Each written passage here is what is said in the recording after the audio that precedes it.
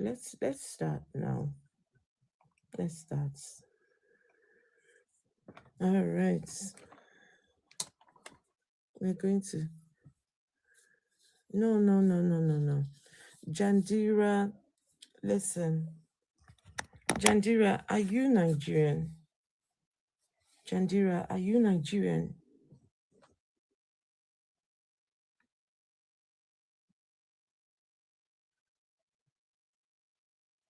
You that is talking, what is the best way to tackle this Islamic buying going on in Nigeria? One of the ways is to deconstruct people from these religious beliefs. Religion is the problem. Religion is the problem. Christianity and Islam. Christianity and Islam.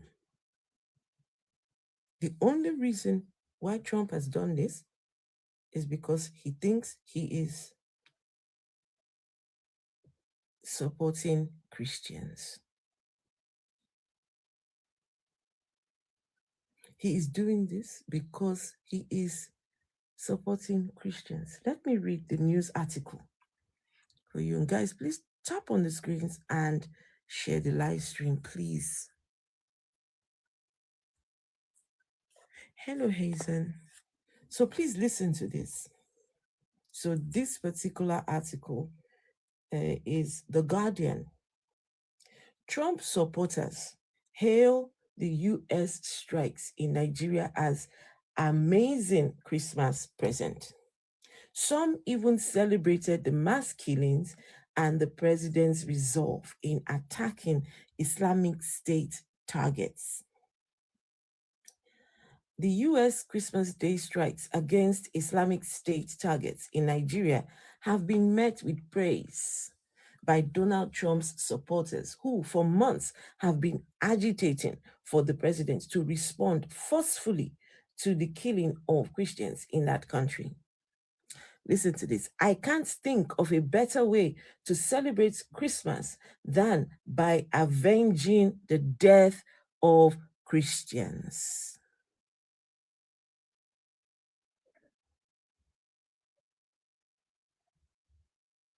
I can't think of a better way to celebrate Christmas than by avenging the death of Christians through the justified mass killing of Islamic terrorists.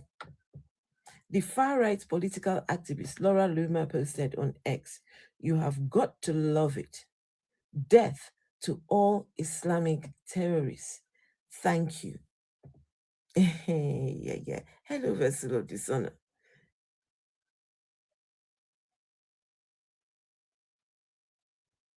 What is wrong with my phone? Where? Where now? Hey, which phone? Is it here now? Okay, my battery is nearly flat, maybe. I don't know. Has it gone into ghost mode, or what do you call the other mode? Airplane mode.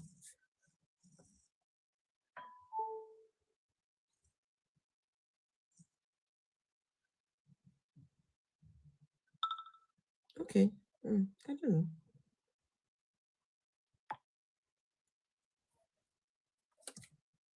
I have answers if you want them.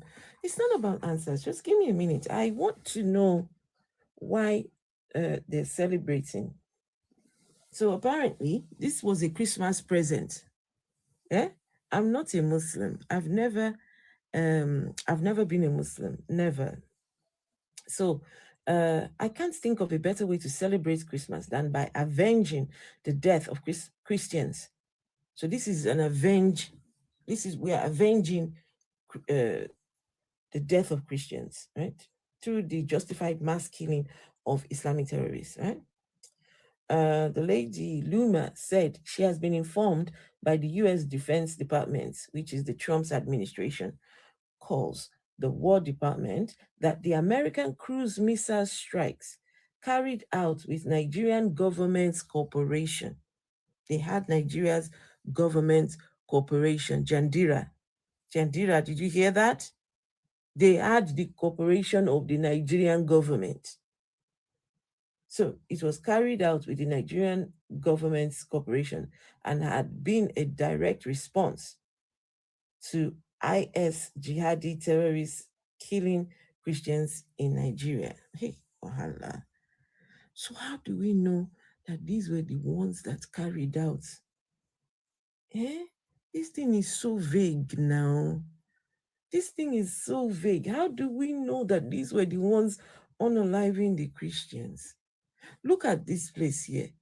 Tell me, you tell me, this does not look like poor people's houses. Look at this. This one don't look like poor people's houses. Did we check whether there were children here? Did we check whether there were pregnant women? Did we check whether there were elderly people? Did we check?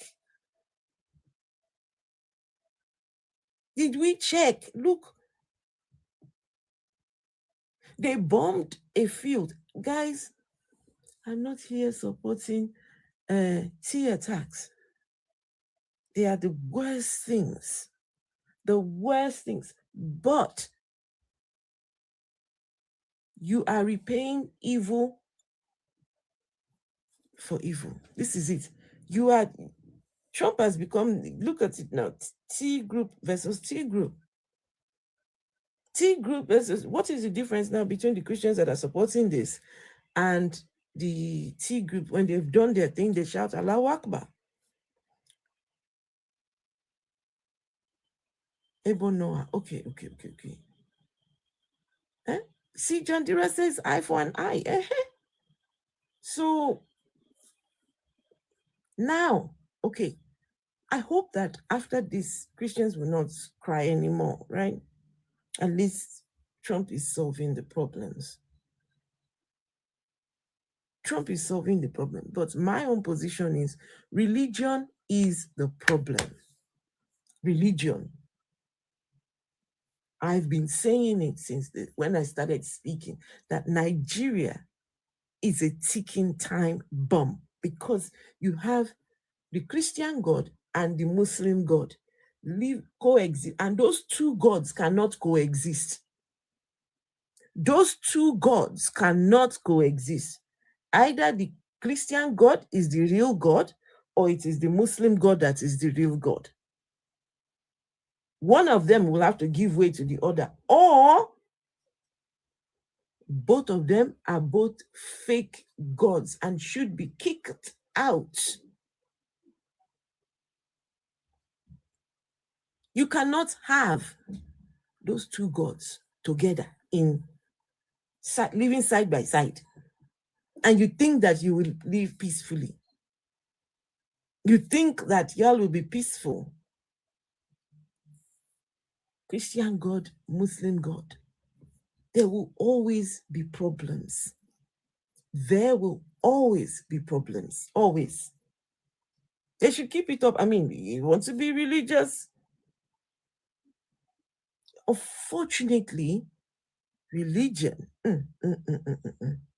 Thankfully, the Christians, they're not as, they don't have T group Christians. But celebrating.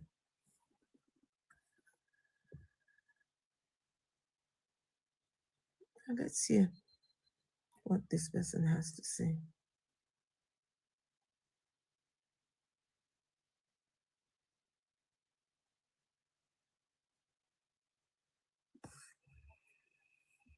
Wait, what is that person saying? How does Zionist, how does that come in here now? How does that have anything to do with the Nigerian subject? What is wrong with you people? For once, let's leave the Zionists out of this conversation. Can we leave? If people take a shit, it's the Zionists. If people cough, the Zionists.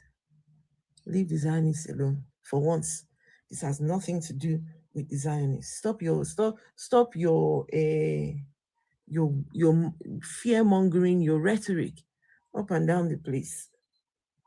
Sad. It has nothing to do with the Zionists. Nothing. Nothing. For once, what is happening here has nothing to do with the Zionists. Just leave them alone. In fact, you are the problem. You. Hey, Zod, you are the problem. You that keeps pointing Zionist, Zionist, Zionist. Yeah? Everything is Zionists are the problem. Zionists are the problem. With no proof, no, they can't give you any evidence. They just think because they opened their dirty mouth to talk about Zion, Zion, Zion, Zion. Let's leave Zion out of it. This conversation now, we know who these people are. Christians, Muslims, Trump and his whole people there. Don't know where Zion comes in here. What is wrong with all these people? Son of Ottoman, the Z group is behind all C groups. Okay. Are you saying that they are behind what's that group? Hamas. So Zionists are the one in charge of Hamas?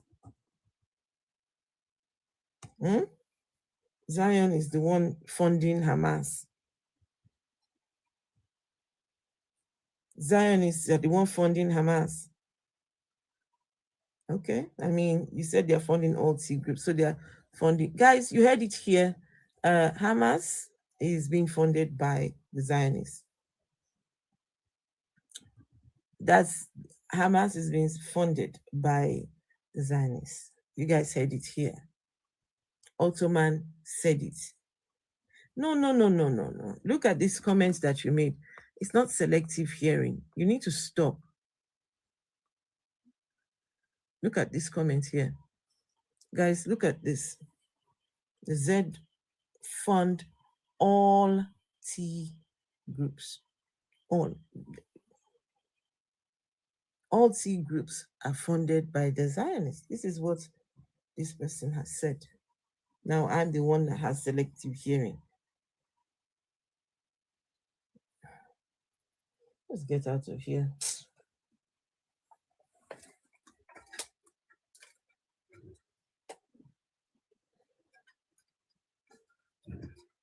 Get out of here with your nonsense.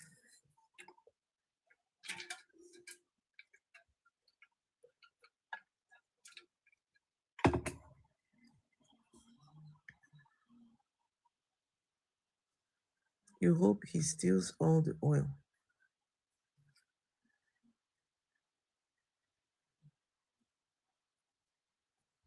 We Christians are only defending ourselves. So, we Christians are only defending ourselves from the terrorists. You are bandits or. Okay. So, this now is Christians defending themselves. Guys, Christians defending themselves. This is what defending Christians look like. There are other pictures. I think I've got another picture here. Guys, look at defending Christians. Do I have another picture? What's this? No, okay. I think this was.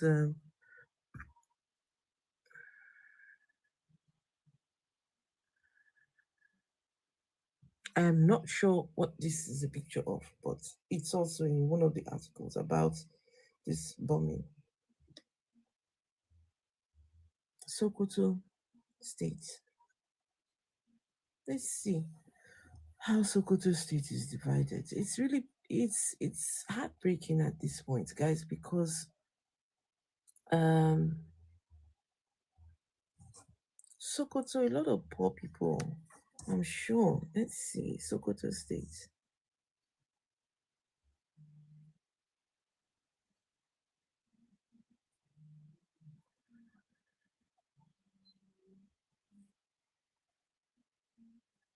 Oh, God. Oh, you can't see or hear anything? The show, oh, sorry. People on YouTube cannot. What do you mean you can't see or hear anything?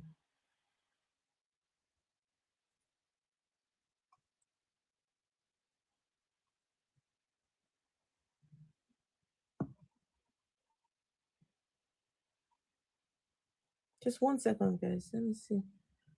Audio. Mm, mm, mm, mm, mm, mm, mm, mm.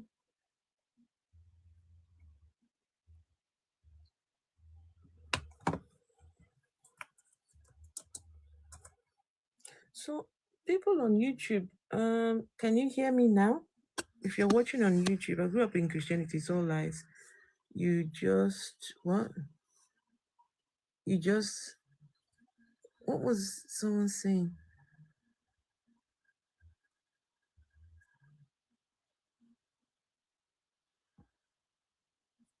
Just give me a minute. Let me make sure that people on. Can you hear me? Can you hear me now? Can you hear me? Ventura, can you hear me? Just, I know you said yes, but please just type another yes in the comments if you can hear me, please. Just so I know, so I don't continue. And you guys,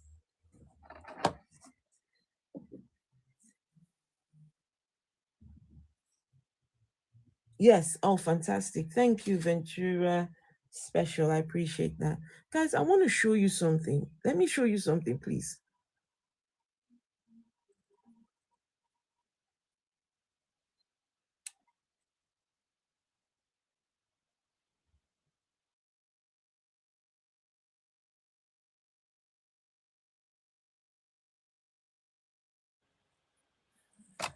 Let me show you guys something.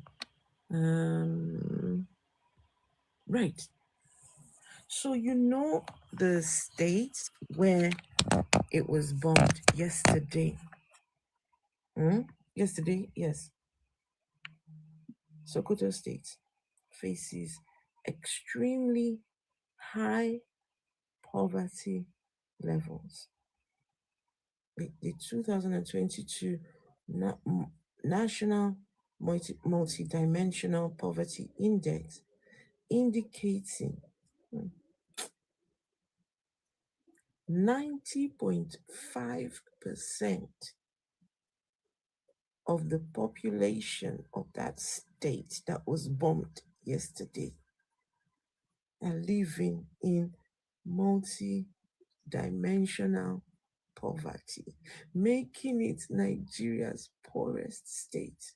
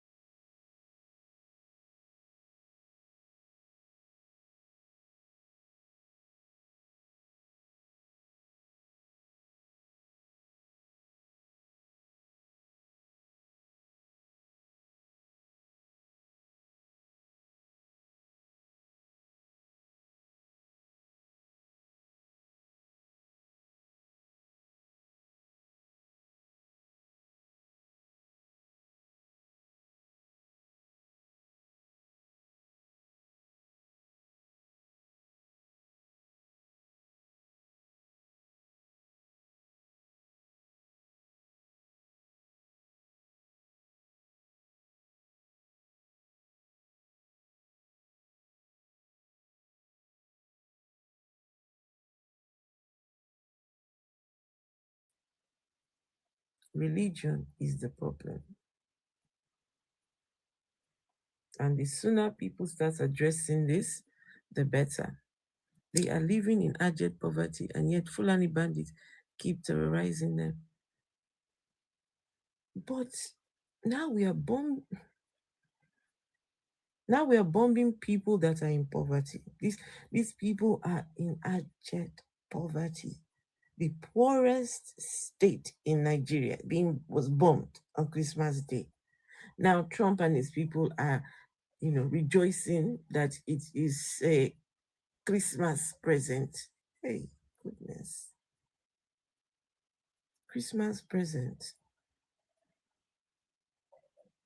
Please, I would like to know what the stats are. How many people died? I would like to know how many people died. But anyway, we'll wait and see what the stats are saying.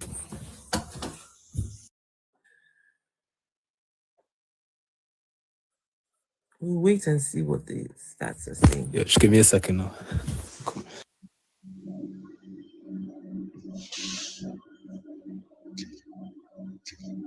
Hello, talk of the what? Talk of the town. Hello, talk of the town. Talk of the town, are you there? Yes, I'm here. What do you think, please? That's horrible. What is horrible? 95.5% multinational poverty.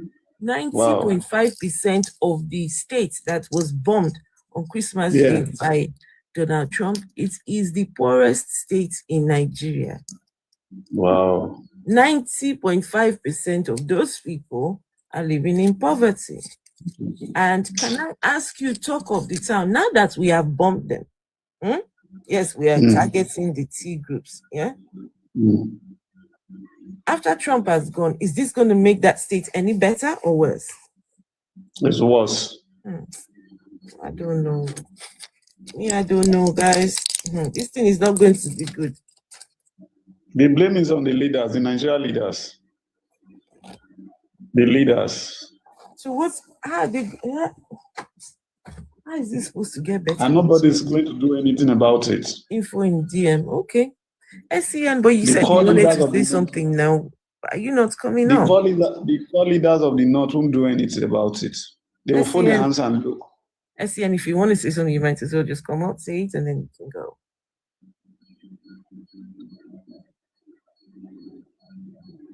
Please, religious defenders, come with your peer-reviewed sources. Exactly.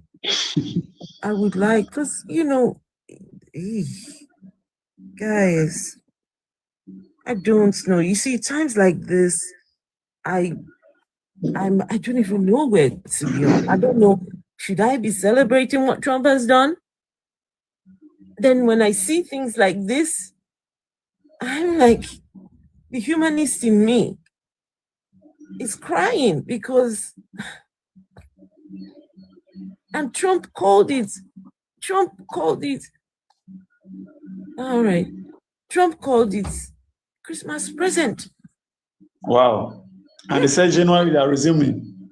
Yeah, they said there might be more. January. They are doing surveillance for now. By January they resume. This is what we brought upon ourselves because of greed for leadership. Okay. Now, another thing I want us to do is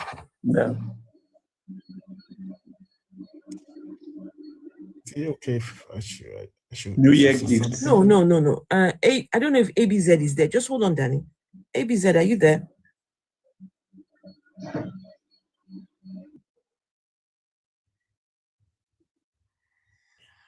Hey, guys, okay, I don't know. So this is another information now, right?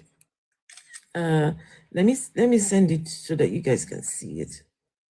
So we've gone to Sokoto State. We've bombed Sokoto State, right? But Sokoto State, they're predominantly Muslims. So they're avenging for Christians. And so is the target, and I don't know. I honestly don't know. Give me a minute.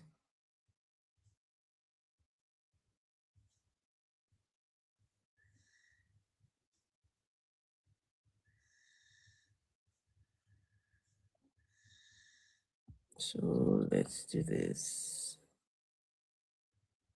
Okay. So it says that Sokoto State in Nigeria is overwhelmingly Muslim, with estimates suggesting well over 80 to 90% adherence, primarily. Really? Has it? I don't know. I'll turn it off and turn it on again, my dear. I don't know why. Primarily to Sunni, with a small Christian minority, around 10%, and traditional faith.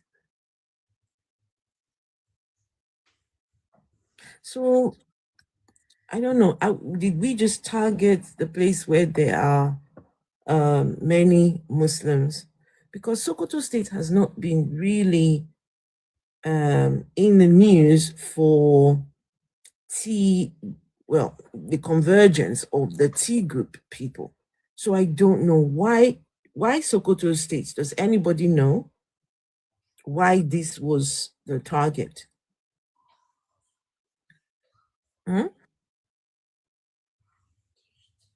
Does anyone know why Sokoto State?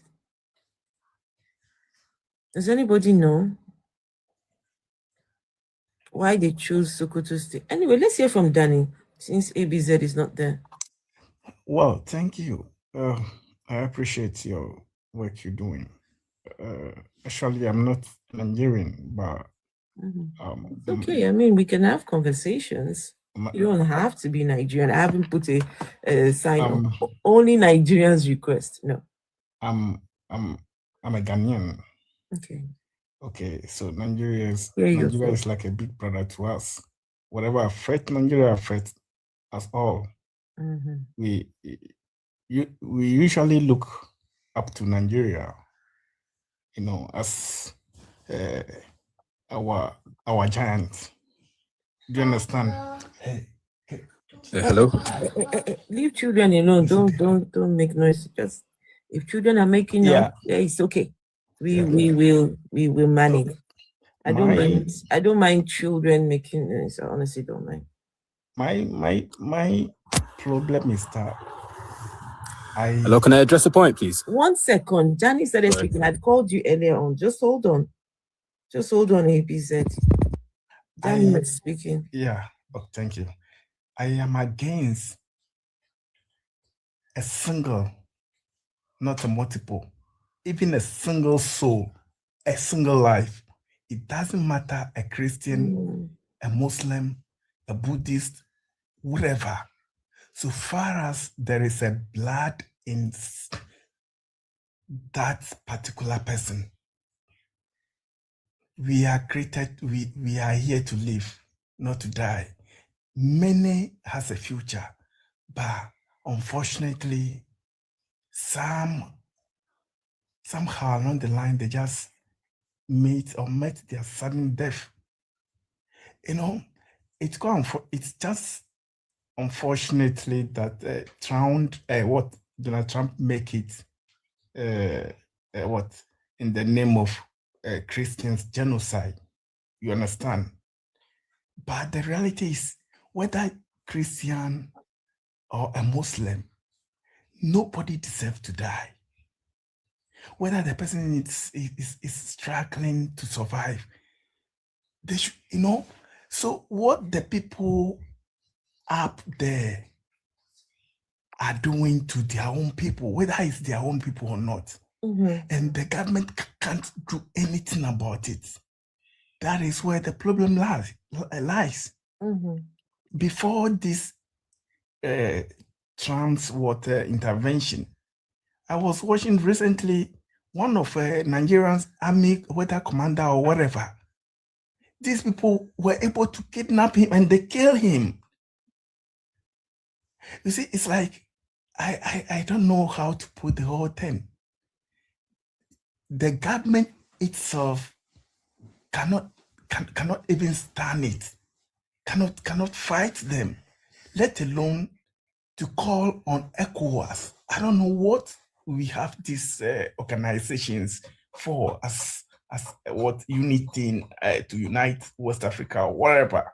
Danny, are you a Christian? Yeah, I'm a Christian. And that is the fact. But to be what honest with you, what do you think, Dan? Wait. Before you carry on, what do you think about?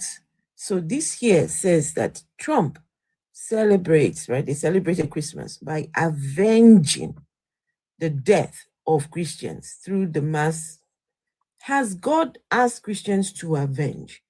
Or did God not say, vengeance is mine, saith the Lord? So I want to know, did God say Christians can avenge? I'm asking questions, please. So as a Christian, has God said, folks, now you guys can start avenging? Or did God say vengeance is his? Okay, if I should come in here, if I should respond to your question, I think at the point in my statement, I did mention that it was quite unfortunate that Donald Trump did mention that in behalf of what Christians. If you understand that my point, in generally, I as a person, I'm against every single loss of a soul. Are you getting my point? I am a Christian, but to be honest with you, let's say 85% of my friends that I have are Muslims. When you come to Ghana, where I'm from in Ghana, you see a mosque, left side, opposite is a what? A church. You know, we love each other regardless. Are you getting my point? And yet the question is, the people at North, they are, I don't know whether their crying is not that so loud for the government to intervene. Let's assume that it's only 10% or 5% of the population in that northern part are only Christians. If only that 5% are the only people that can their cry can be so loud that somebody will come and intervene for the killing of both Christian, Muslim, whatever, religious people will come to an end. I'll be in support of that. I don't know if you are getting my point. Okay, let's hear from ABZ. Danny, just hold on to that thought, right? So you are a Christian, but okay, let me conclude. Okay, I'm coming. Okay. Yeah, go on and conclude. But I want to know, you did not answer my question. Mm-hmm. How are Christians calling for avenging? Christians want to avenge, right? Is this backed by God? I thought God said vengeance is his. I thought God said vengeance is his own. Exactly. That's what the Bible God said. Yeah. That's what they are still preaching. That is what is. So now, why is Trump going to avenge? Ask Trump, he's of age. No, he's of age, that man. He knows what he's doing. Okay, Janjira, just 1 second. Let's hear Danny. Danny, look, if you listen, you don't have to. If you don't have an answer for the question, it's okay. Just say, I don't know. I don't know why they've done this. You know. Well, I might say that at this point, there is something has to be done. And that is the step which is taken. If you listen to even the authorities of Nigerians, they are saying that if you get the point, Trump did not, he did it, but in collaboration with Nigerian authorities, they confirm it as well. That means there is a particular place that has been targeted, which they assume or presume that they are the people. You understand? So the question is, if as it started slowly, if they did not put stop to it, eventually it might take all over Nigeria. It doesn't matter how long it takes. So you are saying The government needs to sort it out, yeah? Yeah. But why do people believe in all these religions even? You see, that is a religion is the problem. The problem is that the only reason why Trump was in Nigeria was because Trump is a Christian and is fighting for Christians. I mean, look at it here. Trump celebrated, it is in the article, look at it. Trump supporters, they hail US strikes in Nigeria as an amazing Christmas present. The article says that the US Christmas Day strikes against Islamic State targets in Nigeria have been met with praise by the supporters of Donald Trump, who for months have been agitating for the president to respond forcefully to the unaliving of Christians in Nigeria. Right? Someone said, I cannot think of a better way to celebrate Christmas than by avenging the death of Christians through the justified mass killings of Islamic terrorists. So I honestly, I know, my dear, I Can know I say how something, you, please? I know how you. Let's hear from ABC. All right. So I came on here just to talk about the fact that people love to label religion as divisive and all that. But the real problem is greed, and the problem is people using religion as the title for their own agendas. And for example, this whole conflict. It's not religion. It's not religion. It's greed. Yeah, greed, politics, all that. They mix it with religion because religion sells. No, I'm not saying religion. I'm saying these acts are not done by religion. They're not done by a verse telling them to do it. They are done by people that care about resources, money, all that. And are you a Christian or a Muslim? I'm a Muslim. Oh, bro. Yeah. So would you say that Boko Haram are not Muslims? Would you say? Of course not. Now these guys, they because Muslims have been in Nigeria for how long? They've been in there for at least like 500 years. I don't know, maybe longer than that. And there were no problems back then. It's only now that Boko Haram has 2009, I think they came into power. And what they do is they have no Islamic values. They don't uphold any Islamic values. I don't even know why they exist. Can I ABZ, listen. As far as Boko Haram is concerned, they are the real Muslims. They are the fundamental. Wait, hold on. They are fundamental Muslims, ABZ. In fact, they are doing, this is according to them, they are doing everything that the Prophet Muhammad did. Can I explain what the Prophet did? So the Prophet. Don't explain. No, I'll do it very quickly. We've got sources that I've got sources too. The things that the Prophet did. There is nothing that Boko Haram are doing today that the Prophet of Islam did not. No, because in the Quran it says you can only fight those who fight you. So defensive battle, that's what the Prophet did. In many of his battles, he was outnumbered 3-1. He was outnumbered 3-1. So the Quran does not say you should fight people. No, you can't kill innocents. There's a verse that says if you kill one innocent life, it's like taking all of mankind. And if you save one innocent life, it's in the Quran. You can find it. You can search it. That is a lie. ABZ. No, because look, what Boko Haram do, they will take a verse. Give me the surah. That surah that said if you take one life. It's all over the Quran. You can just go on Google, type in. I would like a. Give me Surah the surah. 929, 9.29. Surah 9:20. Verse 29, yeah. I think Surah 9:5 is the one that says. I'm not I'm not sure in it. No, if you look at all the context in all the battles in the Quran, they're all defensive. Every single one. The thing contradicts itself. Where? Because it does listen to this. Please listen, guys. Listen. Go on, recite the verse. This is not the verse I am looking for, but just listen to this. Surah 9:29. Fight against those who do not believe in Allah or in the last day. That's specific. Yeah. And who do not, bro, hold on. and who do not consider unlawful what Allah and his messenger have made unlawful, and who do not adopt the religion of truth, which is Islam, from those who were given the scripture. Fight until they give the jizya willingly while they are humbled.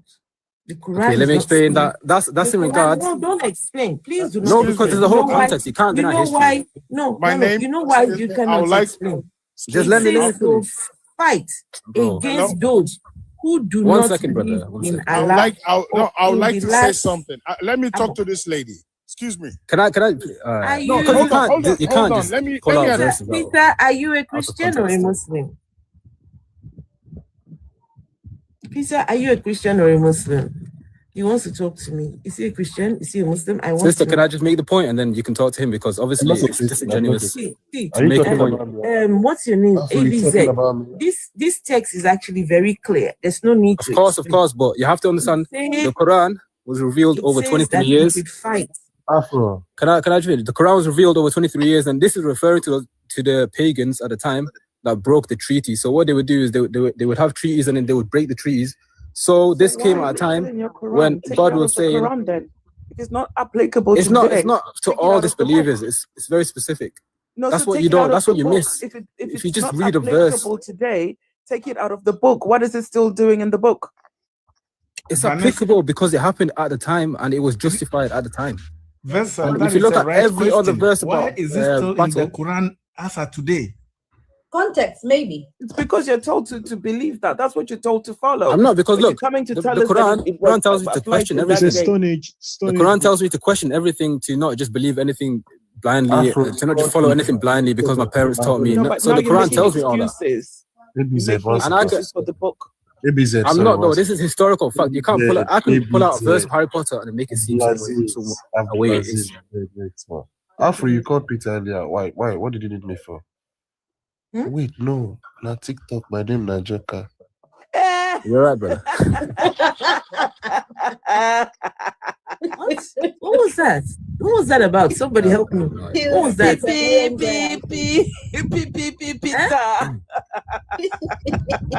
So sister, can I just make a point? Can I make a point then? Now, if you want to read any book, whether it's Harry Potter or the Quran or the Bible, you have to always read it properly. Read the context behind why it was revealed, when it was revealed. And because look, this is the only verse you can pull up that sounds a bit shocking, because most other verses aren't like this. Sorry, there's no context. There is a lot of context. There's no context in instructing humanity. It's not humanity. It's not. That's what I'm saying. You don't even Sorry, there's no context, because if you look at it, hold on. Humanity is already facing. Hold on now. Just race alone. Race is already a problem for humanity, right? Now, your book is already dividing humanity into Muslims. It's Team A versus Team B already. That's already a problem for humanity to solve. That's why we are saying religion is the number one problem dividing humanity. Okay. It's making you and I see each other differently. You know when Islam took over Spain? We're supposed to work together and build this to find ourselves. Hello. I want to say something. Can I just reply to the brother? Hold on. Let me say something. Okay, go ahead. The moderator yourself, you're contradicting yourself. Let me speak to you. No, let me tell you something. Peter, you are really contradicting yourself. Let me tell you something. Hold on, let me land. What do you understand? What do you understand about Islam? What do you know about terrorism? What do you know about Boko Haram? Number one, madam, let me tell you something. I grew up in the city of Jos, and I was born in Jos. I speak Sokoto Hausa. I speak Mendugri Hausa. But if you look at it regionally, I'm from Delta State, from a Robo guy. I grew up in the city of Jos. I went to Islamic school. So what do you mean? So what is the issue? Peter, calm down now. Listen to me. Listen to me, madam. Listen. Let me tell you something about terrorism. Listen, you're contradicting so many things. It's not good. Please stop it. If you're contradicting, you're contradicting so many things. You're contradicting yourself. You're poisoning the heart of people. Contradiction. You ask a question. You're asking a question about the surah, about what surah. Do you know what it means by the surah there? Please, it's not a joke. Exactly, it's the context. It's a joke. Don't talk about about what it means by Boko Haram. Guys, please let me Bring read. Peter down. Do you understand? No, don't take him down. Don't take him down. No. Mr. Peter, why are He you doesn't want to listen. Mr. Peter, why are you Let me talk to her. Mr. Peter, Listen to me. Guys, Listen, guys. Listen to me. Let me read that text. You don't have to read anything. You don't have to read anything. Let me explain something. Defend ourselves. Don't worry. Please calm down. Defend ourselves. Everyone, just hold on. Please let me read the text. You brought some So that they wouldn't say that Hold on, I guys. am contradicting anything. This is what the Surah 9:29 says. Fight against those who do not believe in Allah or in the last day, and who do not consider unlawful what Allah and his messenger have made unlawful, and who do not adopt the religion of truth, which is Islam, from those who were given the scripture. Fight until they give the jizya willingly, while they are humbled.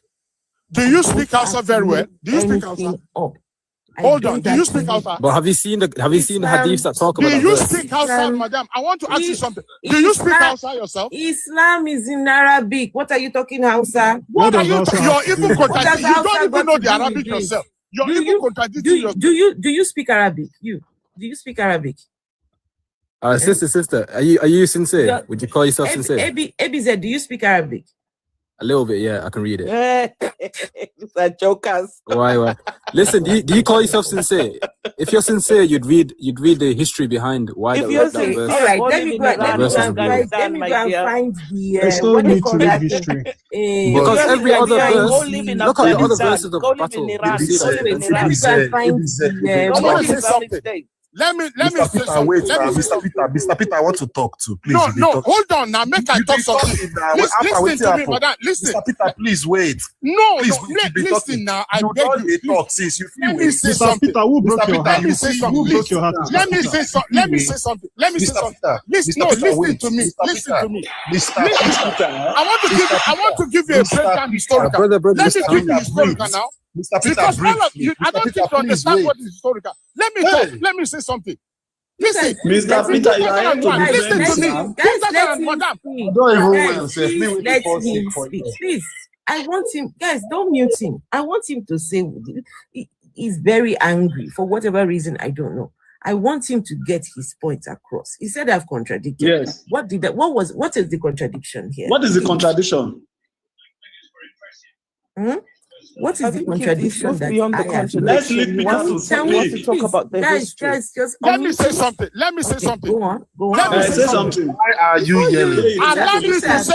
If Why you don't are want me you to say yelling? something, Before you continue, there's no need of contradicting Peter, yourself. before you continue, are you a Muslim? Why are you asking me if I'm a Muslim? Why are you contradicting yourself too? Are You you a yourself Muslim? talking. You that is talking, why are you contradicting yourself? Are you a Muslim? It doesn't matter whether I'm a Muslim, but I know you're saying something wrong. You're out of place. Tell me what I've said wrong. What you said, number one, is mother. You have no number one first-class experience of what goes on terrorism. You don't have any experience. 2001, I was in the city of Jos, very close to a Catholic church. It is not about religion. Wherever I speak Hausa very well, Sokoto Hausa very well. I speak Meduguri Hausa. I was born in the city of Jos. Madam, I am far, far older than you. I can tell you what you mean by terrorism. Yeah, it was there, live close to the Catholic church, not too far from my house. When over 500 women and children were bombed in a Catholic church, murdered, slaughtered. I went there after the bomb exploded. I rushed close to the scenario of where the bomb exploded. And look at head of women, look at pregnant women. You have no one first-class experience to know what terrorism is all about. So when you're coming to this platform, be very careful how you speak on international media and use the TikTok. I watch you sometimes, you're biased. You say certain things. You're talking about Boko Haram. What is the meaning of haram? Let me tell you. The meaning of haram means when they are getting tuta. Means what does it mean in Hausa? It means the infidel of the scripture you call. No one cares what it means in Hausa. Say it in Arabic. Do you speak in Arabic? You're talking nonsense. Say it in Arabic. The meaning of haram. You are speaking nonsense. You are speaking nonsense. Do you know the meaning of haram? I'm asking you. We don't want to hear what you're saying in Hausa. No, number one. Say it in Arabic. You are just fighting for nothing. Are you an Arabic man? I know you're not an Arabic woman. No, I'm not. But how can you be speaking that in Hausa? Why are you contesting? Why are you contesting Arabic language when you're not? Is Islam a Hausa religion? You are faking it. You're faking yourself. Don't come Islam you're faking this. What is making this guy so angry? I am telling to your face. Listen to me. What is making you so angry? Why I'm angry is that you are contradicting statements. What did I say? Guys, please, guys, have you heard my contradiction? Have you heard what contradiction I have made? Listen to me. Stop it. Stop it. No contradiction there. Have you guys heard what the contradiction coming to is? tell us about Haram. When we asked him, listen, I'm going to mute him. I just muted you. When we asked him what contradiction did I make, he said, I don't know terrorism. But I don't know terrorism. He was in a place, they bombed 500, blah, blah, blah. What is the contradiction that I have made? Just angry over nothing. He has PhD in terrorism. He's obviously gone through something. Now he be the master of terrorism now. No, Afro, I think this guy has got PTSD or some sort of trauma. I don't give a shit. It is not PTSD. It is not PTSD. Shut up your mouth there. Keep your mouth shut. It's not PTSD. Nobody will speak. Don't take him down. Analyze body. Just shut your mouth there. You don't know what you're talking about. You just come on air. You come here. You're talking nonsense. And you're talking. Listen to me. Listen, a normal person would not be talking. What are you making me understand? Where's the shots for you like go to? I know like Mr. Peter, calm down. No, the way she did talk, she did completely out of place. She's sick. Are you hungry? This lady is sick. She's Mr. Peter, that's a contradiction. That's the Come on, here. You're using TikTok. You talk about what do you understand by haram? What do you understand by haram? You come here, you're making your mouth do rubbish. Those are talking about haram. What do you understand by haram? Do you speak Hausa very well? Somebody's father, someone's father, someone's husband. Angry at a stranger online. I don't understand. Please get out of that place, madam. Just shut your mouth up. That is a problem. You're irritating everybody. Get out. You are not everybody. Oh my goodness. You don't speak for what kind of nonsense is that? You're coming to use Islamic scripture. You came here by yourself. You carried your 2 left legs, right, and your 4 corner head, and came here. Nobody called you here. Sister, can I make a point though? I understand where the brother's coming from. No. ABZ do not do that. I'm not going to stand up to him because I don't know whether he is a Muslim. And of yet course, you have not heard what the contradiction is. I'm not here to support Muslims. How can you say you know where he's coming from? Why are you shutting human to human? I understand. How can you say you know where he's coming from? How can you say you know where he's coming from? Why are you shutting him down? ABZ. You are a lunatic. Nonsense. All right, so get out. So clearly in his voice, you can tell that he's got emotion. So he's lived there. He lives in Nigeria. So he knows what the reality of the situation is. You guys are reading media news. It's not out of emotion. It is not out of emotion. Any of you on that platform saying emotion, you must be a lunatic. Peter, can we hear from ABZ? Can we hear from ABZ, please? So you guys here, we live in the West. All we know are articles that can be biased. Okay, there's a lot of reasons to make biased articles. So that to cause more division, to cause all these issues. So you can't just pull up an article and say this is how it's happening. When he lives in Nigeria, he sees it every day. He grew up with it, so he knows what he's talking about. But what are you guys talking about? Are you going to deny? Are you going to deny that this happened on Christmas Day? I'm not denying anything, but anyone can manipulate. Are you going to deny that Trump went here on Christmas Day? So what exactly are you talking about? I'm not going to deny or confirm. I'm not going to deny or confirm. So what? I'm not going to deny or confirm because I don't know who wrote that article. I don't know what their agenda is. I don't know if they're sincere or not. So I can't say for sure. Are you denying it happened, ABZ? I'm not denying it's happening. I'm not denying it happened. I'm sure Christians died. Let me finish my point. I'm just saying, not even just this article. I mean, articles in general on media. You can't trust every article you see because you don't know who wrote it down, whose agenda. Okay, can you disprove it then? It's not a matter of. I'm not saying this specific article. You can't trust. No, Christians die, Muslims die. If you can't trust this, then how about you disprove it? Let's do a GoFund. Let's do a GoFund for him to travel to Nigeria. No. Which one should we trust? If we bring an article and you say this is not correct, Disprove Yes. it. It happens. I'm not saying it doesn't. Bring I'm not us a saying different source. Bring us a different something. you're missing my else. point. You're missing my point. I'm not I saying don't that understand specific what you article. mean by. I'm not saying that specific article is wrong. I'm saying Then that what are you articles saying? in general, we can't trust every single thing we see on the internet. They have authors there. But- They write there who's written the article. If there's a problem, you sue them. That is Of why course, there's and it the happens, law it and happens. everything, right? It happens Every a lot. article, on every article, they put the writer right there. The writer, Of you course. can check out the writer's credentials, right? If you don't believe Very it, radical. buy a ticket, go to Nigeria, go on ground and see for I'm not- yourself.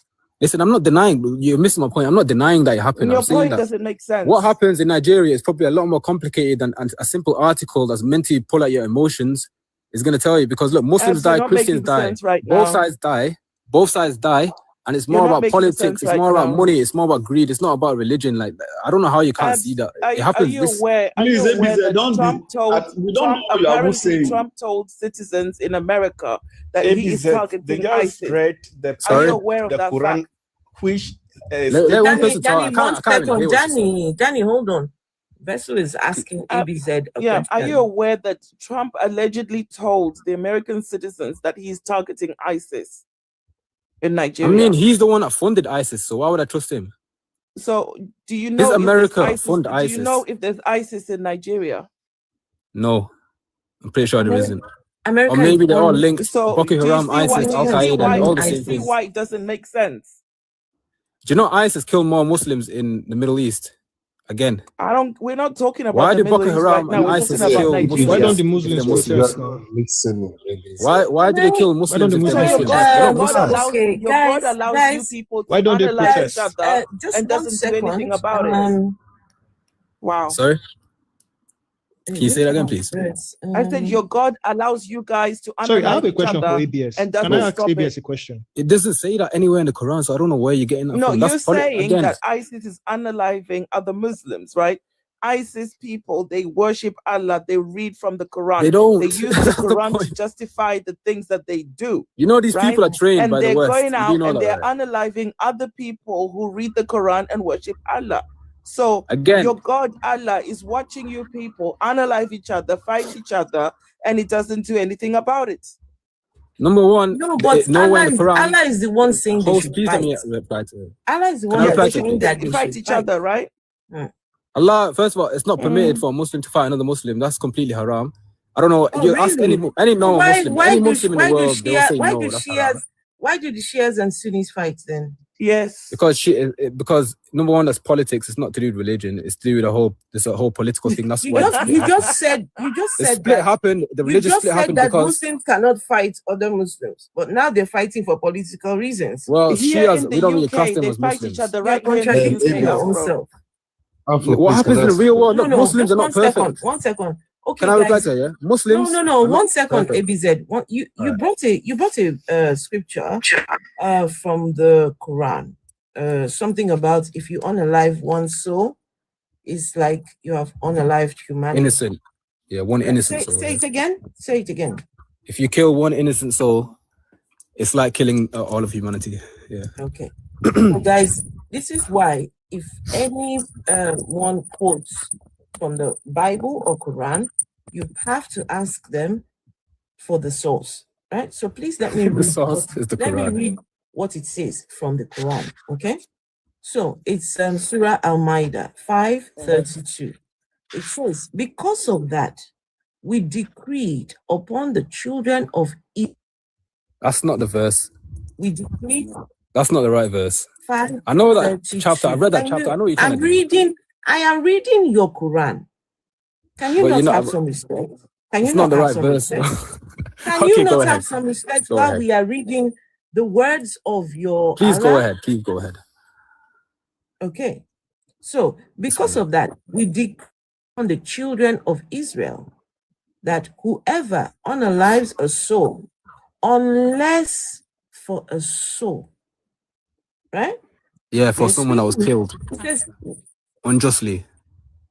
Unless for a soul that was killed unjustly. That's what it's talking about. Hello.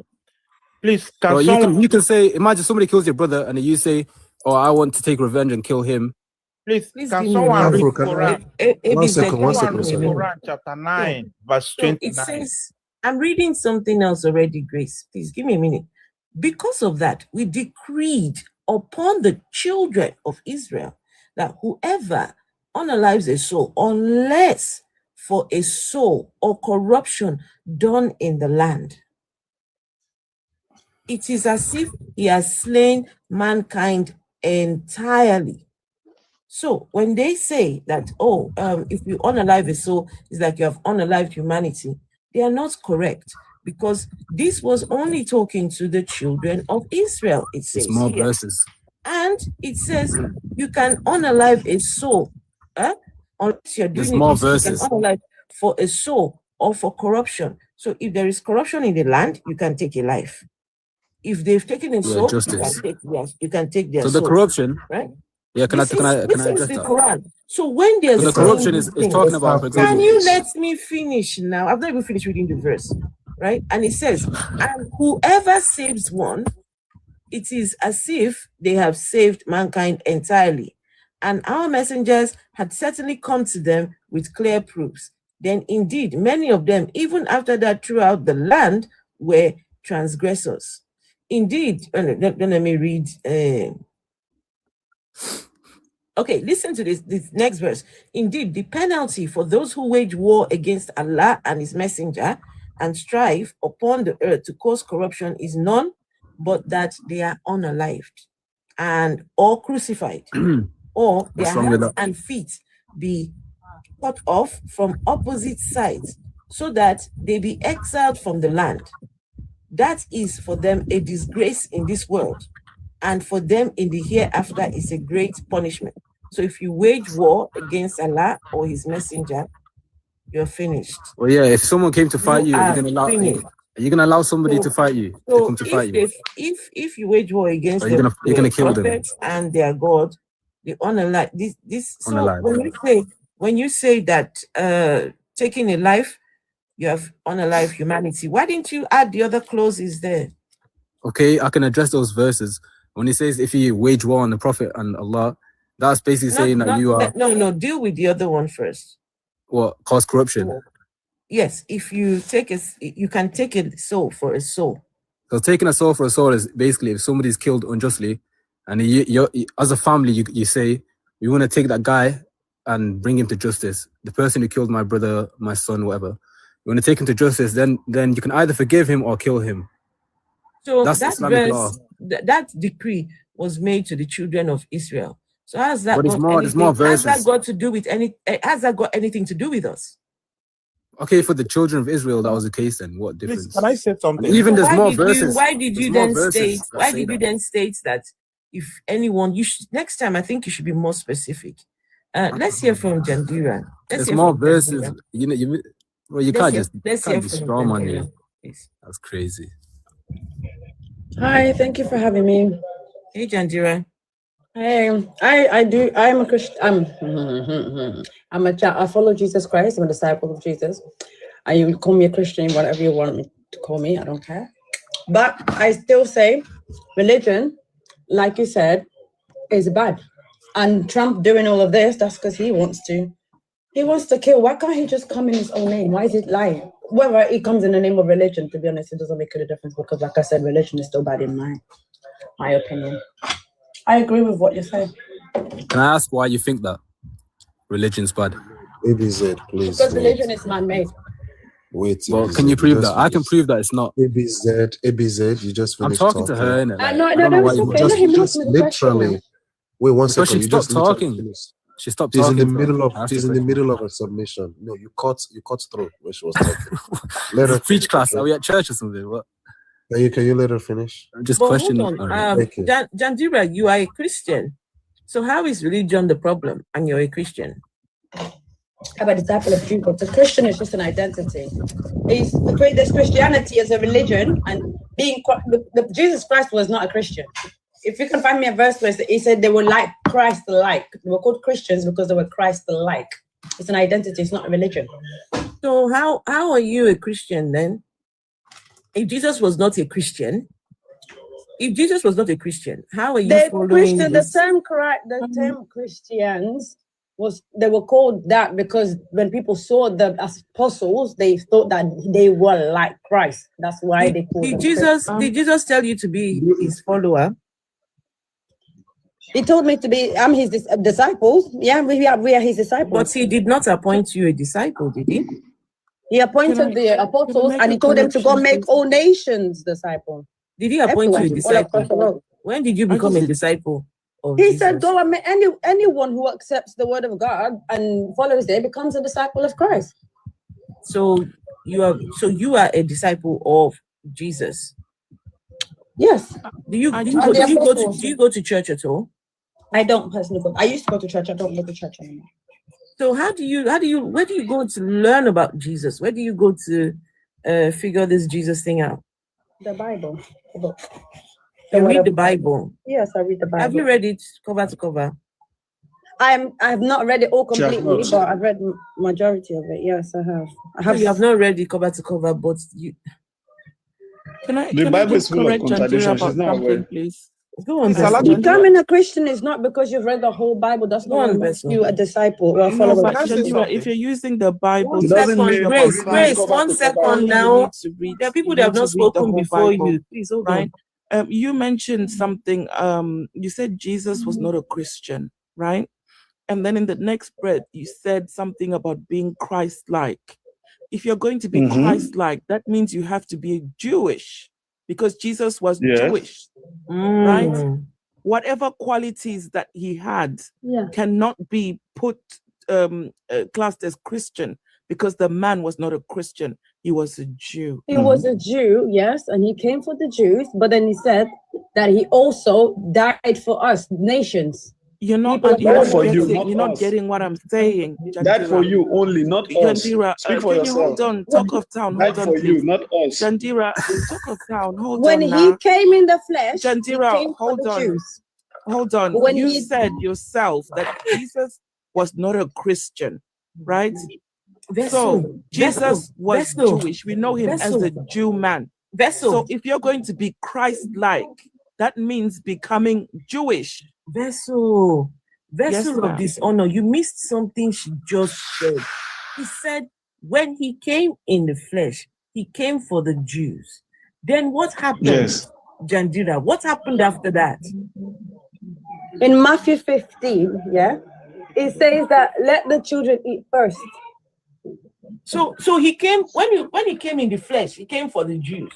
Then when did he include the rest of you? When he became a zombie.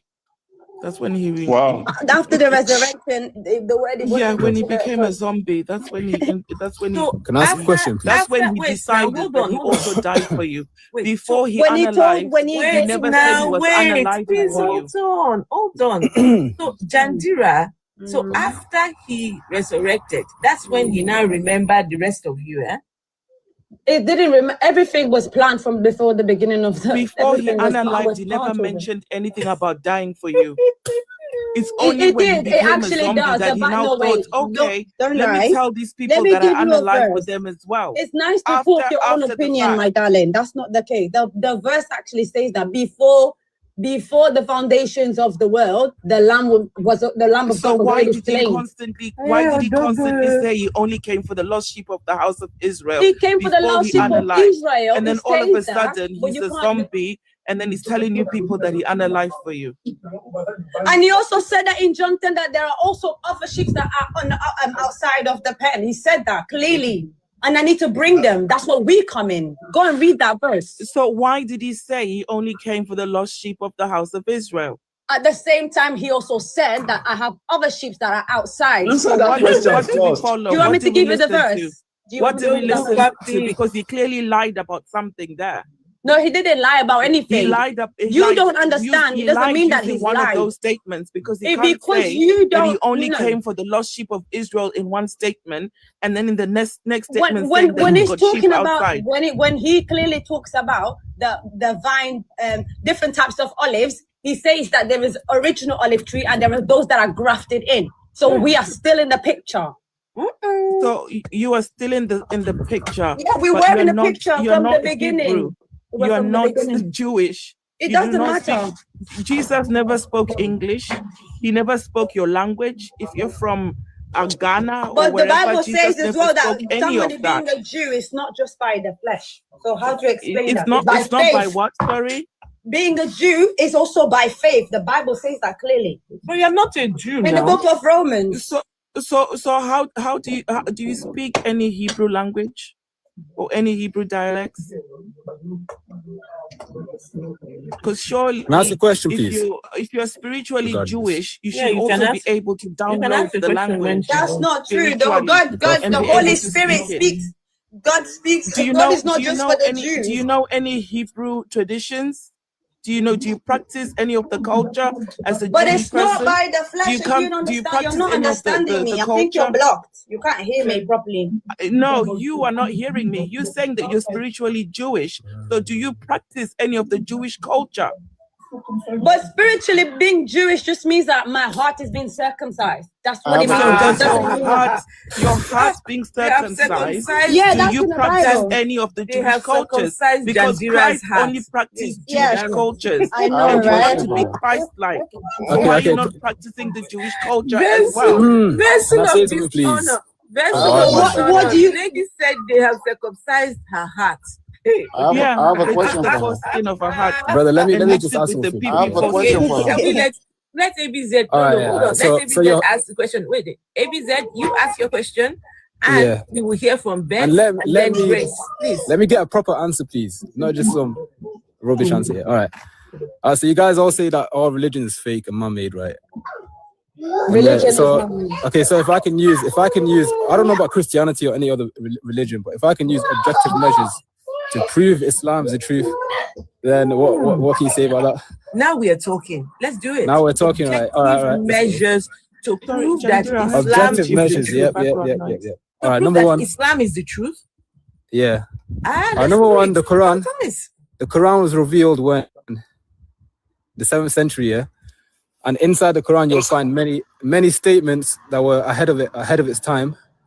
For example, scientific facts like embryology. Sorry, ABZ, how about you go to the beginning, to the cave?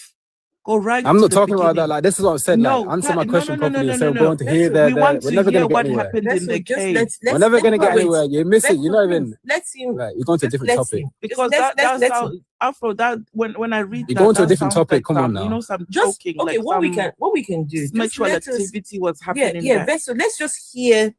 You guys say religion's man-made. So let me prove you wrong. Wait. Okay, you know what?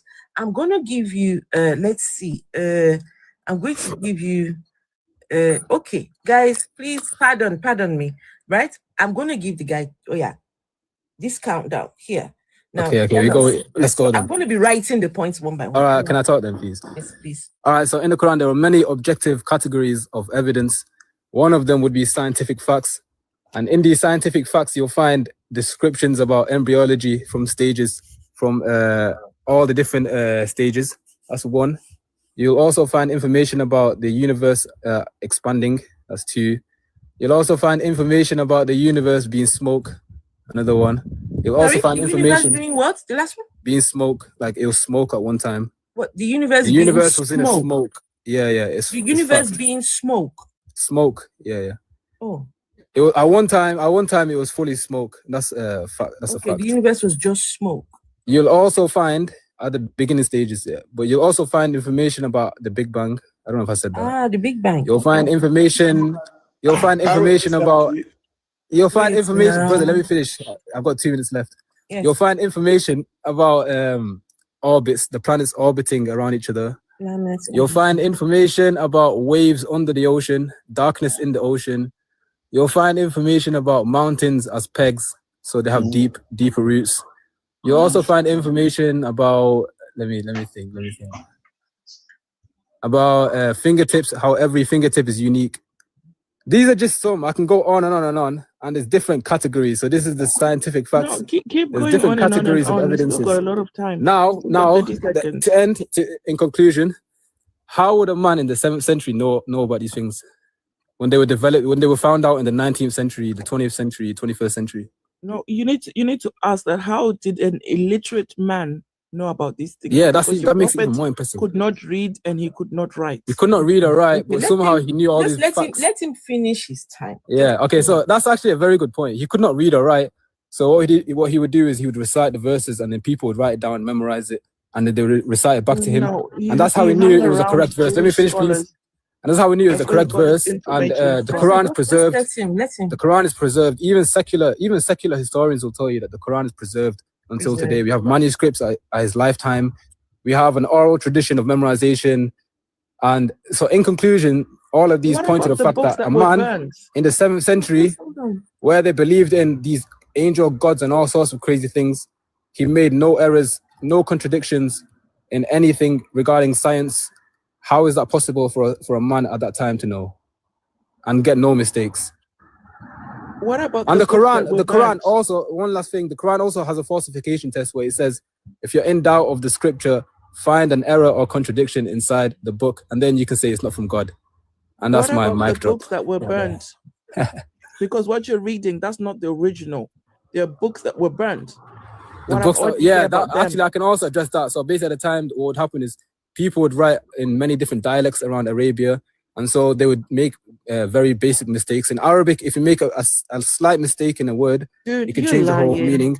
So if you make a little mistake, it will change the whole meaning. So what they had to do, what they had to do was get one standard version without all the dialectal mistakes around different tribes. And so what he did was he got all the copies from the different tribes to not have confusion. He burned them all, and they had one standard Quran to send out to the entire nation. Okay, so gentlemen and ladies, the gentleman said he's going to prove to us with objective fact. Did you say objective? What? Objective. Objective. It means it's facts that beyond human ability. Did you say objective facts that Islam is the truth? Yeah.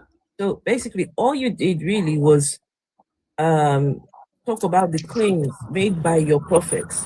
How could the 7th century prophet have known these things? Therefore, Islam is true. Yes? Yeah, because he doesn't get any mistakes. Because the prophets in the 7th century knew these things to put inside the Quran, therefore Islam is true. Yes? Is this what you're getting at? Yeah. It was beyond any knowledge at the time. Even 1,000 years later, they were still behind. Even 1,000 years later, they were still behind. So you said scientific. You said there are scientific facts in the Quran. Yep. About 50. I can name 50. 50. Can I respond to him? Why now? Hold on. Without a single error. So no scientific mistakes. Okay, Grace, you want to respond? Go on. I want to respond to him. Now, please. Grace, are you a Christian? Yeah. Yeah, go on. I'm listening. Just so you know, Grace, we are not Christians, so it's not a Christian against Muslim thing. Just so you know. No. Let him hear what he wants. No, I have to tell him. I have to tell him what the panel is, because a lot of people, when they see us discussing with Muslims, they assume that we're Christians and they want to tag team with us against the Muslims. So I'm just letting him know that we are not religious. You should have first listened to me before you find out something you can say about. I have to let you know. I have to let you know that before you start speaking. So just let it. All right, go on, Grace. Okay. Now, even though I'm a Christian, I'm open-minded and a free thinker. I think in a different way. I don't think that I have to compel everybody to reason in a particular way. So everybody is free to his opinion. But the ABS is said that Quran has scientific fact. And I wonder why he's still saying that when that suggestion has been debunked over and over again. Sorry? Now if even one of the Dawa guys, he came and made a video that this claim has been debunked, and we all know it. Brother, please debunk it, please. Now, please debunk it. I'm right here. That's man-made. He said, because I've read the Quran. Like you're talking to somebody who's read it. I've seen it myself. Can you hold on? There's no facts in those books. Can I talk? Can I talk, please? Can I talk? You've been talking all the while. He said a lot of things. He never give us any verse of the Quran to go and cross-check these things. But Yes, I myself, I'm going to give a verse. You want references? If you go to Quran, yes, listen. Let's listen. If you go to Quran chapter 2 verse 29, there Quran said that Allah created everything on earth for humanity, then turned to the heavens, making them 7 heavens, and has perfect knowledge of all things. We all know that the heavens, that the earth cannot be created before the space. But here Quran said here that the earth was created before the space. So here Quran is completely wrong by science. So even if Quran get every other thing correct and get one wrong, it cannot be from God, because God cannot make a mistake. So that particular claim or scientific claim, I wonder why he is bringing it here, because it has been debunked over and over again. Now, another thing I want to point out quickly is we're talking about he's asking the verse of the Quran where Allah asked Muslims to kill. If you go to Rome, I'm just because of time, go to Quran chapter 9. Let me just read verse 29. 9:29. We already read it. We read it. I've read it already. Where it says that you should, the one that says that you should fight, just fight anyone who does not believe. Yeah. Then That's again, a different topic, man. That's a different topic. We're not talking about it. It's okay. Then again, Muhammad himself, who is the founder of the religion, he said in Sahih Muslim 22, he said that he has been commanded to fight people until they say La ilaha illallah Muhammad Rasulullah. So if you look at the Quran, look at the Hadith, look at the foundation, the theology of Islam. Islam is an ideology of conquest that is hidden under religion. We see that 1,400 years. Go and read history. See how Islam got into all this country. Is by the sword. We cannot deny the history. And something is wait, hold on. You made Grace, you made a couple of points. Many points. I don't want to forget. Yeah, so just let him respond to at least the points that you have made. Okay. Yes, that's enough, Grace. Can I respond? We're listening now. Go on. I can actually respond like very well to all the points you made. So, brother, please let me. You can take the next one. Yeah. All right. So the last one, he said that Islam spread by the sword. I'd like to factually correct that. You can ask AI right now. We'd all agree that AI is not biased. Do you know how AI functions? AI is not biased to Muslims. AI there's no Muslim Grace, please hold on. Grace, please hold on. Can I finish? Grace, you know how AI functions? Grace, let him respond now. Oh, AI is the devil, yeah. Okay. All right, go on. Right now, AI is unbiased to Christians or Muslims. It's not going to stand up for a Muslim in regards against the Christian. Okay, it's not a human being. So if you ask AI, how did Islam spread? It will tell you that Islam spread via trade, mainly. Scholarship is spread by jizya. People wanted to escape the jizya tax, so they would convert to Islam.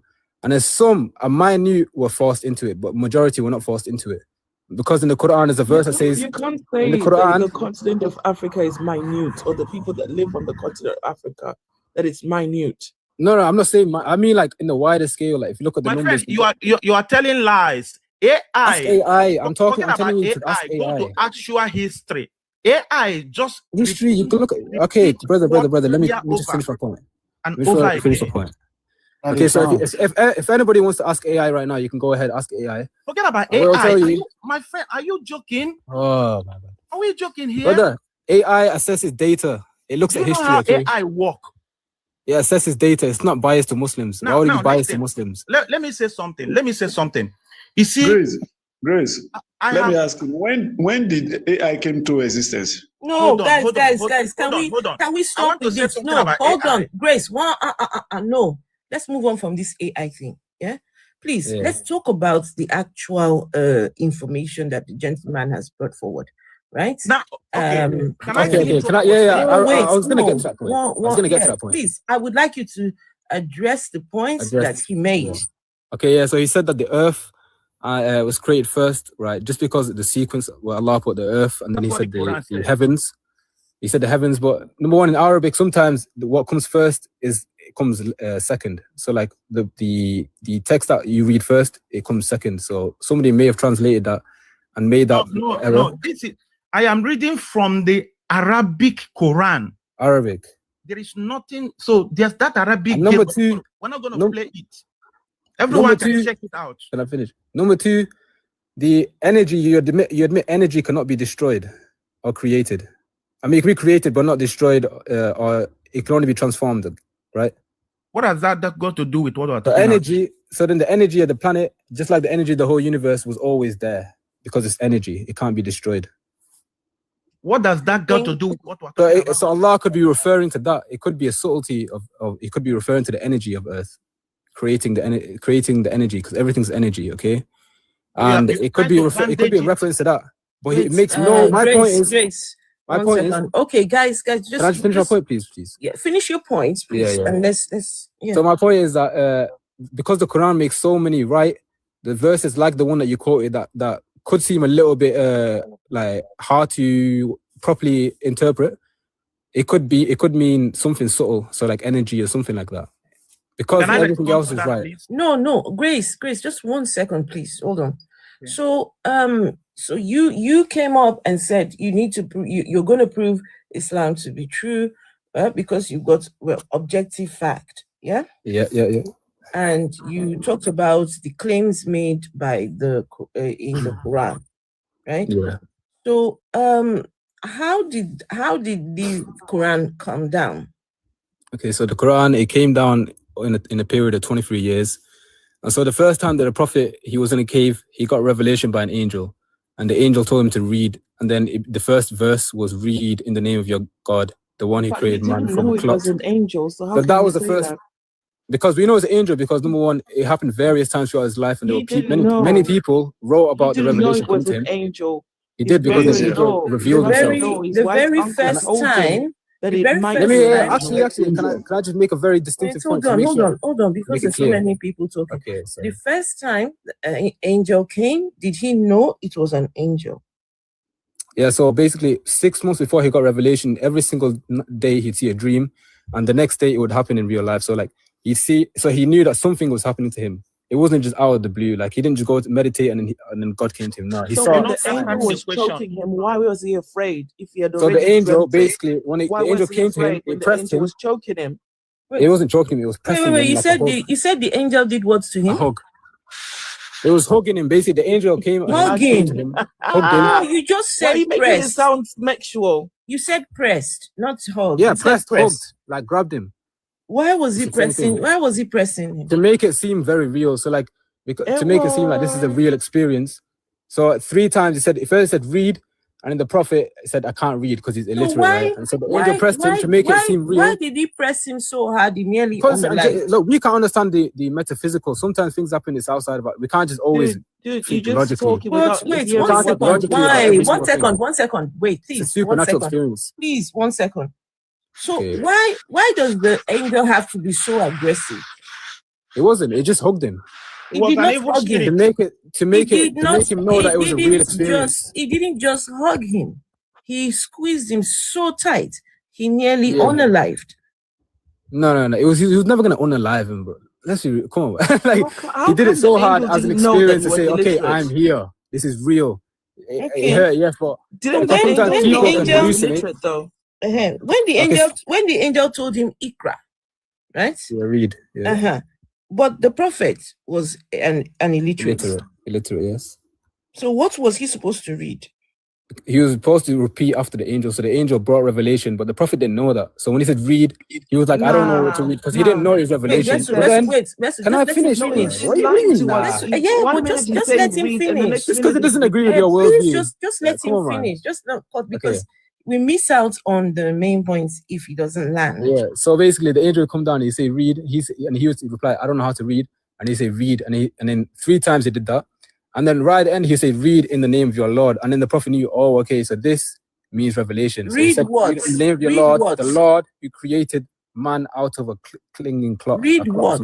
What did he ask him to read? Is recite, like the Quran. The Quran is recited. No, you just said recite. Is it recite or read? Recite. Arabic, you have to understand, Arabic is not like English. It's not one word means one thing. It's one word has root words. And the root words, they all have different meanings. Did the Prophet say to him he cannot read?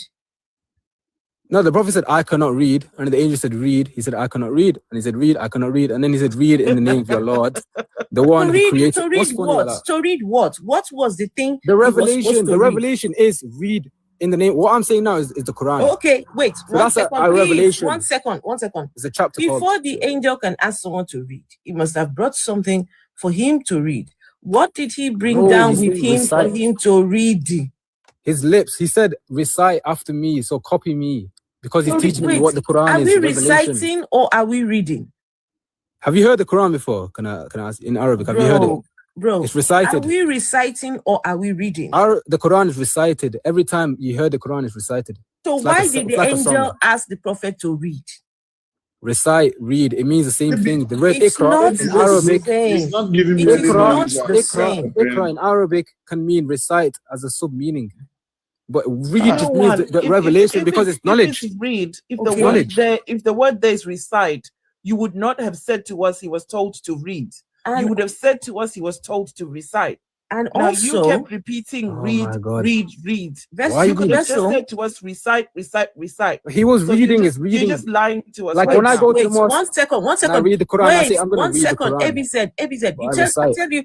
I tell you why that doesn't add up, right? Why? Please tell me.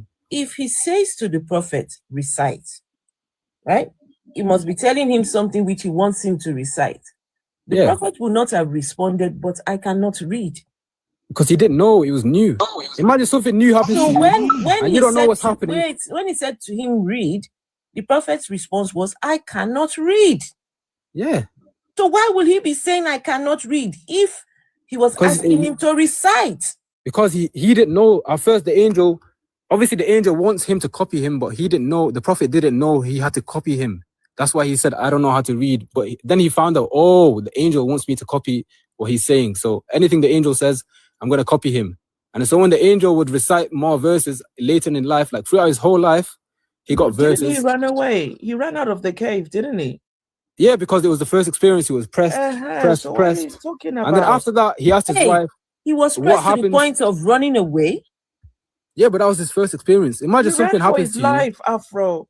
Imagine something happens to you. His life. But why so aggressive, though? Why so aggressive? Look, we can't know God's wisdom, okay? Sometimes he didn't die. He got revelation over 23 years. At the end of the day, it worked. Just because something happened at the beginning where, okay, he was aggressive, you're going to say it's a demon. Oh, it's a demon now. Right. No. ABZ, what is the proof that the Prophet heard from the Okay, so the proof was he had many witnesses around him, so many people. No, there's no witness. Bro, this guy is lying here. He's in the cave by himself. No, Grace, 1 second. I would like something called hadith. Listen, he will give us the evidence. A monologue here now. He will give us the evidence. He will give us the evidence for this claim. Okay, so how what do happened? You know that the Prophet was receiving words from? Because let me tell you, people can lie. Of course. People can lie. I heard from God. I heard from angel. I heard from this. I heard from. So how did the Prophet we have many ways. Wait, now how do you guys know that the Prophet truly was hearing from an angel? Okay, so we have many ways of knowing. Number one, at the time when the Prophet would say something, he'd have at least a lot of people, at least like 10 people that would hear what he said, copy it down, and then those 10 people, each person would say the exact same thing to 10 people each. And then that chain would keep on going all the way until today. So we have chains like that. Give us a source. Hadith. So we have something called the size of hadith, where basically you look at these chains, manuscripts. Give us a source. Relax. Where these people give us a source where these people also heard. Okay, so we have. Wait now. Give us a source where they also heard this angel. Okay, so in the hadith we have Hadith al-Bukhari, Hadith al-Muslim. These are books, and we even have older books that date where we have manuscripts Give us the number. Give us the number. Give us the number. I don't know. There's thousands of hadiths. I can't. I'm not. You know what I mean? My mind is not that good. Up here lying. Why would I lie? Are you okay? I know you have an agenda. Then you shouldn't. You should be able to verify what you're saying instead of telling us that there's thousands. Okay, you try memorize the whole dictionary. Okay, you know what? ABZ, pause and go and look for that verse, please, or whatever. Just pause. Go and look for it. Okay. We'll come back. They bring the evidence for us. Give me like 2 minutes. Okay, because guys, you guys know prophets and people that say they're hearing from God, they can lie. So there must be a way for us to know that truly, this person was hearing from God. So how did they, as the people who believe in this ideology, how did they determine that, this person was hearing from angel or from God or whatever? Can I say something now, please? I'm back. Yes. I've got the reference if you want it. Can I? Yes. The Hadith of Bukhari. Grace, please wait. After he gives you the reference, can I ask a question? Okay. Can I? Hadith of Bukhari, book 1, Hadith 3. Book 1? Hadith 3. Book Hadith. Book 1 Hadith. Yeah. So Sahih al-Bukhari. Sahih al-Bukhari. Book 1 Hadith 3. Yeah. Sahih al-Bukhari. And what number? Book 3. Book 3. I mean book 1 Hadith 3. Book 1 Hadith 3. Let's see. It's one of the earlier hadiths. Yeah. Okay.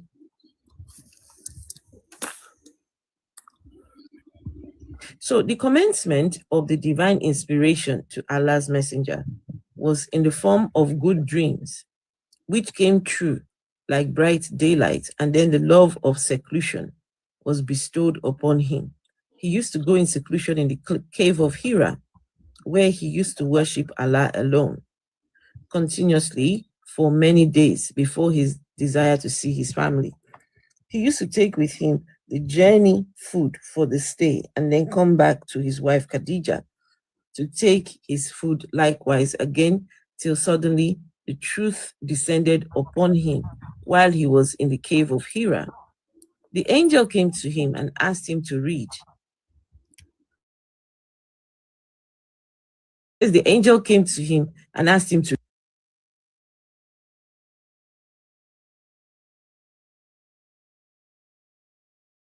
pressed me. He then released me and again asked me to read, and I replied, I don't know how to read. Thereupon he caught me again and pressed me a second time till I could not bear it anymore. He then released me and again asked me to read, but again I replied, I do not know how to read, or what shall I read? Therefore, he caught me for the third time and pressed me, and then released me and said, read in the name of your Lord who has created all that exists. He created man from a cloth. Read, and your Lord is the most generous. Then Allah's messenger returned with the inspiration and with his heart beating severely. What's going on from the messenger? That finished. Beating, where was I?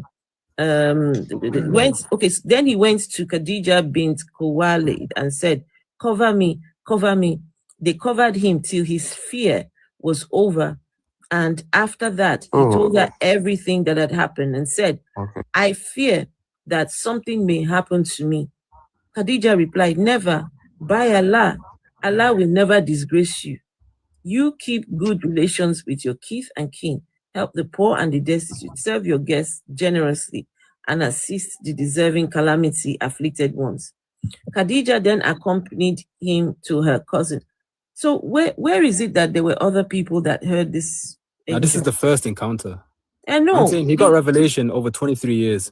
So where is that revelation? So you were supposed to give us further. But Afra, if you read further, right?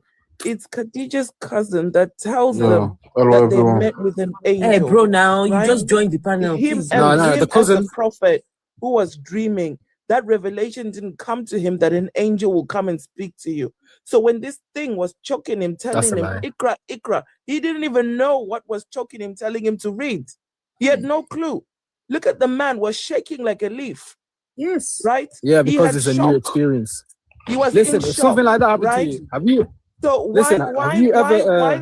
Why wasn't it given to him as a revelation that he was an angel?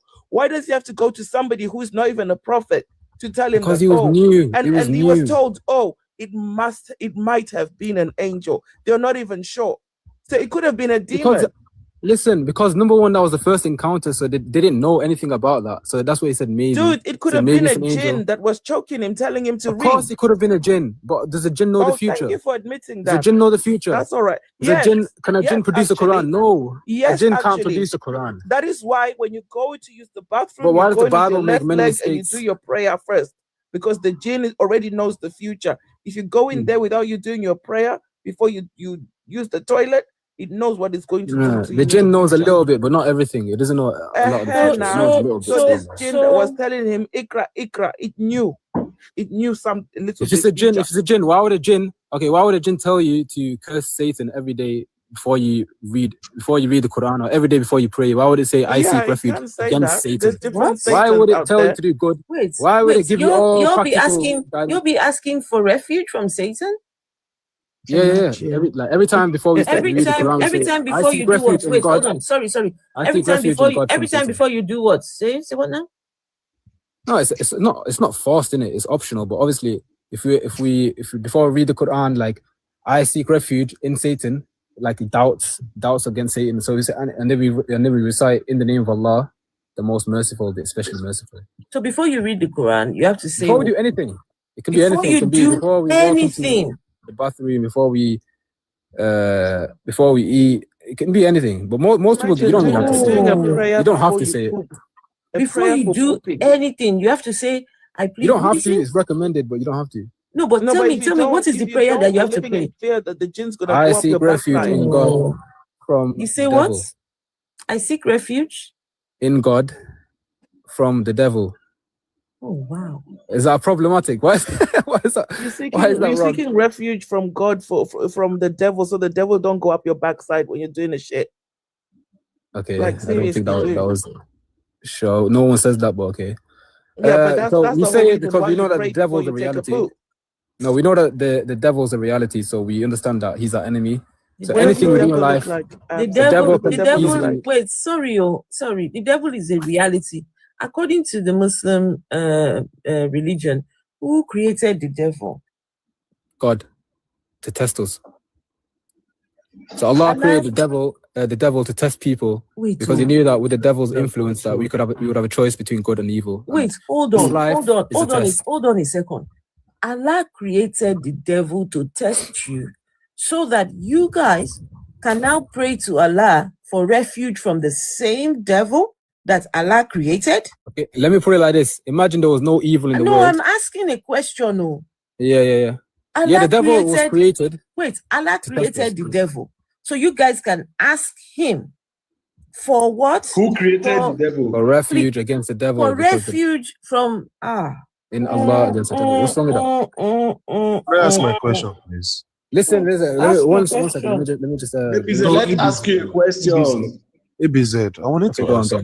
How do you? ABZ, listen to question. Mute your mic. 1 second, please. So ABZ, my question was right. How do you know which hadiths are like God sent and which ones are not? Okay, so number one, we have various ways of doing it. We look at mass transmission. How many people saw the same thing, reported the same thing, and then wrote it down, and we look at the chains. How were the memories of these people? Where do they live? What do they do? Were they good people? Were they moral? Were they morally sound? Can I finish? Were they morally sound? And then we also have like carbon dated books at the time. So we know that these are not just books that came afterwards, like the Bible or something like that. So we know that these people are claiming that they saw these things, they actually wrote it down in the same lifetime. And they all have the same exact information. So That's unlikely to happen. If everyone's saying the same thing, 50 people saying the same thing, and then after that, the next generation, you have 1,000 people saying that same thing, and then you have 10,000 people. It keeps on going all the way till today. We know that this happened because it's likely. I have a question for ABZ. I have a question to ask. Please. Can I finish my question, guys? Please. I think you're begging. So, ABZ, right? From what I understand, right, you are saying in order to verify, right, if a hadith is true, what you need is an author and a multitude of people that have seen these things, right? So now, no. Explain. I think you missed one. Hold on. You correct me. Wait, now I'm about to. Okay, sure. Go ahead. Now, if you say the nuance is that the story has to be passed down to another generation to get that number, right? Isn't that just multiplication? How does that show that it was actually true? Okay, so number one, So number one, they have to hear it from the prophet. So it's like 50 people all heard it from the. So imagine the prophet is talking again in an audience full of people, right? And then he says, "Today I have today." Sorry. One second. So he says something like he gives a message, whatever the message is, and then all those companions, they're gonna write down the message, and then they are gonna send it to them. After the prophet dies, they're gonna keep the writings. They're gonna teach their students, and those students are gonna write down that same message. They're gonna teach their students, and it keeps on going all the way till today. And that's how we know. You are not telling me how we know. You are telling me how the information is passed down, right? Am I okay? wrong? If everyone is saying the same thing, they'd have to all lie. If they were all lying, it'd have to be a mass conspiracy. Wait, 1 second, please. 1 second. If you say that, then how did you deem Christianity wrong? Okay, so Christianity, number one, we have no knowledge of the authors. They're all anonymous. The books came centuries after Jesus died. Hold on. But they also claim that the books, right, were written based on inspiration and it was given to them. And all these books, hold on. And all these books, right, a lot of them were actually just found in a cave. What would be the need of the name of the author if it is for God? Okay, so number one, we don't have separate, so we don't even know the biography of these people. We don't have separate documents talking about these people. So we don't know if they existed. We don't know if they're made up. We also have no connection between Jesus and so those how people. do you know? So if you say you don't know if they are made up, right? This information has also been passed down through multiple generations, and a lot of people believe what is written in the Bible, right? And how do you know then? Is it not knowing the author that makes them invalid? No, because how we know is, number one, we have manuscripts at the time. So let's say the prophet lived the 7th century, we have manuscripts at least like 100 years and maybe like 50 years before 100, and then we have manuscripts, what's it called? Like 100 years after that. So like the first 200 years we have the hadith. This is hadith, not Quran. So Quran, we have the manuscripts at the time of the prophet. So the exact lifetime. As soon as he died, there were manuscripts around that same time period. But when it comes to hadith, hadith came a little bit later because there's a lot more hadith.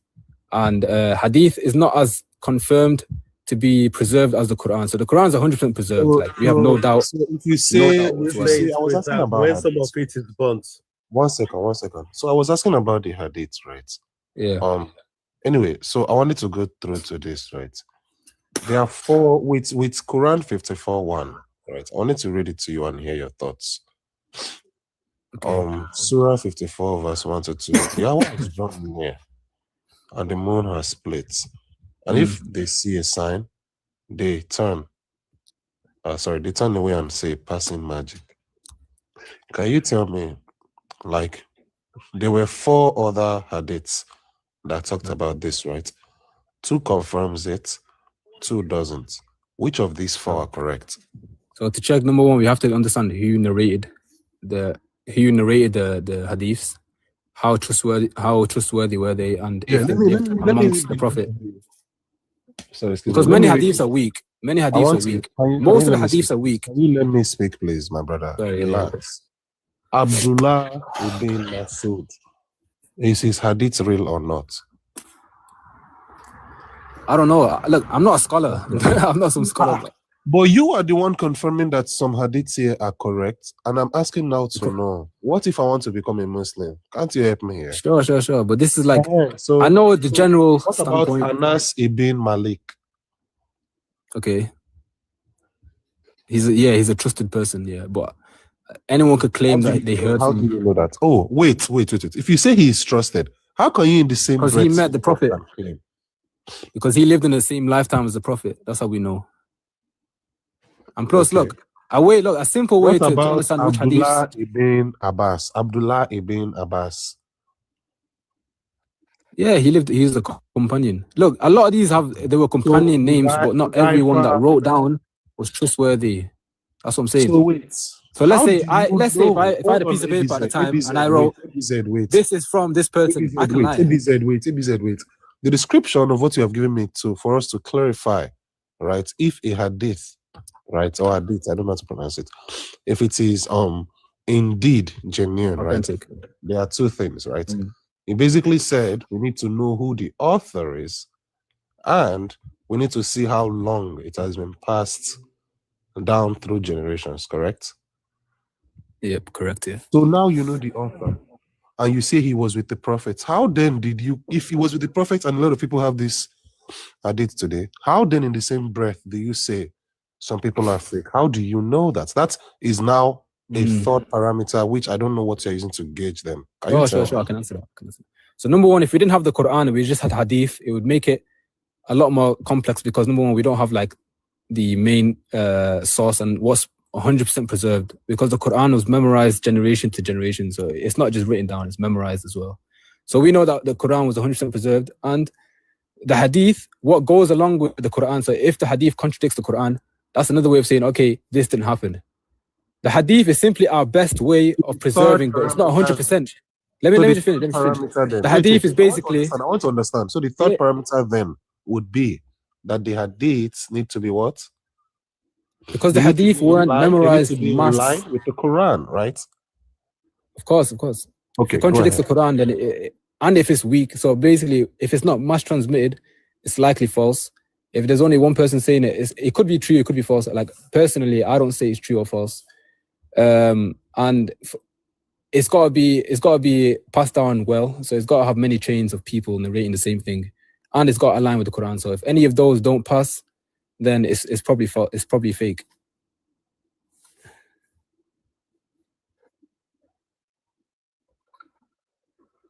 Yeah. So at the end of the day, the Quran is fully preserved, and that's what we rely on as our basis. Wait. Now I'm confused, right? Like, is it one? Population number, author, and it being in line with the Quran? Or is it, in what order do they rank when you want to rank them executively? Like, which one will always precede the other? The Quran, obviously. The Quran is a revelation of God. We say so hadith, if the Quran is a revelation of God, people trying their best to capture history. So then the moon did split. So the hadith is people trying their best. Yeah, let me but the hadith is people trying their best to capture history. Oh my God. Sorry, go ahead. Go ahead. Yeah, so the hadith is basically people trying their best to capture history, and we know that people are not perfect, so they tried their best. Many hadiths are authentic, but many are also not authentic.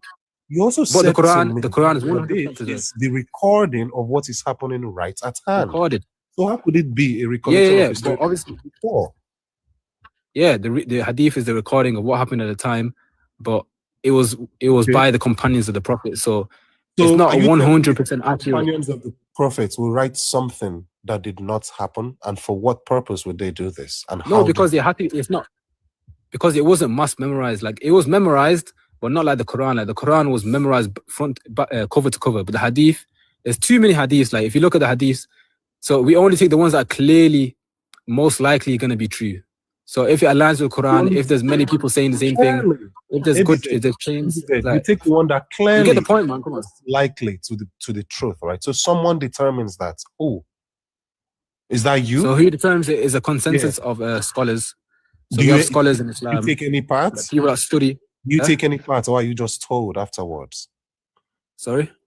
Do you take any part, or are you just told afterwards? No, I've researched every religion. How do you know? I don't just blindly follow religion.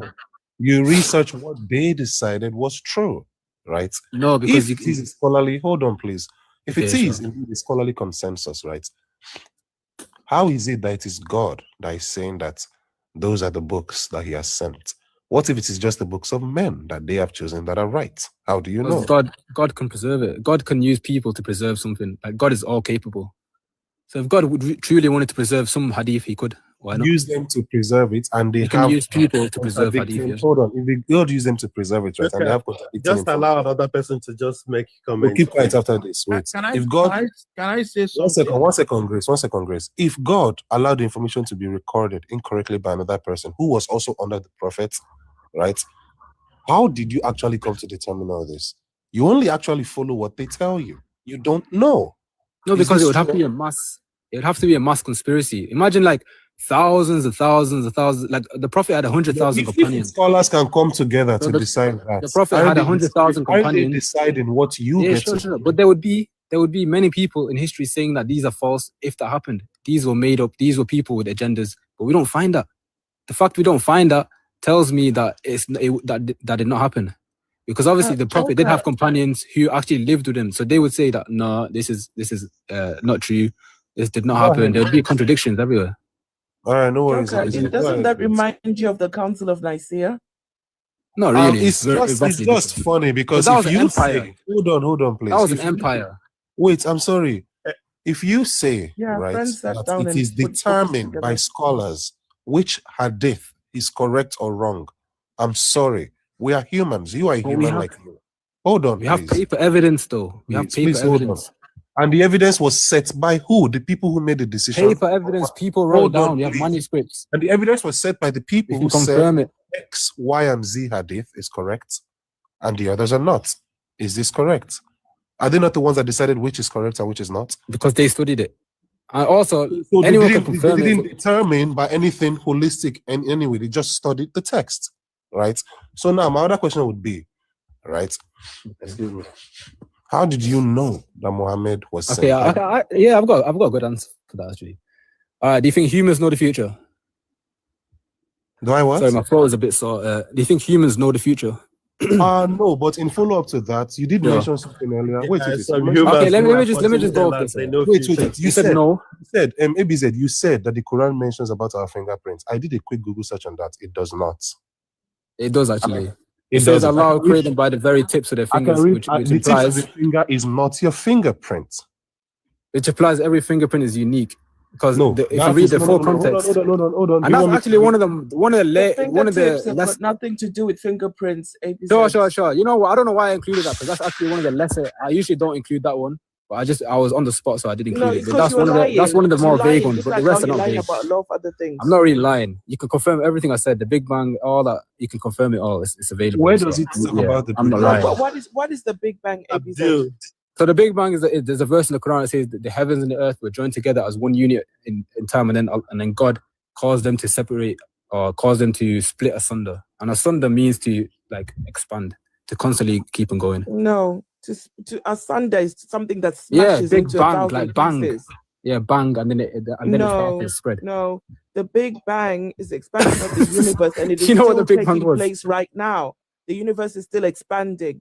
There's nothing that's going into the Quran million also pieces. Says that. The Quran says that. The Quran says that what did universe, you just say now? Did you not say like something like a blast? It was a bang, and there was smoke. That's what happened. Nah, that's not what you said.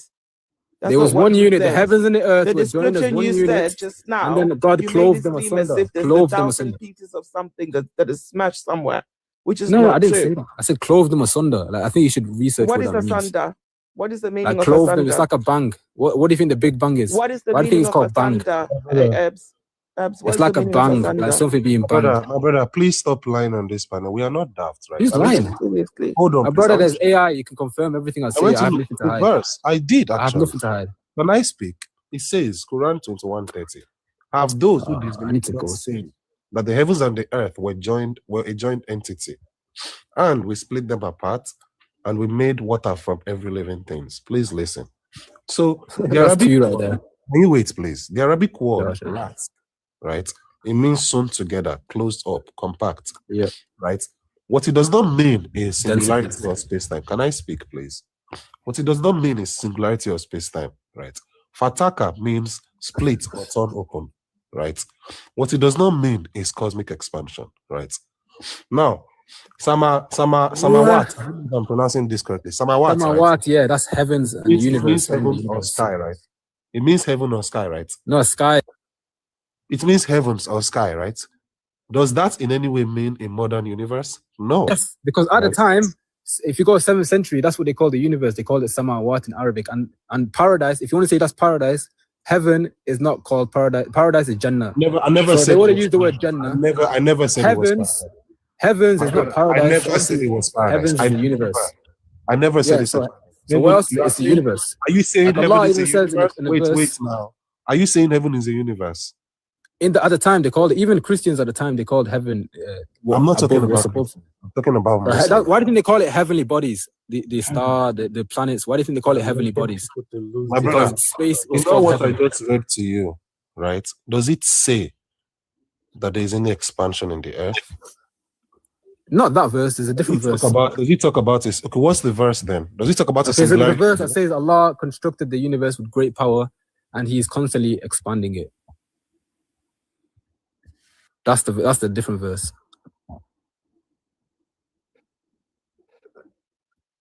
Okay.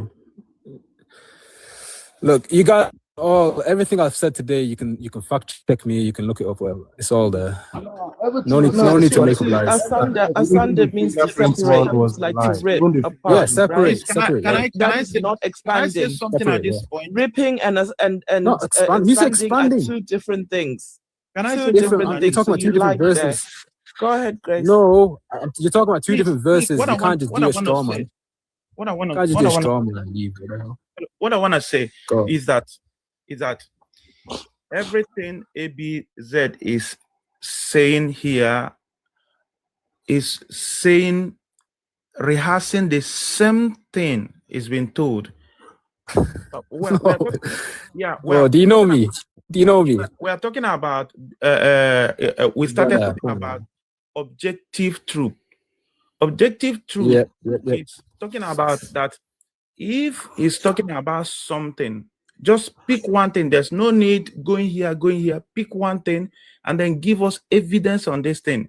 And then when you are asked a question on that thing, you respond to that question without waffling around.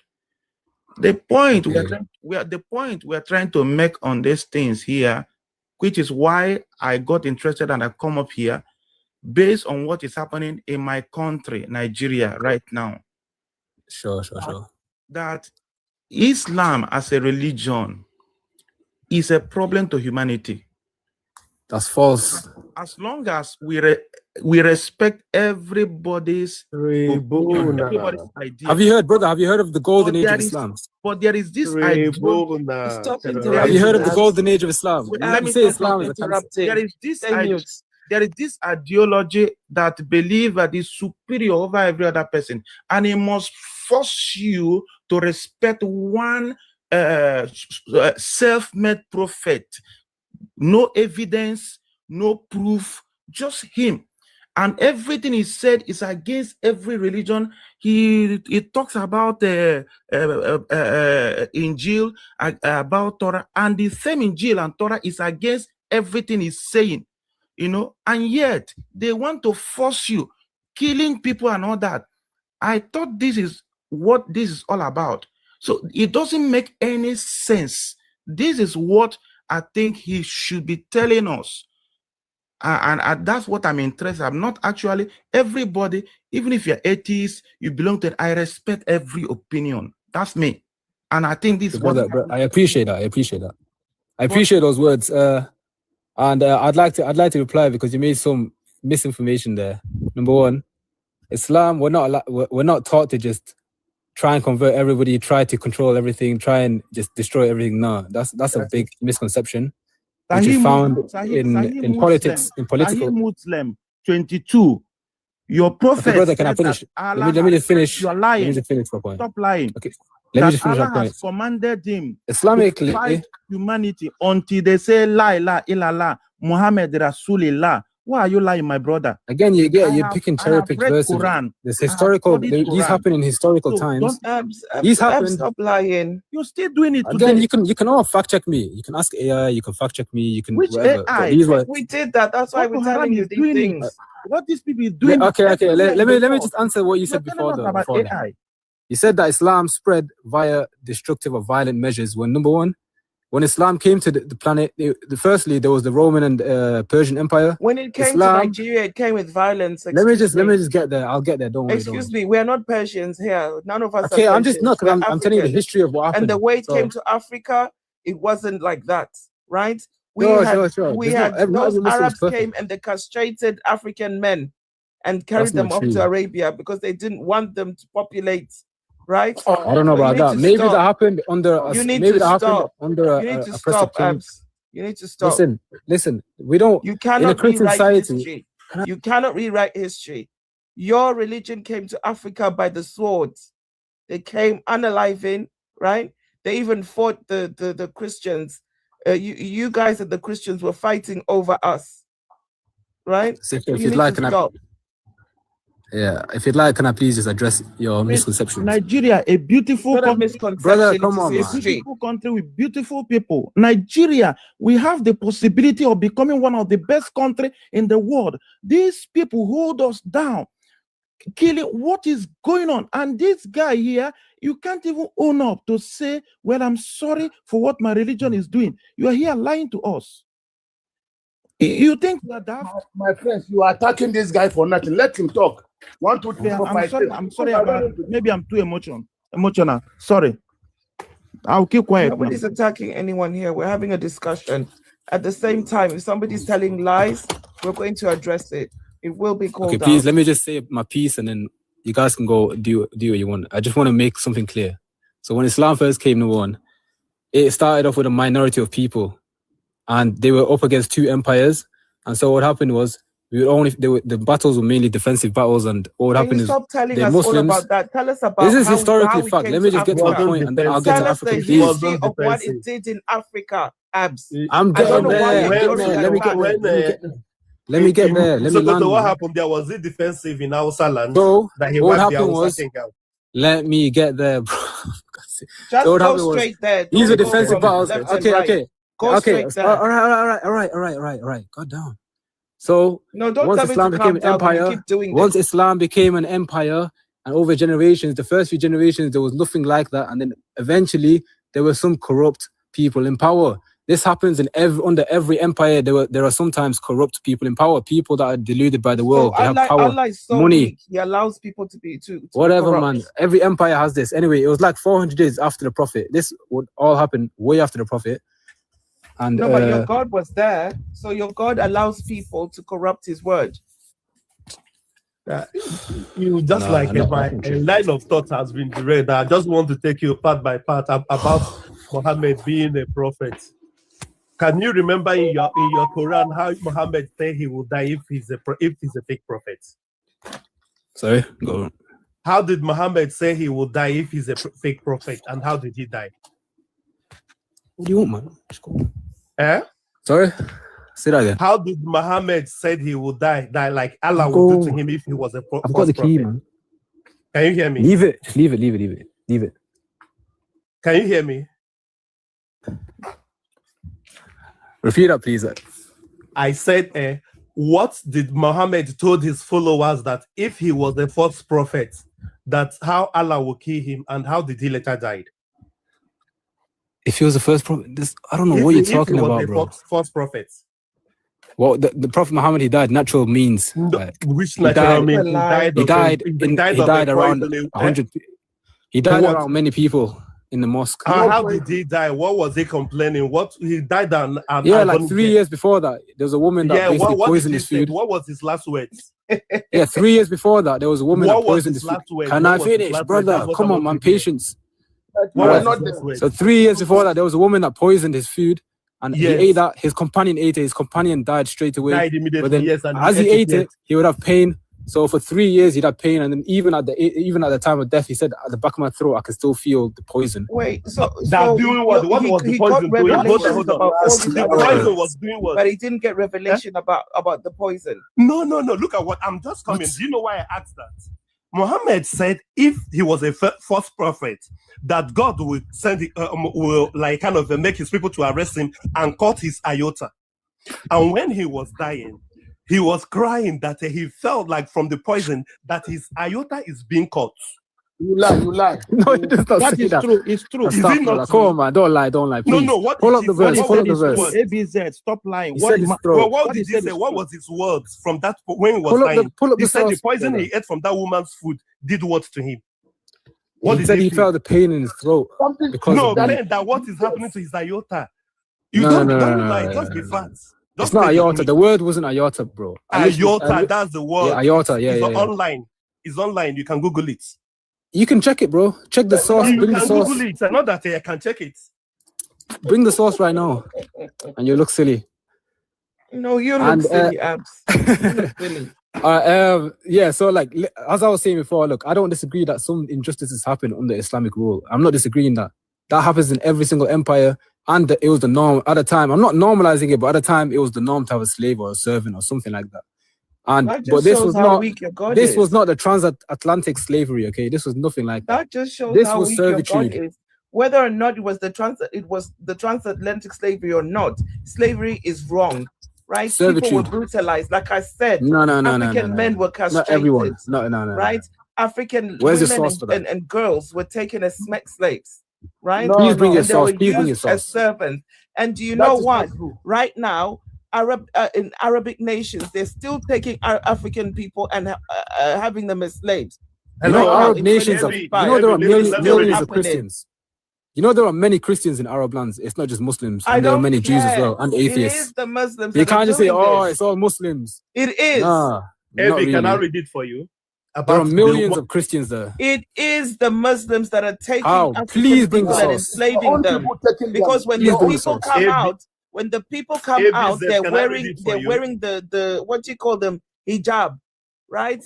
They're dressed in a certain way. The women? The way that is expected of them to be dressed. Which women? So women were the ones that are being forced into slavery in 2025 in Arabic countries. They were Muslim women that was forced into slavery. They were had not. Hijabs. People are being taken from Kenya, from many East African countries that are Christian. But because they're going to live in an Arabic state, they have to dress accordingly. So stop. Okay, sure. Look, again, please bring your source, number one. Number two, I don't need to bring a source. It's in the you have to confirm it. It's everywhere. I should bring source. You can't just say it's everywhere because people can lie. Listen, if you don't watch the news, then that's not my problem. Come on, we're in 2026. The news. AB, can I read about the death of It's ridiculous now. AB, can I read about it now? Hold on. Just allow me. Let me just read it for you. ABC. I'll give you the source and read it for you. Hold on. You Muslims, you Christians, you whatever you worship, keep your nonsense to yourself. We don't need all these nonsense in Africa. My friend. Okay, Islam says there's no compulsion. Keep your religion to yourself. Christian, Muslim, you're not helping Africa. Keep that shit to yourself. Don't generalize. This is the problem you guys are having. Keep your religion to yourself. One at a time, please. Those two religions, you're one and the same. I don't even know. Okay, brother, T-Chaka, can I reply to you? Because you people, you're one and the same. Everybody. Okay, can I reply to T-Chaka? Yeah. All right, so he said keep the religion to yourself. Number one, Islam says there's no compulsion in religion, so you can't force the religion on people. So why people that force are doing haram. Brother, do you speak Arabic? Come on, let me just. If you go to Afghanistan, you talk all this stuff. They chop your whatever. Afghanistan is not a Muslim country. Cut it out. This is the problem. You guys don't understand. Keep that nonsense out of Africa. That's what's bringing Africa back. All this all the Christians, the Muslims, they're all bringing Africa back. No, Western division is what's bringing Africa back. Western is stealing your resources. No, it is your religion. Know your enemy. Know your enemy. You see what is up there? This is why Trump is meddling in Nigeria because of your religion. Trump. Not our religion. What's our religion got to be? They're the ones that caused it. Unaliving Christians, people that follow your God. No. People That's not that Islamic. read from your book are going in churches and unaliving Christians. You don't even so you can't tell me that there's no compulsion. That is the compulsion right there. When they went to Chibok and they kidnapped all those girls, what did they do? The ones that refused to convert, they unalived them. The ones that converted, they took them as slaves. What are you talking about? Have you ever met a Muslim in real life? What are you talking Have you met a Muslim about? in real life? Don't act as if your head is in the sand. No, of course I don't. Of course I condemn every single act they do, but have you met a Muslim I don't in care real life? whether you condemn it or not. ABZ, let me please, can I just ask this woman, has she met ABZ, my uncle is... Has she met a Muslim in real life? That's all I'm asking. I don't give a damn. He tells You've me not all met a this- Muslim. all All this you see is nonsense. online I negativity. don't give a damn. You're Online read the negativity. same Of course book, you're gonna you're hate worship Muslims. the same God. You're mess with kids. Okay, You're so if busy I said the KKK marrying are little Christians, kids. That is if I what all said of you are doing. So the stop. Just stop it. If I said the Crusaders are Christians, if I said the KKK are Christians, would you say, okay, yeah, that's true? They are Christians. What about say? KKK But are they members are they following Have you the ever seen any Christian killing somebody saying Jesus is Lord? Have you ever seen that? What about Yes, Jews yes. controlling? What about Jews controlling the whole entire world, the media? So are Would I say you all trying Jews to are use controlling that the media? as an excuse for the atrocities that No, your I'm saying religion that is committing? people have free will, and some people are absolutely mentally That's strange. They do ridiculous. things outside of normal capacity. Are you like- trying to use that as an excuse for the atrocities that your religion is Okay, committing? how many Muslims are there? There's 2 billion Muslims in the world, and only 30,000 And they are are terrorists. unaliving Why? and they're busy marrying children, right? You're taking These too much things are online media. happening. You Go, can't excuse that. You can't use that as an excuse. sister, please go outside. Please meet real Muslims. You need to leave the TV, man. Leave the TV. I don't need to, because do you see the BK group?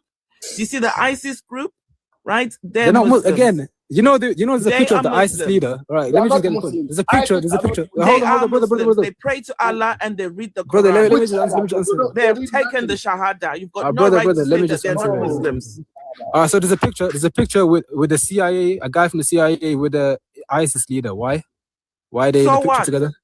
So what? There's a picture of a senator and Does ISIS guy. that mean Why? does that mean that they have not taken the Shahada? Is that what you're saying? No, I'm Just saying because why they would a stood with senator? someone Why would a from senator? the CIA? Why would a U.S. congressman be with an ISIS member? Why? Why not? Because they're bankrolling them. Like, I don't know how you can't see it. These are not Muslims. What? They're used So as what? pawns What is to divide Saudi us, Arabia and it's doing working. in South Sudan? I hate the Saudi government. They're not I Muslim. don't care whether you They hate love them America. or not. They love They America. worship Allah. They read the Quran. No, they don't. Period. Point blank. Behind the scenes, these people do the most despicable things you can imagine. And I would I admit don't that. care. Because I You see that politicians these I people don't are care. as That evil. doesn't Arabic make you a better writing person. in the The flag fact of the that all of Nigerian you are army. worshiping the same God and reading from the same book. So you think shows all that it's Muslims just should be perfect? diabolical. So all Muslims should be perfect. Why You- not? Don't you you know worship a humans have perfect free will. God? Did you Doesn't notice your humans God have free require will? perfection from you? Did you Humans notice have free will. There's 2 billion. You know, 2 billion. So what you is know, the how much point free of that a is? God then? What is the point of a religion if you're just going to have free will? Because Free everyone can will be to bad or commit good. atrocities, free will Anyone to can be bad or sin, good. free will to harm other people. What is Because the it's a point of test. having All a right, religion if then? everything was good, would we know what evil meant? So what I mean, is if the everything was point good, of would we having a even know what good religion? meant? If everything was Because good, we'd even we'd with have the no idea what religion, good y'all meant. are still committing atrocities. Y'all are still doing evil acts. So what You is can't the say you're point of all, the man. religion? These are a very small amount of people. I don't They're just care. I don't just care magnified if it's a in million. media. I don't care if it's one of them. My question to you Okay, is, what is the that's point of the contradictory. religion? But do you condemn your country?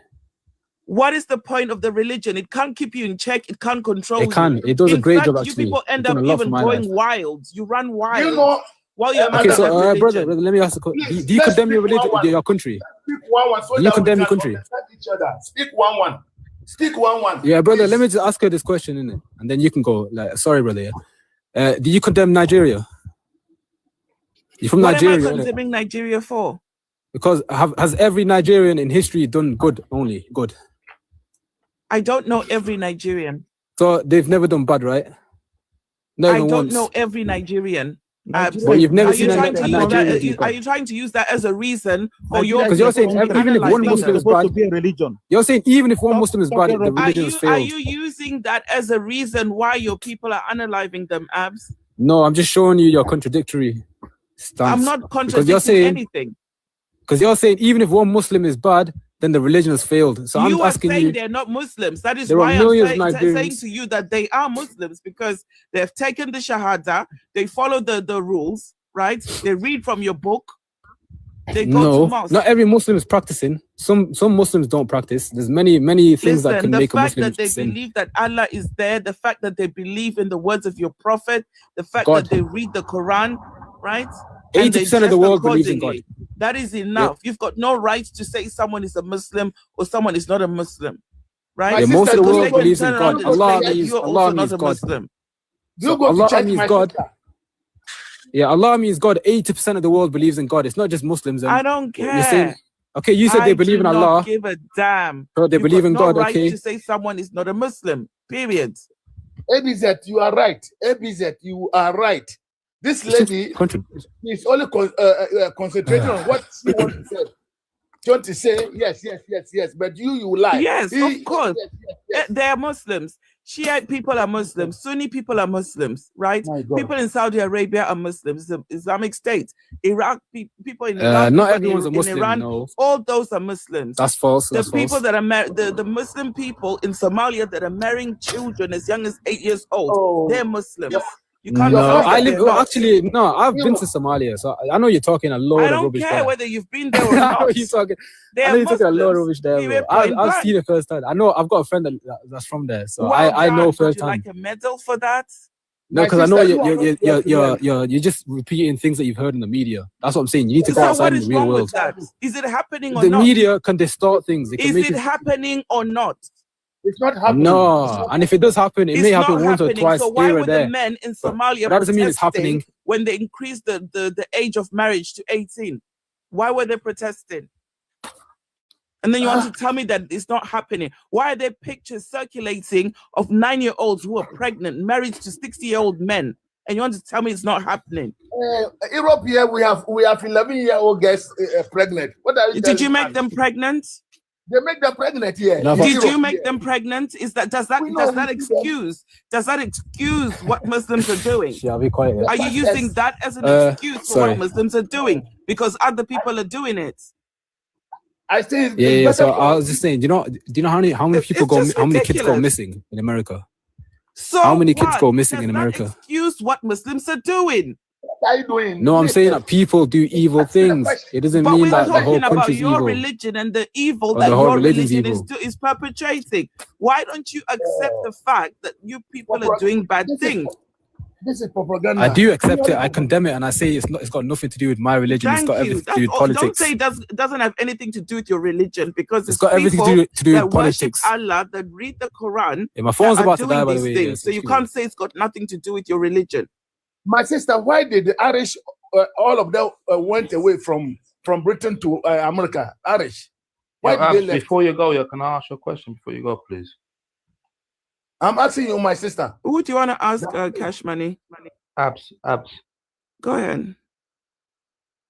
Abs, someone's got a question for you. Guys, can we tap on the screens, please? Everyone tap on the screens. Can we send some gifts, send some roses to the members of the panel, please? Guys, come on, let's go. You've been listening, but basically, these people that are doing bad things are not Muslims. Yeah, I've been hearing all of that. These are people who read and pray and go to the mosque and everything, right? When they're done unaliving unbelievers, they unalive each other. Amongst each other, they can't even love themselves. There's so much, they're split in how many different ways. Religion is just bad. Religion, there's no place for religion in humanity. Religion teaches you to hate, teaches you to unalive, teaches you to be cruel.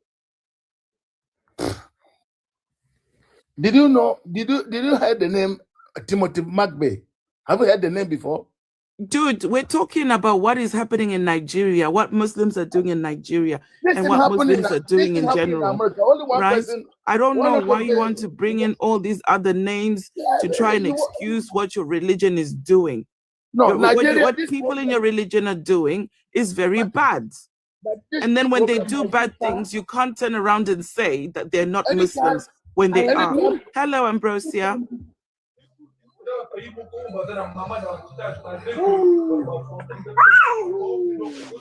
Jandira, did you want to say something? No, I said I agreed with your statement. religion is bad and they do all these evil stuff. And I agree. Yeah, I don't see what is the point of a God, because you can't.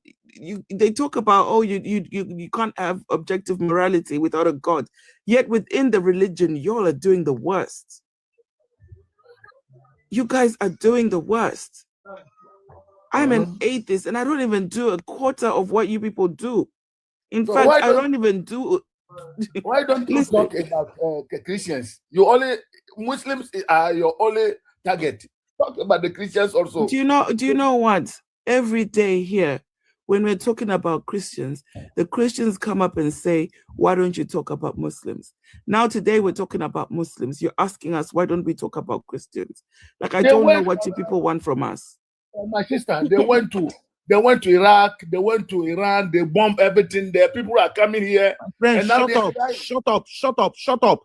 Can't you understand what she's telling you? Religion. Brother, don't tell me nonsense to shut up. Who are you to tell me to shut up? I'm talking to her. So why are you telling me? You would tell me to You're shut up. talking to her. Talk something sensible. Vessel, leave those two. Let them deal with each other. Get. The Muslim guy, Christian guy, talk. Okay, Grace, you want to ask User a question? User, you want to ask Grace a question? Go ahead, guys. We'll give you the floor. I'm not ready to discuss with somebody who will just come and insult me to shut up. You don't know me. I don't know him. No. Talk to him. You guys could make up. Since we started, you guys could make up. Talk to him. He came now with his Nigerian accent, making a lot of bullshit. Hey, calm down, man. Let me read something quickly for that gentleman that just went off. Abs. Can I just read something for Abs because he's still listening? Sorry if you're sorry if you're offended because I said shut up. Sorry about that. My point is this: the lady is making a very clear statement, and if you are in Nigeria, even if your own person is not involved in all these killings and all that, our country is going down. And this is a concern to every average Nigerian. So I don't see why we are talking about something specific and you are telling us something happened here, things you know that has nothing to do with what she is talking about. Is it how we're going to discuss and come up with a solution? This is why I said shut up. And by the way, shut up is not a curse. It's not an abuse. It's not an insult. Yes, I would like to, for the people that disagree and say that Boko Haram are not, that the T group, that they are not Muslims. I just want to just give me a minute. I want to know, let's see, is it this one?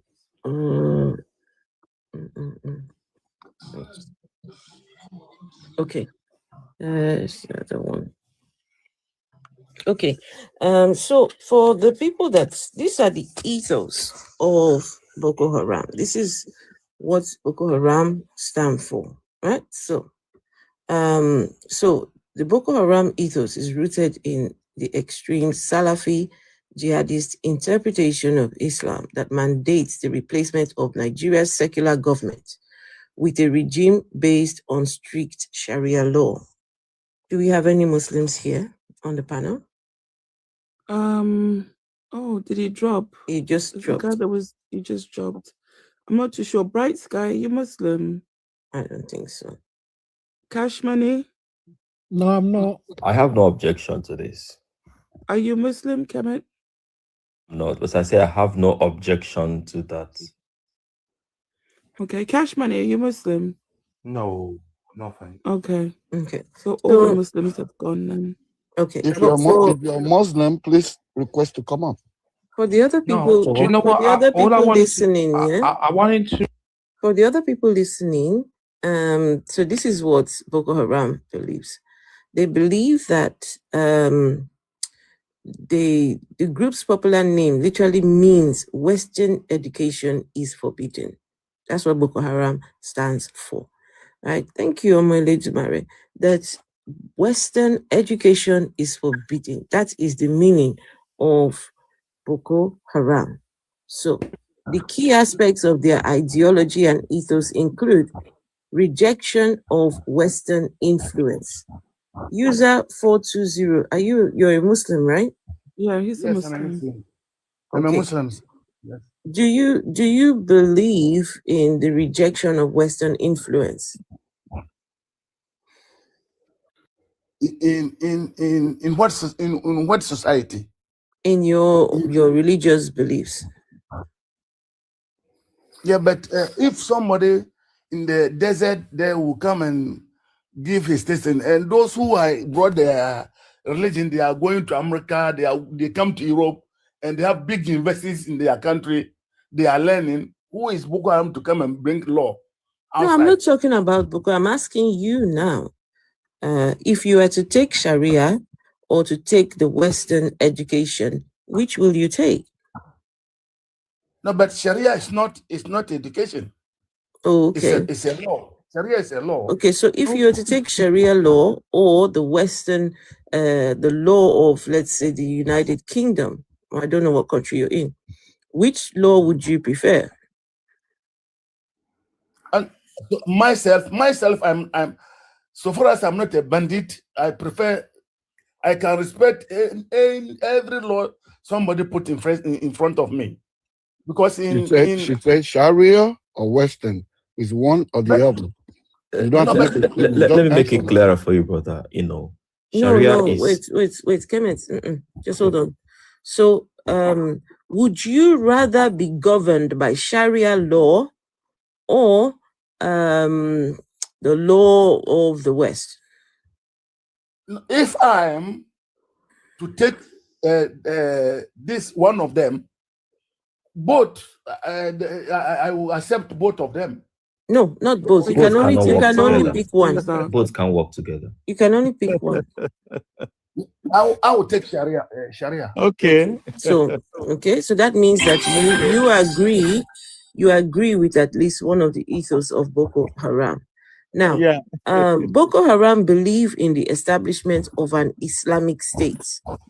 Their primary objective is to overthrow the existing Nigerian government and establish an Islamic State operating under a rigid application of Sharia law throughout the entire country. Do you agree with this or no? I don't agree with that. They can't do that. It's not a matter of whether they can or cannot. Done it already. They have done it already. No, it's not a matter of they can or they cannot. I'm asking, do you agree that so would you like for them to establish an Islamic State in Nigeria? No. Why not? I won't agree for those. Tell you that they have already done it. No, they've not done it in Nigeria. No, that's not true. They've done it. They've done it in the north, right? They've done it. They've got a whole caliphate over there. Yes, in the north. Yes. Sorry. The Army coat of arms now. I have a reason. I have a million reasons I will give you when it's time for me to speak to show that it's been done. The Army coat of arms now has Islamic writing on it, and even our money now has Islamic writing on it. This thing they secretly did it. A religion, they don't care about the well-being of the country. Before we get there, those are imperial elements. But before we get to the imperial elements, we'll talk about the structural elements, which are the much more important things. I have a million reasons to say that Nigeria is already within the enclave and control of Islamic State. It didn't start today. It started over 100 years ago. And what makes you say this then? All right. Currently, as we speak. Wait, before you continue, Kemet, are you a Christian? I'm a Christian, yes. Okay. Would you, very quickly before you answer the question, would you rather Nigeria is more Christian than Muslim? Do you know why this question might be difficult to answer? Because no, it shouldn't be difficult now. It shouldn't be difficult. Now you are a Christian, right? Can I explain something? Can you just give me that benefit? Hold on, one second. Yeah. Instead of Nigeria being Islamized, would you rather it be Christianized? Now, can I tell you why that question? Okay, let me ask it a bit different. Which do you think is better for Nigeria, the Christianization or the Islamization of Nigeria? Can you give me an opportunity to say something before I respond?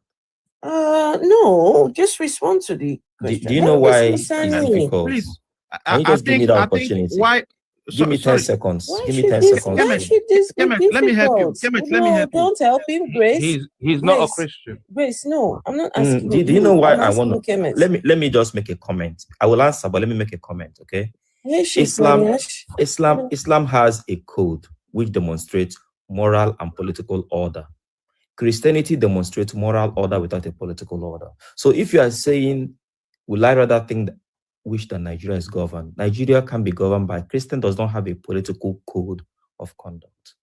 The only political order Christianity has been able to establish is the Vatican, which today runs its own currency, its own state, but they have not been able to successfully internationalize that political order.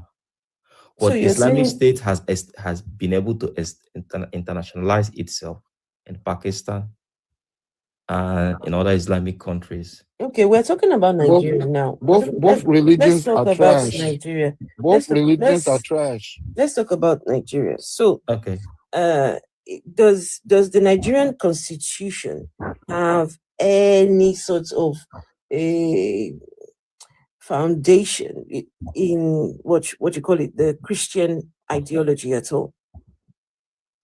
I would say no, not in the sense of being Christian. No. And you sure about this one? Now, the Nigerian do you know that the Nigerian Constitution has blasphemy laws? Explain. So the Nigerian Constitution has blasphemy laws. You cannot blaspheme against the Christian God, and you cannot blaspheme against the Muslim God. Really? Yes. Which section of the law says that? I'll have to look for it. I'm interested in knowing because it is. Just Google it. I will have to. It is. Yeah, please educate me. Do you know why I said so? Because I'm interested in knowing because both Nigerian Constitution, you will find it there. Yeah, because if that's the case, there would be a Christian court to try offenses of such. Yeah, but the thing is, there is a Muslim court. There's a Sharia court that. Go ahead. Christians Can I say something? Bother.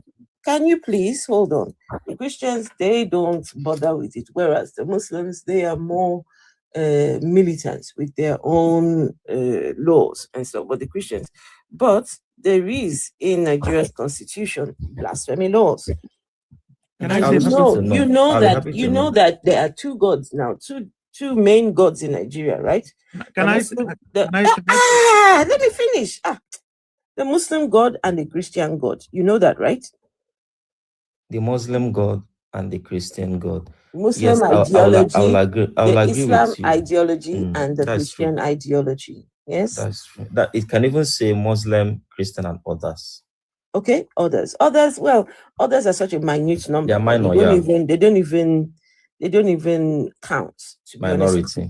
Okay, so my question to you is, would you rather that Nigeria is Christianized? Yeah, I would rather believe that Nigerian political order and moral order is set on the lines of Christianity. Now, that means... So thank you. You've answered the question. Okay. Thank you. You have answered my question. So, guys, these two ideologies, right? When the Christians start fighting and cry, they want to Islamize Nigeria. Look, the average Christian wants Nigeria to be Christianized. Please, can I say something before this claim? And the average Muslim, of course, wants Nigeria to be Islamized. They both want the same thing.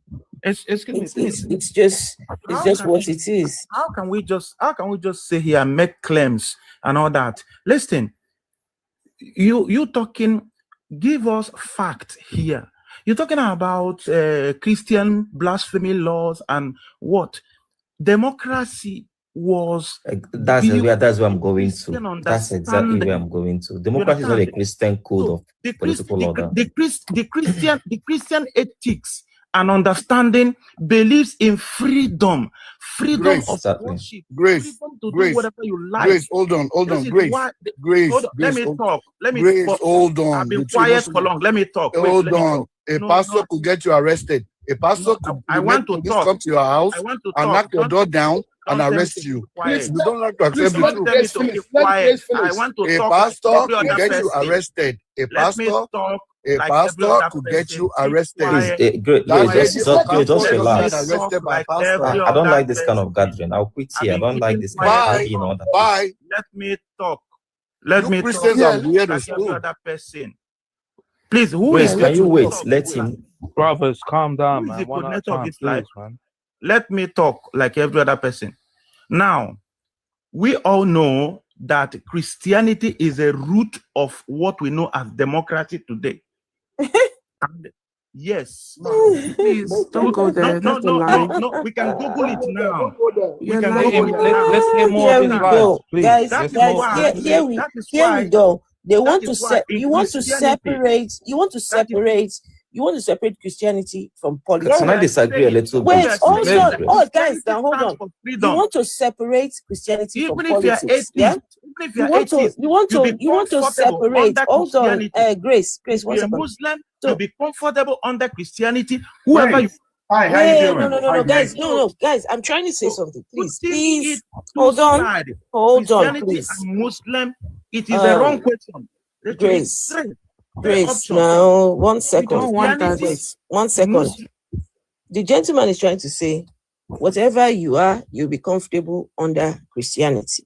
Yeah, this is what he's trying to say to us. Yeah. Now, just give me a minute. I need to show.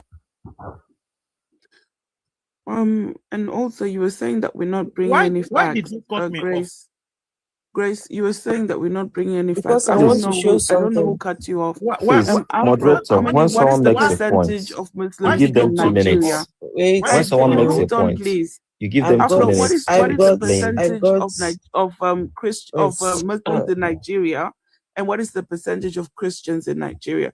Because the last time I checked, there were more Muslims in Nigeria than there are Christians.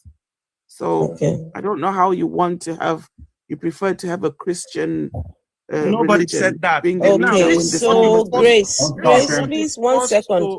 Please, Kemet. 1 second. Kemet You were didn't say that.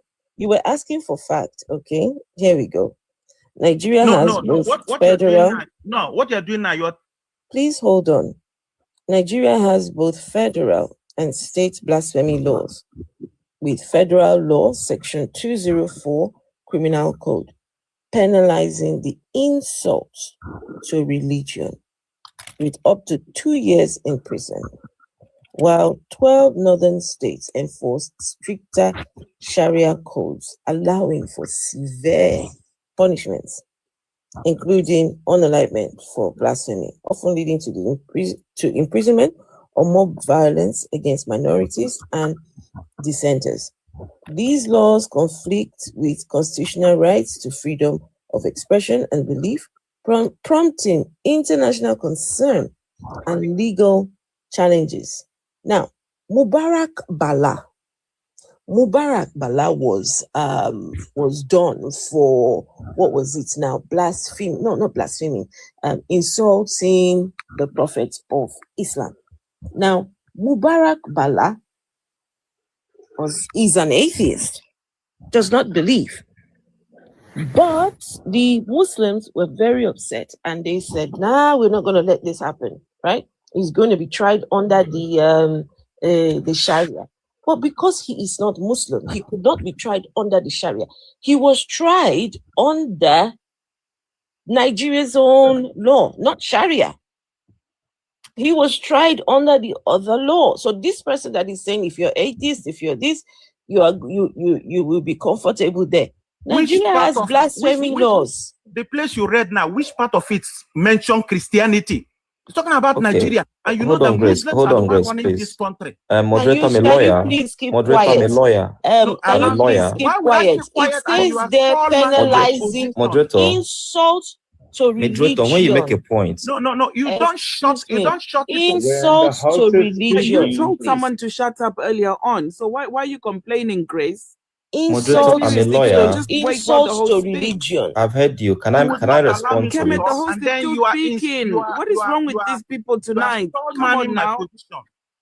Father, calm down, please, man. Just Please, let My lawyer. let Grace and Kanu talk. calm We haven't down, said- one by one, we are please. not talking. The host is still Allow me speaking. to They have talk to like wait every for other their person. turn. It's lockdown. They are here. Please, I've been calm quiet. Now I want to talk. Listen, Yeah, The host is listen. speaking. You can't When start you speaking come while the here host and is the host is speaking. talking, you got to be quiet. This is not your platform. You have to Calm be down. quiet when she's talking. Thank Be you, calm quiet. down. This is not your house. Indeed, that's what I'm saying. The Calm bottom, down, the bro. Just bottom take your line, time. the bottom line. What I'm trying to say, the Christian God is evil.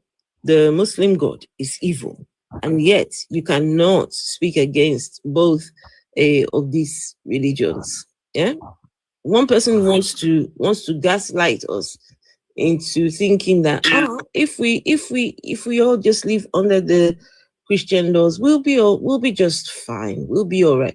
But when it comes to in practical terms, it doesn't work. It does Can you not give work. proofs? Can you give proofs? Yeah, go Grace, and can you just wait? Can you just check wait? Let's listen calmly. Mubarak Bala case. Can Go you and check give the proofs? Grace, Mubarak Bala can you case. just keep calm? Let's discuss. He's just The coming here Mubarak and Bala lying and case. saying, why are you doing that? The Are Mubarak you Bala even case. hearing what the That's host is okay. saying, Grace? Huh? Are you even listening to what the host is saying? The person saying that Christian God is evil, I want the person to prove it. When have you seen Christian lynching anybody for blaspheming the No, name of Jesus? I'm talking Grace, about can you relax? Grace. Let him I am finish. talking about the Christian God inside the Bible, the actions of the Christian God inside the Bible. That God is evil. Prove it. Have you read the Bible at all? Moderator, I'm a lawyer. Let me respond to you on Kemet, this. please, As a- Kemet, 1 second. Grace, okay, tell me then, why was the Christian God, I mean the God in the Bible, why was he trying to unalive Moses after he asked him to go to Pharaoh? He wasn't trying to unalive Moses there. He was angry with Moses. Why was he trying to kill him then? There is no how God will try to kill somebody and fail. So you're saying the Bible lied? So why was God trying to kill The Bible Moses? says he wanted to kill Moses. That's what the Bible says in black and white.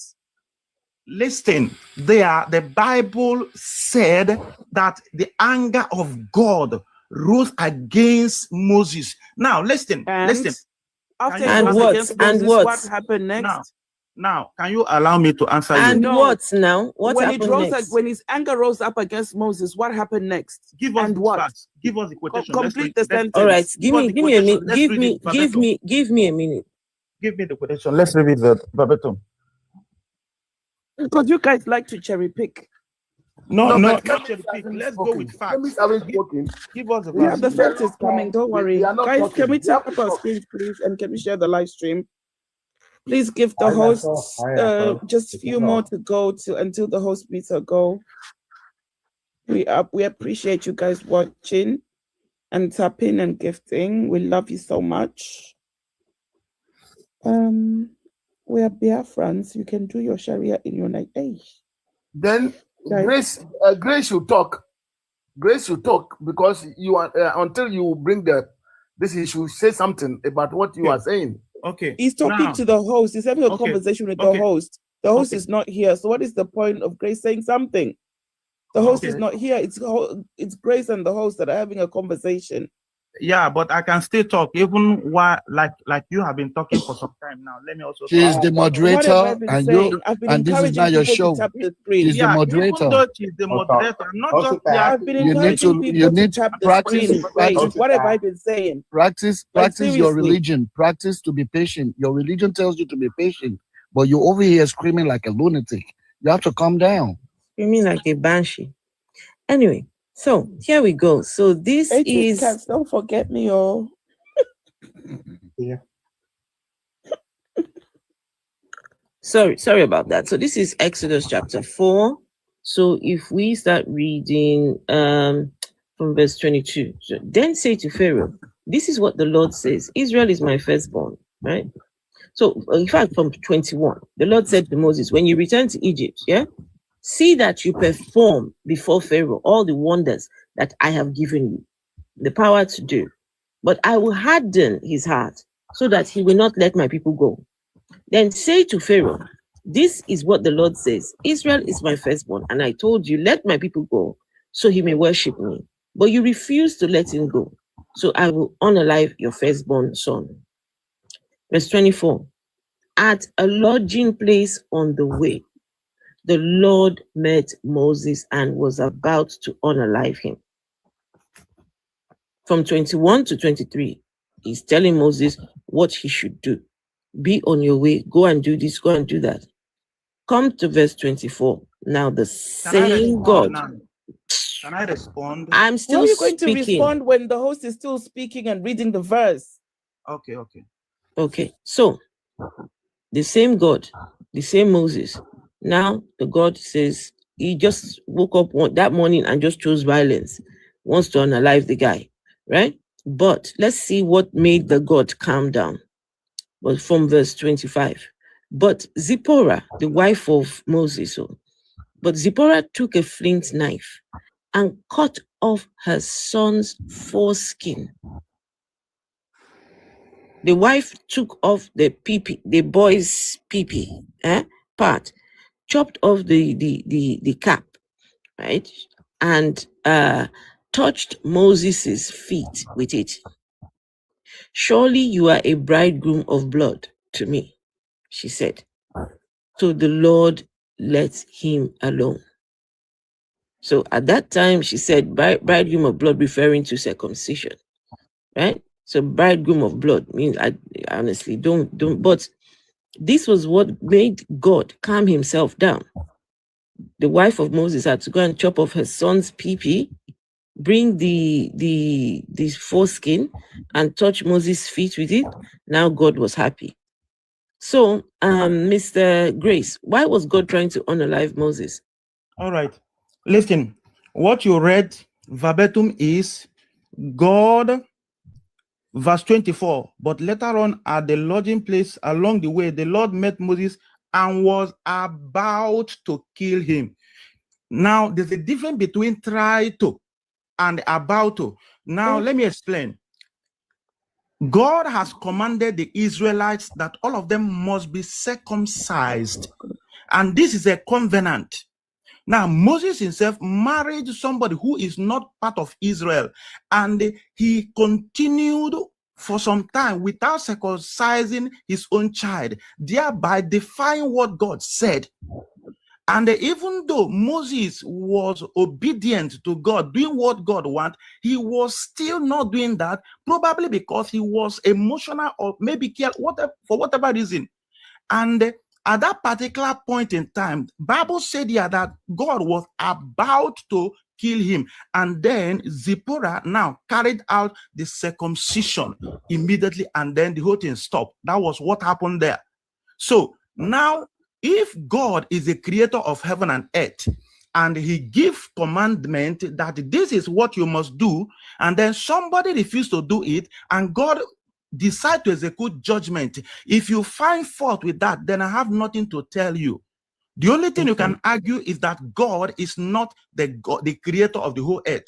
He has told Israel, go and read. He told them that you must circumcise your child on 8th day.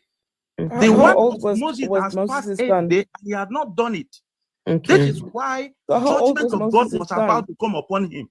Okay. So you are saying that it is okay to unalive Moses because there was no circumcision performed. Yes, of course. God is not a respecter of person. Now, what it means that even because of circumcision, yes, of on course, his child, your God wants to unalive someone because of a little boy's pee-pee, has a cap on it. You see. No. Listen to yourself, Mr. Grace. Your God wants to unalive. No, you listen. Your God wants to unalive a human. Please hold on. No, you listen. No, you listen. Your God wants to unalive. You listen. Your God. This is not your fake church. You need to your be quiet. God. You need to be my quiet. God is one that created you. Can you please keep quiet? If my God is one that created, please keep quiet. Your God Please keep quiet. Please keep quiet. No, I can't keep quiet when you're talking trash. Fucking keep quiet. I can't keep quiet at this. Don't worry, I'll make sure you keep quiet.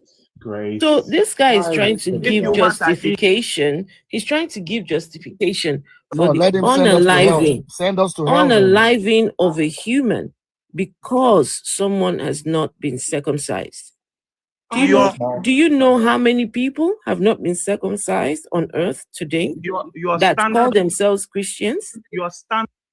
But Afro, how old was that child? I don't know. The child was a baby. I don't know how old that child was.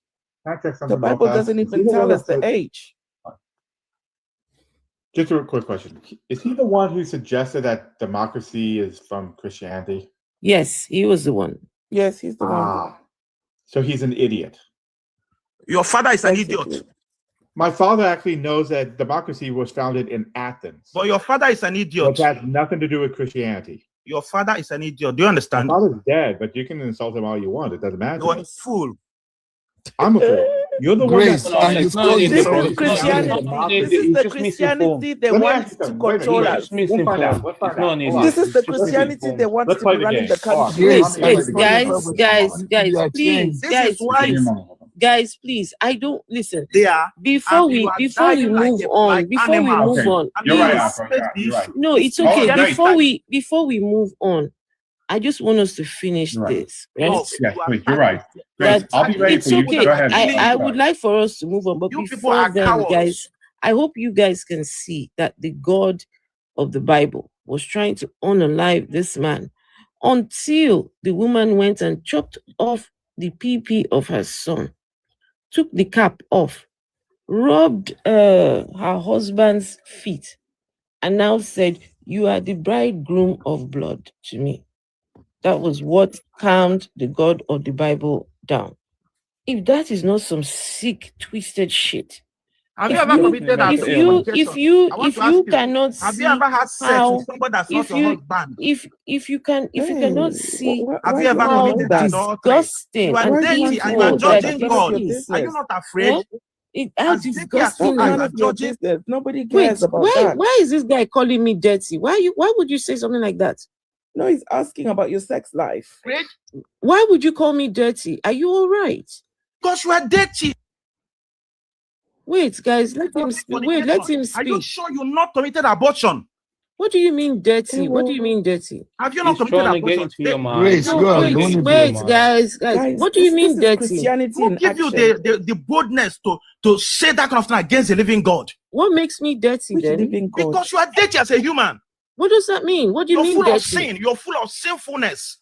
You don't have right to stand to the righteousness of God. Who is giving all you people this boldness? But look at you. Look at you that is not a sinner. You, Grace, when was the last time you committed the sin? You, Grace, when was the last time We are you all sinned? sinners, including you. Chineke. So even you are a sinner, bro. Yes, that's why Jesus came to. So you that is a You are sinner, taking the salvation. this idiot that is a sinner is the one that is now pointing his fingers at everybody else. Imagine.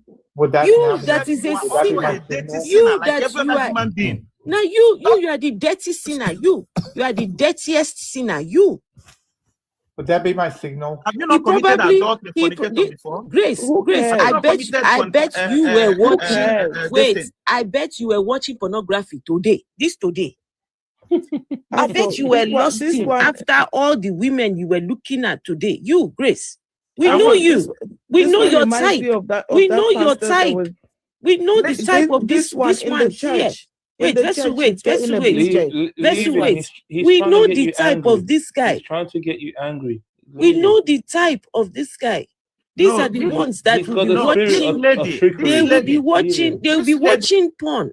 This one, but they watch porn. We'll have a woman here, woman there, woman everywhere, right? He's got the we know the type of this one. How do you know what is porn? Dirty sinner like you, a pig like. And then he wants to say Christianity is what should be governing the country. Never. You should if this is Christianity, I do not want it. You need help. Seek help as soon as possible. Grace, I'm sorry that somebody in your past insulted you, stepped on your toy. Maybe mama didn't give you enough breast milk when you were growing up. I don't know what it was that changed you into this tiny, hateful little man who's trying to use a religion who is based this religion around hope and love. Which I can understand the concepts, though the execution is horrible. But for some reason, you are the representative of God.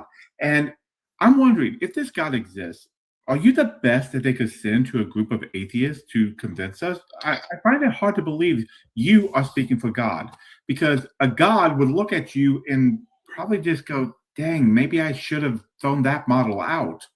This one's not working very well because there's something wrong in the head, because you can't even empathize with the information of your own Bible, the good stuff, not the stuff that we'll point out. There's a little tiny good stuff in there. Wait, can we? Wait, it is. Let him. Please let him. Wait.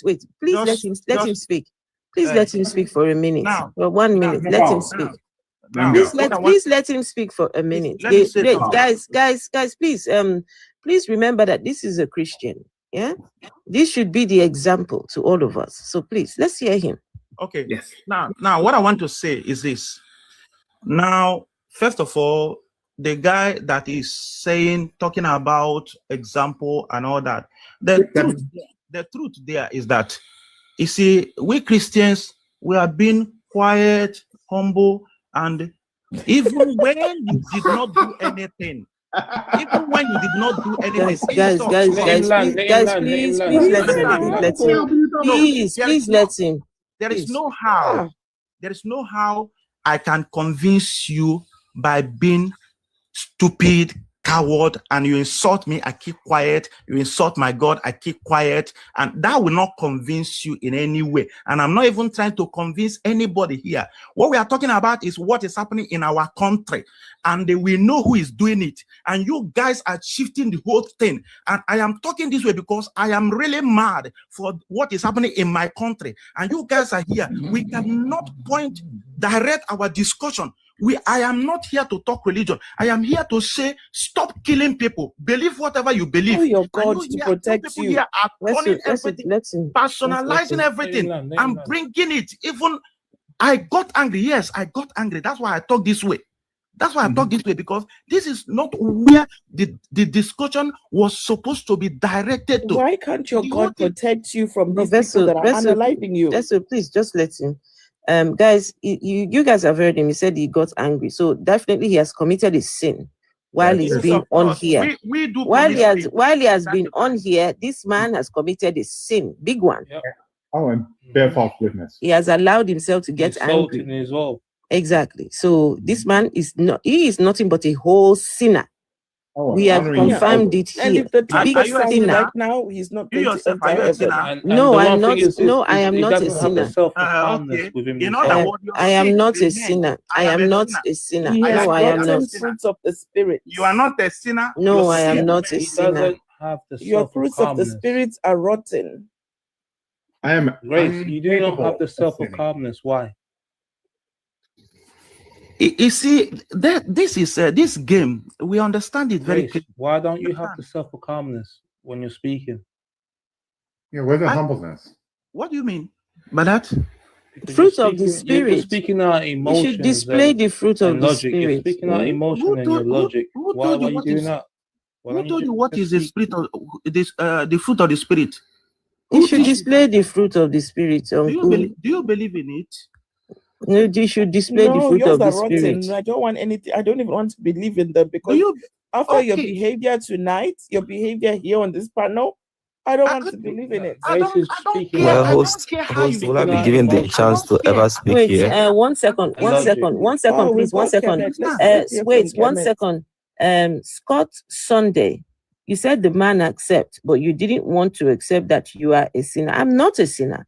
I don't believe in this ideology you all believe in that tells you that you are a sinner. I don't live under the dictates of your religious beliefs.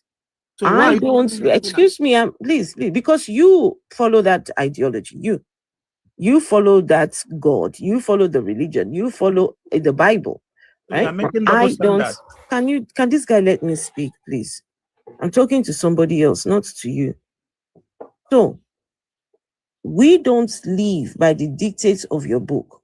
We don't believe in your God, right? And so it does not apply to us. What applies to you does not apply to us. We don't believe in the existence of these two people that ate a fruit in a garden and all this nonsense, right? So for that reason, I am not a sinner. We are not sinners. We were never sinners. We are not sinners, and we will never be sinners. It's okay. You want to believe in an ideology that curses you and shames you and calls you a sinner. That's fine. You do that, but please don't project that foolishness onto us. Please keep it for yourselves. Keep it for your own children. But please, we are not sinners. Thank you. It rang. Thank you. Moderator, will I be given the opportunity Yes, we will let you. Yes, go on. to speak here? And we also All right. right, The conversation that drew my attention to that made me to want to pull over to the live was the issue about the Islam and in relation to the state of Nigeria. But I think there is a transition to a whole new conversation which has to do with religion, which largely may not appeal to me. But okay, I think you've gone back there. But then you made mention of a crime committed by someone. But then you see, in Nigerian criminal law jurisdiction, there are two codes. We have the penal code that applies to northern Nigeria. We have the criminal code that applies to southern Nigeria. Now, in respect of Sharia, it's a different body of law on its own, which derives its strength from the Constitution. That is not to say that Sharia is bigger than the Constitution. It runs, in my own opinion, parallel with the Constitution, which means that offenses that are derived from the law, Sharia law, and applies to Sharia faithfuls, has its governing and supreme law. Is there Sharia blasphemy in the Nigerian Constitution? Yes or no? Blasphemy laws. You've mentioned something there that has to do with insult to religion. I did not mention. I went on Google, right? Let me get it. I'm not doubting you. I'm not arguing with that. Also, Kemet says he's a lawyer. Yes. So I am asking Kemet, does Nigeria have blasphemy laws? Now, are you asking me to validate your opinion? Are you asking for my own opinion? I'm not asking for your opinion. I'm asking for facts.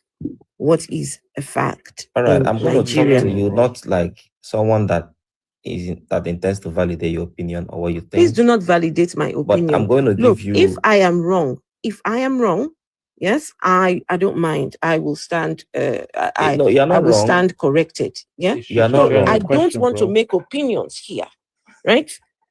I do not want to assert any of my opinions. I want to ask me a question. Can you allow me to answer? Then please don't tell me it's my opinion. Don't do that. No. You're not wrong. You're not wrong. Okay, you're not in any way wrong. So does Nigeria have blasphemy laws? Now, blasphemy is not a law within Nigerian civil laws. Does Nigeria have blasphemy laws? Are you asking for a yes or no? Yes. Is that a yes or no question? You keep interrupting me. It is a yes or no Was that question. a yes or no question? Clinical Fox, hold on. Is it a yes or a no? Or no question? Are you a lawyer? Is he a lawyer or not? Is it a yes or a no? It is a yes or no question. Unfortunately, I can't respond yes or no. You can't That's say a that. ridiculous answer. That's a ridiculous. Why? Because I'm not. Is he a politician or I'm is not he a giving you a lawyer? street Hey, opinion. clinical folks now. Clinical folks, just please, just mute. I'm not giving you a for a street minute. opinion. I'm giving you an informed academic professional opinion. So if you are seeking for my own opinion, I'm not going to. It can't pigeonhole me You to a sound like yes the or French no. President Macron. So what was the point? What was the point? What was you the can't point? charge me What to was court. the Listen. point? What was You can't the charge point me to of court telling on us an that allegation you of are a blasphemy. lawyer? What was the point of telling us that you are a lawyer? That's what I'm telling when this you. conversation That's came what I'm up, if telling you are you. not That's going what I'm to telling you answer that. any question, That's what I'm what is telling the you that. point? Will you Then it's allow me to pointless. speak? You No, are it's running into me. pointless. It's pointless. And what's the point? Will you allow me to speak? No. What's the point? Will you allow me to speak? I don't want anybody that will come here and be dancing around. for blasphemy. Wait, but hold on. Police, Wait, listen, the police cannot charge me to court. Can I just speak, Listen, please? the police Can cannot I charge me just to speak, court please? because Can I speak? blaspheme someone. Please mute yourself, please. I just want to know. The does police Nigeria cannot charge. have? Oh my Okay, go ahead. goodness. Does Nigeria have blasphemy laws? Right? That's all I want to know. Yes or no? Now, police cannot charge me to court Oh my God. on allegations of blasphemy. That's what I wanted to understand. Actually, he's a lawyer. God. Actually, but when you go to the northern Nigeria, listen. Actually, when you Kemit- get to the Kemit northern is a lawyer. Nigeria, This guy. Kemit when is you a go to the lawyer. north, will you He allow got me his- speaking? got I his don't degree stay in from the disorganized serial environment. box. Well, you've been out 4 or 5 times. Now, the police cannot take me to Be court on reasonable with allegations yourself, of bro. blasphemy. You're a grown Okay. man. Why Now, why but you when you go to behaving like a northern 5-year-old? Nigeria, Is that if part of I'm a Sharia faithful, I can be charged Is for Northern blasphemy Nigeria part of in, Nigeria? The law in applies Sharia to Christians court. as well, Kemet. Okay. Yes. I can be charged for blasphemy in Sharia court. Nobody asked you about the Okay. Sharia court. Now, that no is not one to asked say you. that You is are not to answering a say question you were not asked. that is not to say You that are that answering a question religion. you were not Listen, asked. Please. listen. That is not to say that no religion has a tendency of running extreme. No, Every clinical religion has a folks, clinical tendency folks, please. to run This guy extreme. has been Okay? here. Bright Sky has been here, has not said anything. Bright Now, Sky, every let's wait. religion has a Hold on. tendency to run Kemet, extreme. please hold on. You're not going to answer any questions anyway. Bright Sky, go on. Thank you for bringing me up. I just want to tell you that I'm gonna have to go now. My time is Okay. up. Oh, Bright Sky, sorry. You've been here for that's some okay. time. What That's were okay. you going to I say will- just very briefly before you go? Yeah, no, because I've got an early flight, and that's why I'm saying. Where you traveling to, Bright Sky? Where are you going? Barbados. Hey, take me with you now, Bright Sky. Why did you like this now? Yeah, next time. Yeah. So I was trying to tell you earlier. Oh. I don't want to leave the panel without saying anything to you. That's why I was Next time, take me with you, okay? All right, thank you. Catch up with you some All right, time. Bright Sky. All right, Right. bye-bye. Have a safe flight. Where is that guy? Why did he run away now? It seems like he just ran. Why did he run? Kemet, where did you go? Why? I just wanted to hear from the man, and Kemet just ran away. Kemet, come back, please. Please come back, Mr. Lawyer. You can't say that you can't be charged to court for blaspheming. The law is there for both Christians and Muslims. It just so happens that the Christians don't enforce it. Well, until you meet a pastor who's, hot-headed. Was he taken down, or No, did he I go told by you- himself? I know the guy is a lawyer. Listen, I know him is a lawyer. I told you he got his degree from his cereal box. That's From it. where? From where? From a cereal box. A cereal box. Yeah. Oh, a cereal box. Yeah. The thing is, it was a simple question. Are the blasphemy laws in Nigeria? He proceeds to say no, not in the South, but then it tells us there are in the North. So it doesn't matter. The answer is yes. There are blasphemy laws. It's on the screen there. Is this the blasphemy? Wait. Yeah, it is. It is. It is. So why was he not? So look at it. Federal doesn't make no blasphemy law. So it's not just in the North with the Sharia, right? There are federal blasphemy laws. Section 204 of the Criminal Code targets acts considered a public insult on the religion by any class of people with a penalty of up to 2 years imprisonment. Nigerian pastors get you arrested for nothing. They knock your door down and you get out. Yeah, for talking against them, they get you arrested. And he knows it. He's a wannabe pastor anyway. Look at this page. That's how they get exposed. Look at the page. It tells you everything. So when I tell you that these religions are very problematic, look, I said the Nigerian constitution is protecting these Arabian gods and the gods from Middle East. It's crazy. These gods cannot defend themselves. They need laws to protect them. Yeah. Ridiculous. But Jandira, do you agree, Jandira, with blasphemy laws?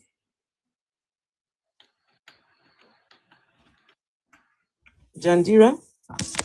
Sorry, can you ask me that again, please? Do you agree that with blasphemy laws? Do you agree that there should be laws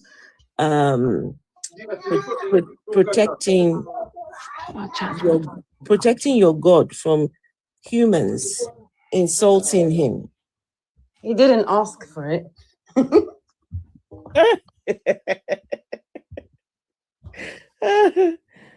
Oh gosh. I don't know if there's a verse that says that my God said that we should now be doing this for Christmas and also be doing all of this blasphemy protection laws. How do you know if it's your God or not, man? Regardless, either way, I'm talking about what my Bible says. Whether it's a man or wrote it, doesn't change the fact. I've answered the question. Jandira, did you say you are Jesus' disciple? Yes, follower of Christ. Auntie is a disciple. Yes, follower of Christ. Okay, Auntie is a disciple. Tichaka, just hold on. Jandira, do you think that Christianity is better for Nigeria or Islam? Which do you think is better for Nigeria? What do you mean is better? If you could choose, I've chosen I choose for a whole nation. No, not for you. I'm asking of your opinion. If everyone could be a Christian, why not? I would say, yeah, go be a disciple like I am. That's what I'd say. Follow Jesus Christ. Yes. Okay. So you would prefer the Christianization of Nigeria and not the Islamization. Okay. Christianity is a religion. Like I said, being called a Christian is an identity. And like I said, because that's what they identify the disciples as well. They called them Christians because they were like Christ. But that's two different things. In Christianity, there's loads of denominations and all of that. I'm none of that. I don't know what that Can I inform you that they were never called Christians? It says in the Bible that they were called Christians. Really? Christ exists. Really? So what language did those people speak back then?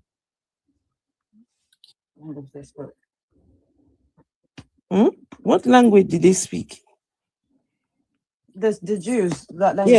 I mean Jesus and his bodies. What language did they speak? Probably Aramaic, if I'm not mistaken. So what is Christianity? What is Christianity in its original form? It's in the very first the language, what they were called. What was Christianity? So those people would have been called something, which was translated then to Christianity. So what do you suppose they were called?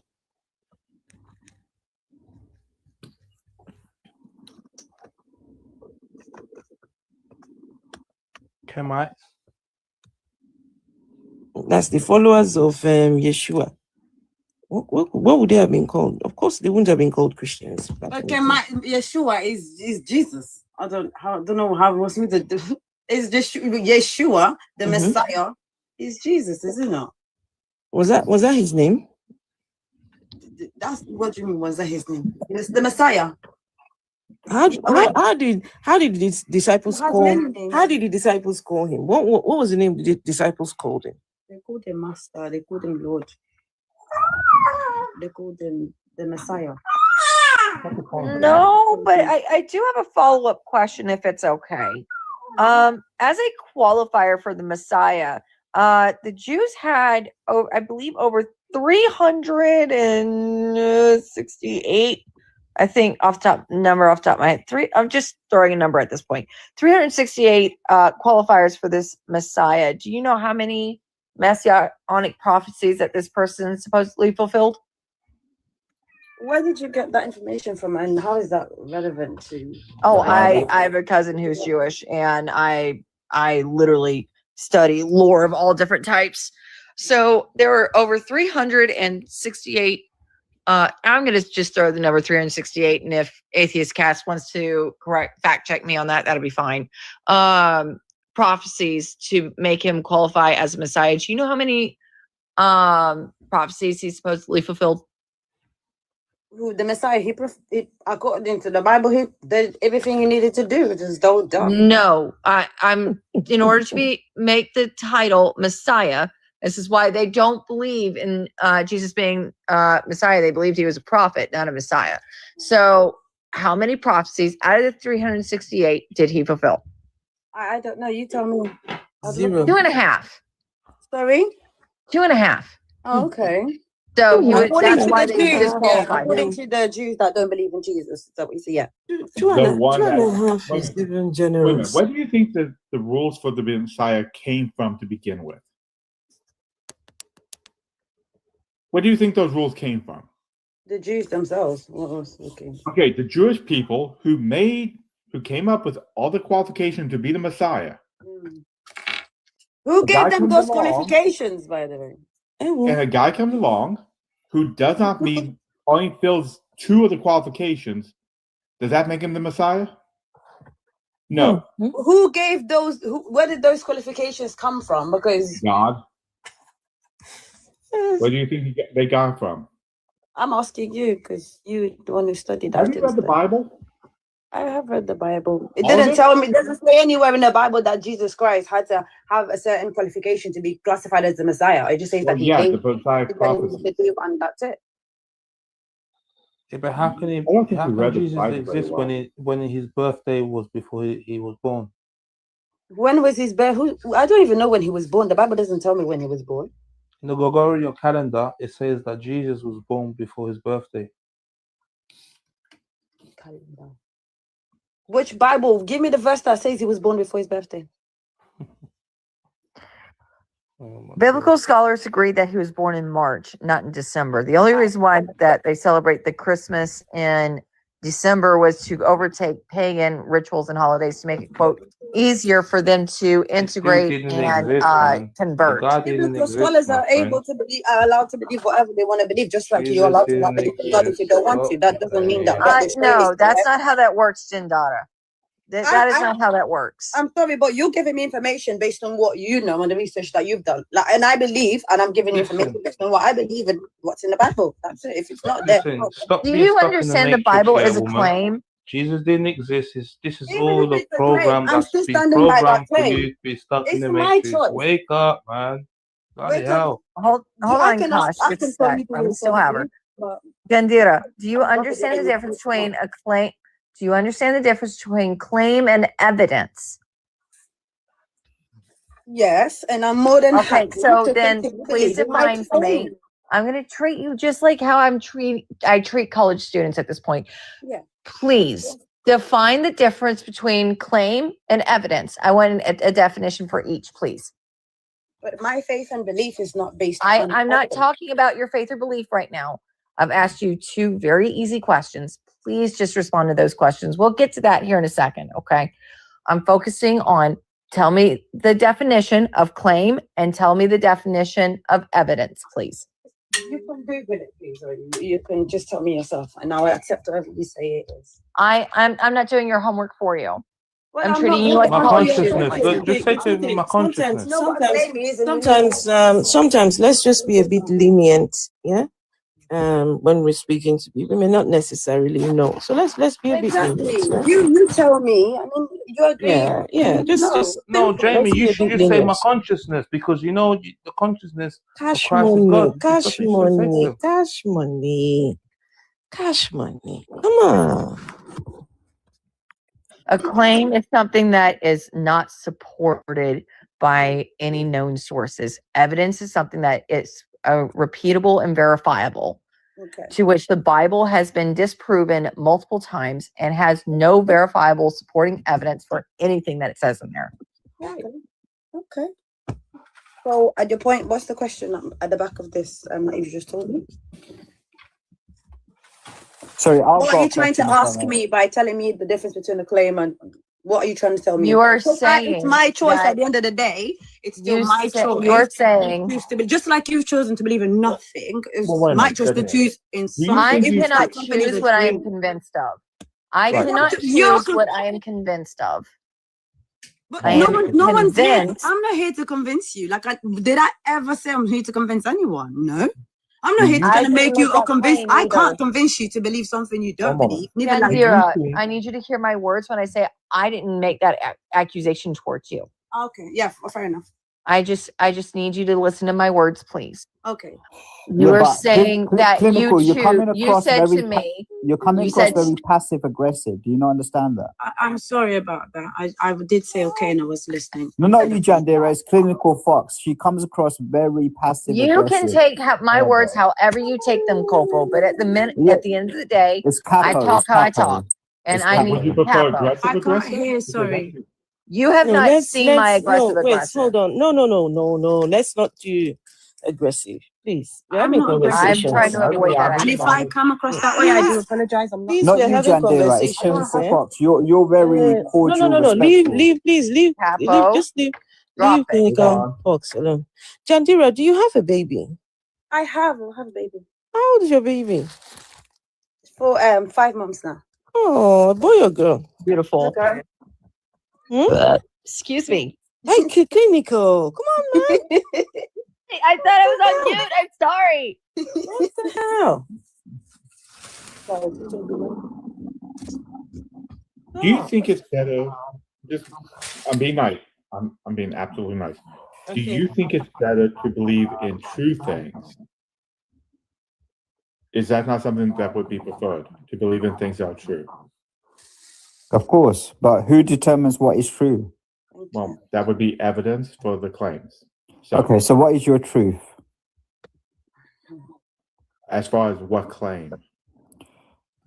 I mean, you're presenting your truth, right? So you're stating there's a truth.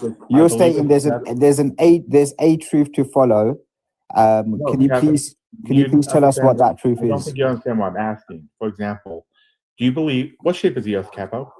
Pardon? What shape is the Earth? What am I? What? What shape is the Earth? It's round. It's a projection. Cash hush. So when you say round, do you mean flat or a sphere? A sphere, yeah. Wonderful. I agree. The evidence shows that it is a sphere. However, No, it's an energetical projection. What are you talking about? Cash money. But there are many people who think the Earth is flat and try to promote that as true information. No, but atheist cats. 1 second. Wait a minute, let me finish. You Can go I on. finish? Yeah, go on. So it's important to challenge that claim and show evidence against that claim, or have them provide their evidence since they're the one making that claim. Do you believe that is a fair thing to do? Yeah, but I mean, the problem here is that we're trying to determine what the truth is. You've based yours on someone else's research. I'm assuming you've never flown into space and seen. Actually, One second, atheist cat. I didn't interrupt. I've technically been in One space. second. Well, no, you made an assumption. Can I finish my sentence? I've just let you monologue. Well, you made an assumption about me. I'm correcting that. Oh, come on, atheist cats. Can you have the decorum that I had? I'll let you monologue. You made an assumption about me. I didn't make. Oh, what? So have you flown into space? I've actually technically been in space. Okay, Do you know how high up you need to be technically in space? No, 1 second. So you saw the shape of the Earth from space. Is that what you're telling I us? saw the curvature, yes. No, but you saw. So you didn't see the whole curvature, Earth. But here's the funny thing, Capo. 1 second. Did you see the whole Capo, Earth? Capo, I don't have to be in space to show the curvature of the Earth. No. You just stated that you've been to space. Did you fly high enough to see the full shape of the Earth? Yes or no? I've seen the curvature, but here's the thing. Once again, I mean, you can see that in an aeroplane. What are you talking about? Capo, you're not listening. You can see that on an aeroplane. Capo, you're not listening. You're not listening. This guy's telling tales. Afro-atheists, why do you have people telling tales that there's some sort of astronauts? But if he's going to be like this, how can you see the curvature of the Earth when the Earth is a projection? Now, Capo, there are other ways to prove that don't make no sense. A sphere. I don't have Cash to go. money, come on, seriously. But that is not the point, and you're not listening. If somebody makes a claim, it's fair to challenge that claim. And if there's not evidence for that claim, it should be dismissed and not followed or taught as fact. Would you agree? Yeah, atheist cats, I will agree. I didn't mute him. Whoever muted him, please don't. I have no power here. Sorry, am I going to be allowed to speak? Because I did not have anybody mute you. I'm waiting for you to answer, please. Yeah, atheist cats, I would agree with that claim as much as I would state that taking the opinion of someone from TikTok that claims that they're an astronaut that flew high enough in space to see the shape of the Earth to determine the shape of the Earth, and therefore he has his truth. Did anybody hear me say I was an astronaut?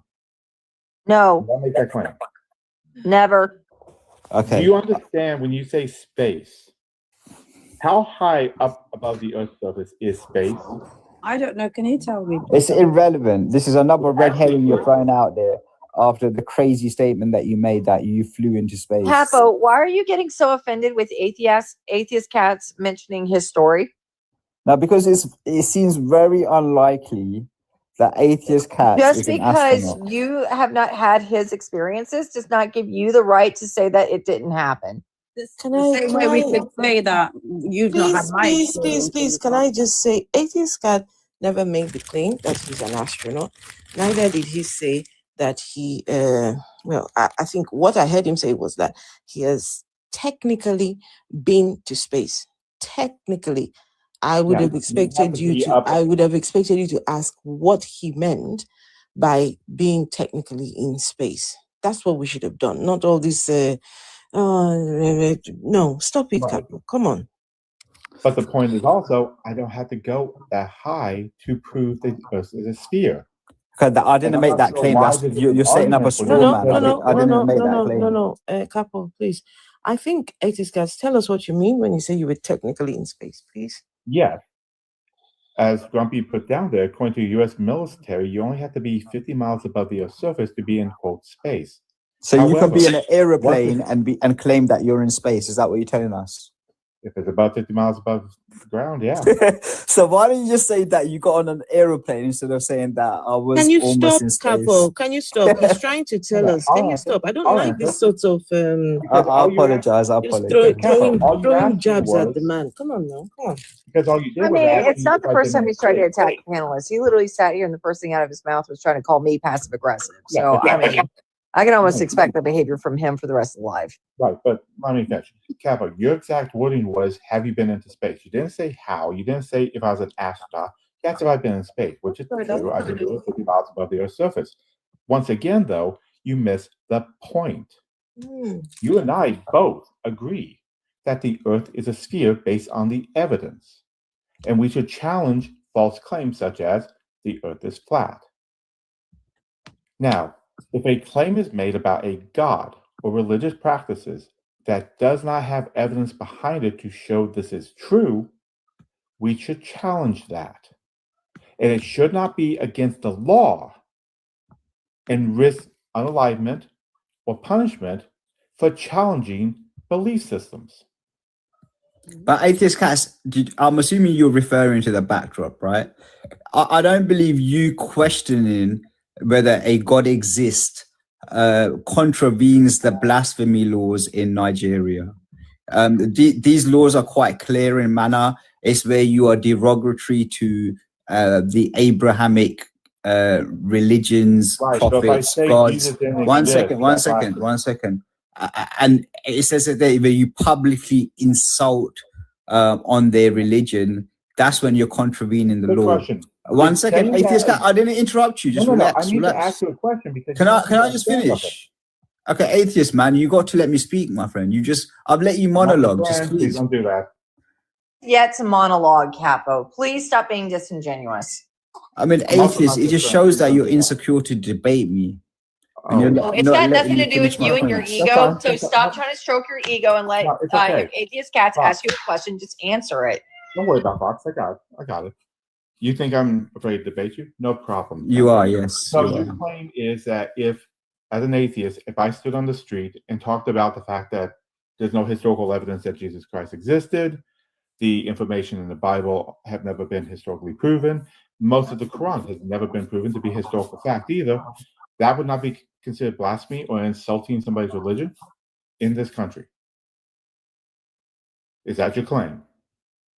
Okay, host, can you firstly tell your moderators, like, they're acting like Jobsworth, like, I'm letting this individual finish his monologue. Please stop, muting me. It's annoying. Yes.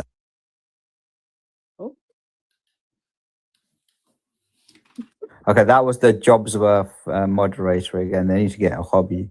But anyway, atheist cats, in regards to your question, Stop yes. insulting the moderators. Good grief, this is not your house. Act as a guest in which you are. Sorry, calling them a Jobsworth is not a... You are literally sitting here trying to insult and control the moderators. They're doing their jobs. I would encourage you to act as a guest and hold guest rights as you are a guest here. Clinical Fox, please don't bother. Please don't bother. I'm taking him down. I can't do that. Come on, man. He was not going to go anywhere with that guy. I'm sorry. Just no. What's the point? What's the point? These conversations don't have to be hard. They don't have to be so hard. I beg. Everyone should believe. If you don't want to believe God, there is God. No problem. If you want to. Wait a minute. It's not a choice, though.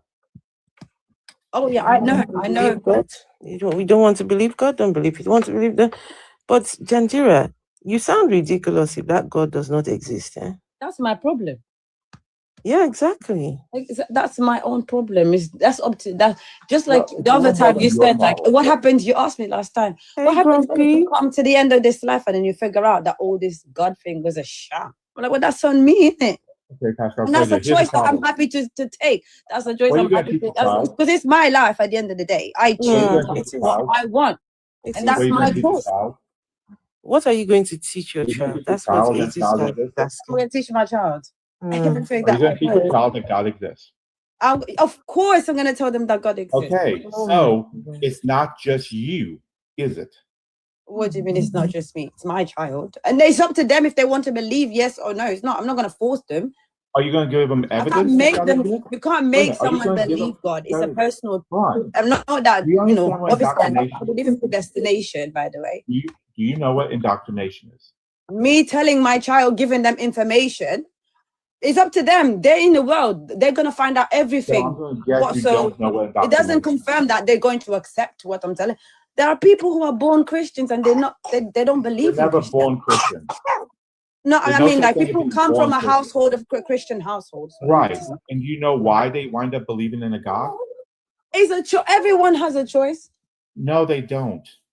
Of course, they Belief is not a choice. Okay. From a young age, will you talk about God, specifically your Jesus God, from a young age? I didn't come from a Christian background. No, but were you taught about him at a young age?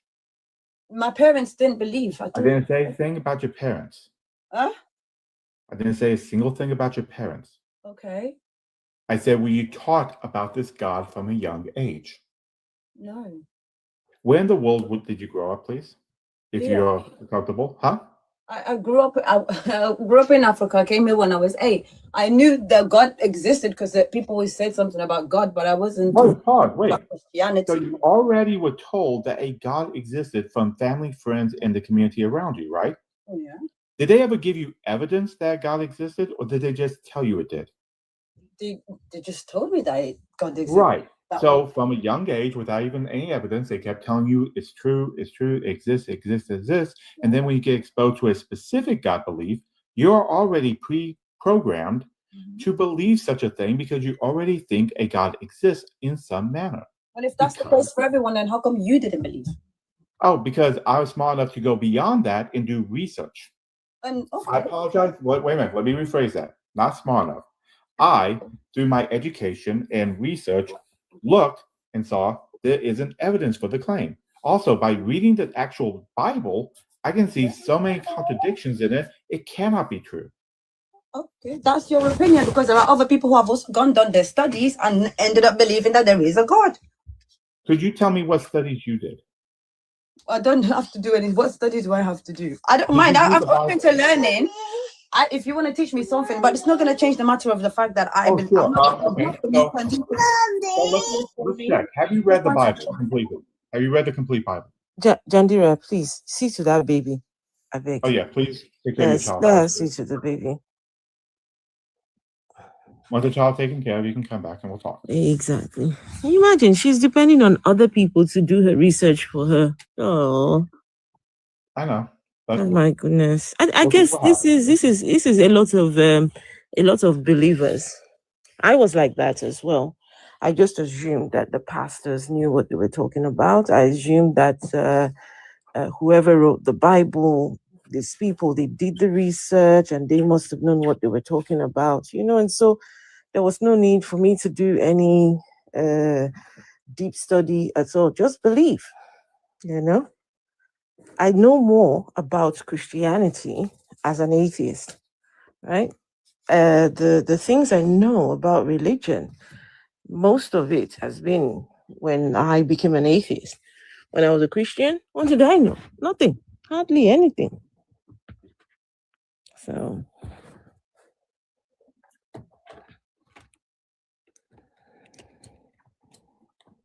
We kind of already set this up by, as you pointed out, throughout her life growing up, she was told there was a God. Mm-hmm. And was never given. Okay, wonderful. She's back. So, your child taken care of? She's still here. She just wants to climb on her bed. Sorry, 1 sec. No problem. Please just make sure she's taken care of.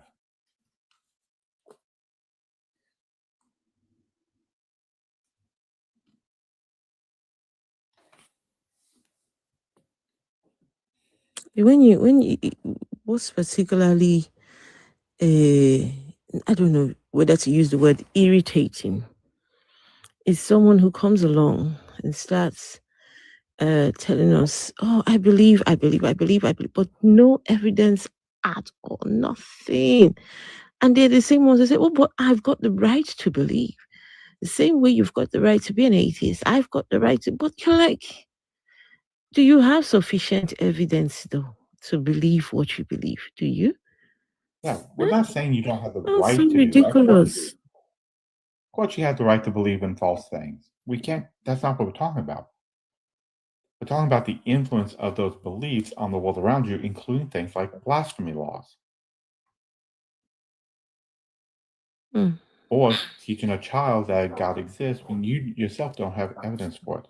But we'll wait until she comes back because we'll see if a mindset one where if information is given to her, is it enough to have her at least question it?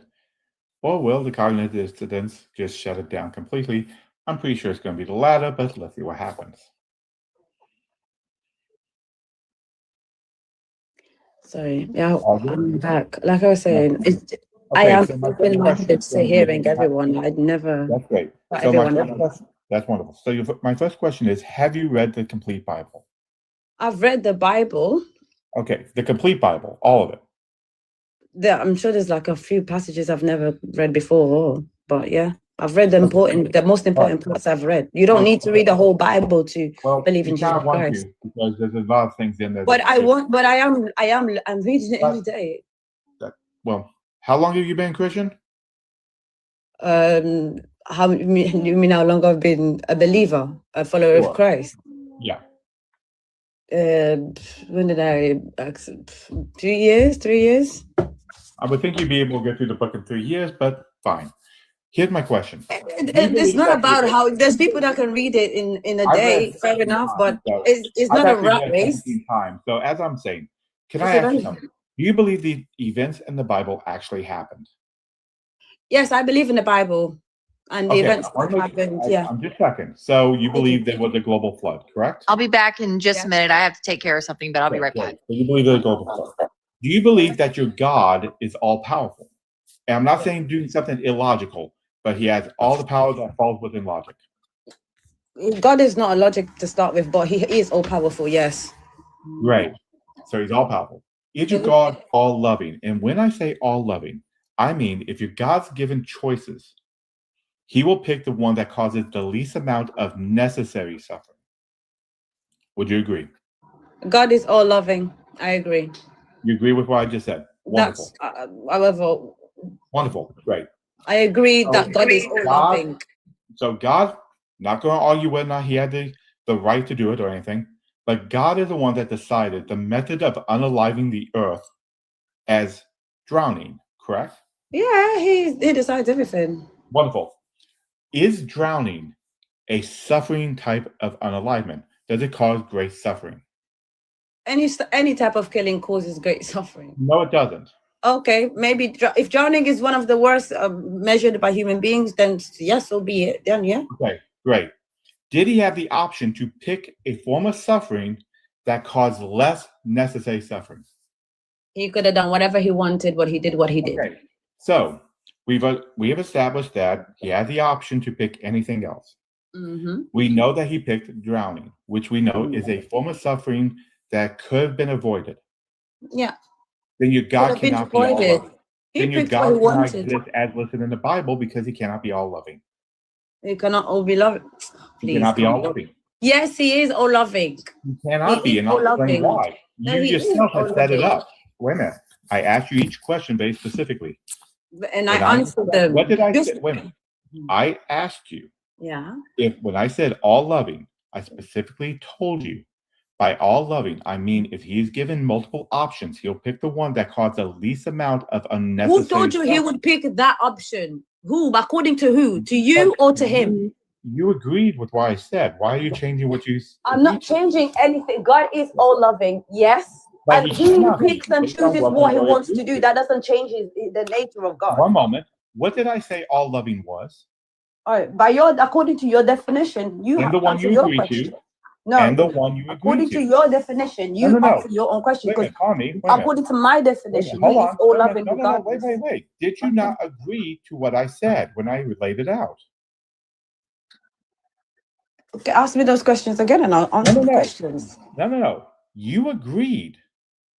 The only reason you're changing your I agreed, and I also said, but I also gave you the options that he chose. No. I didn't just say yes or no. When you asked me, is God all loving by choosing? I was like, yes, but he did what he needed to do. That is not what happened here. But that's what I answered. Is somebody recording this? Yes, I did. No, you didn't. No, because everybody heard it.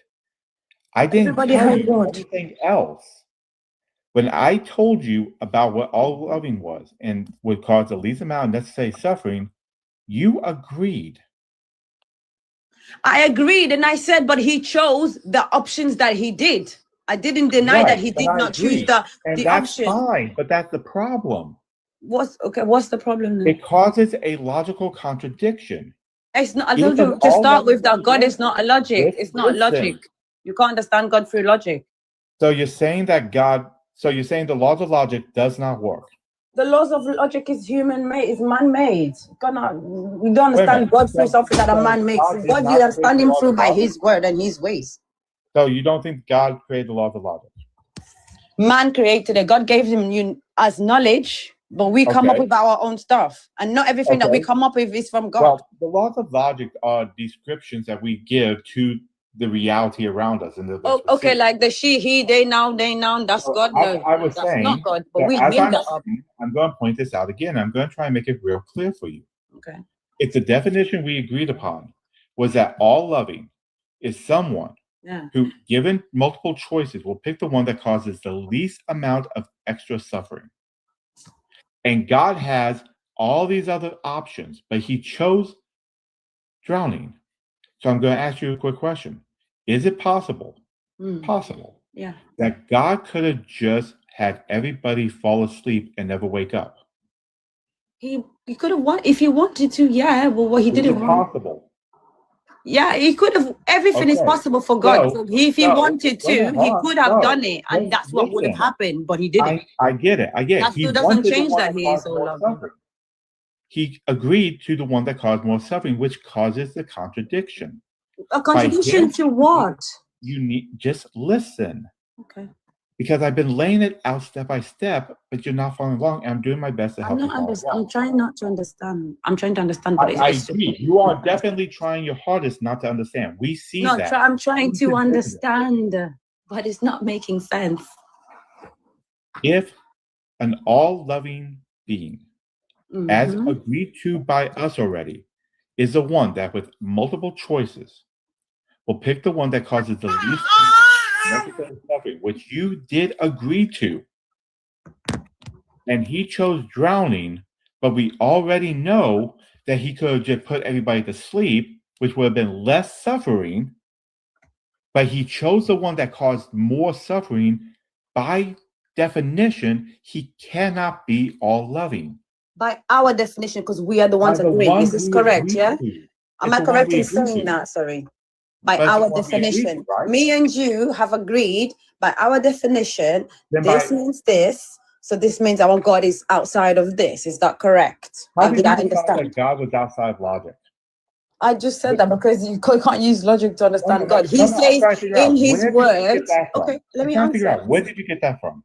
Can I answer? It's not biblical. Can I answer? The Bible says, yeah, which verse? Our thoughts are not God's thoughts. His ways are not our ways. Part of laws of logic.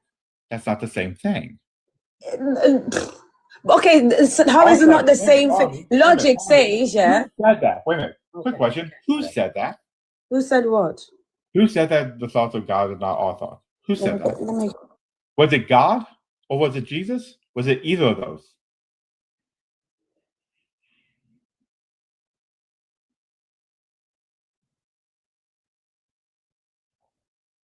Because I know who said it. What me? Who said it? Let me get you the. Guys, we're so close to 100K likes. Come on, people. Let's just keep tapping. It's in the Bible, and the Bible says every single scripture is there to edify us. Hi, how you doing? Who said it? Let me find.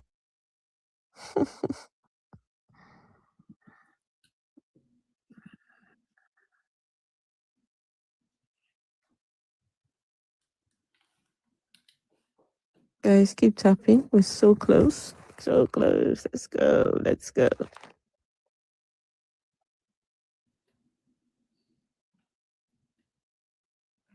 It wasn't God, and it wasn't Jesus.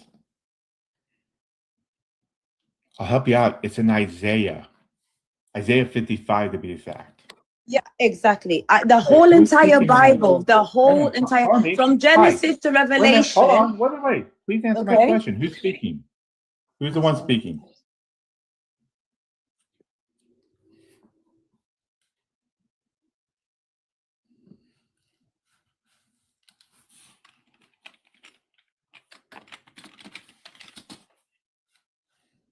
I don't know why they didn't claim God said in the Bible, his ways are not our ways. God never said anything in the Bible. The whole entire Bible, we believe, is inspired by God. We don't a prophet can say a word. We don't care what you believe. It's still God.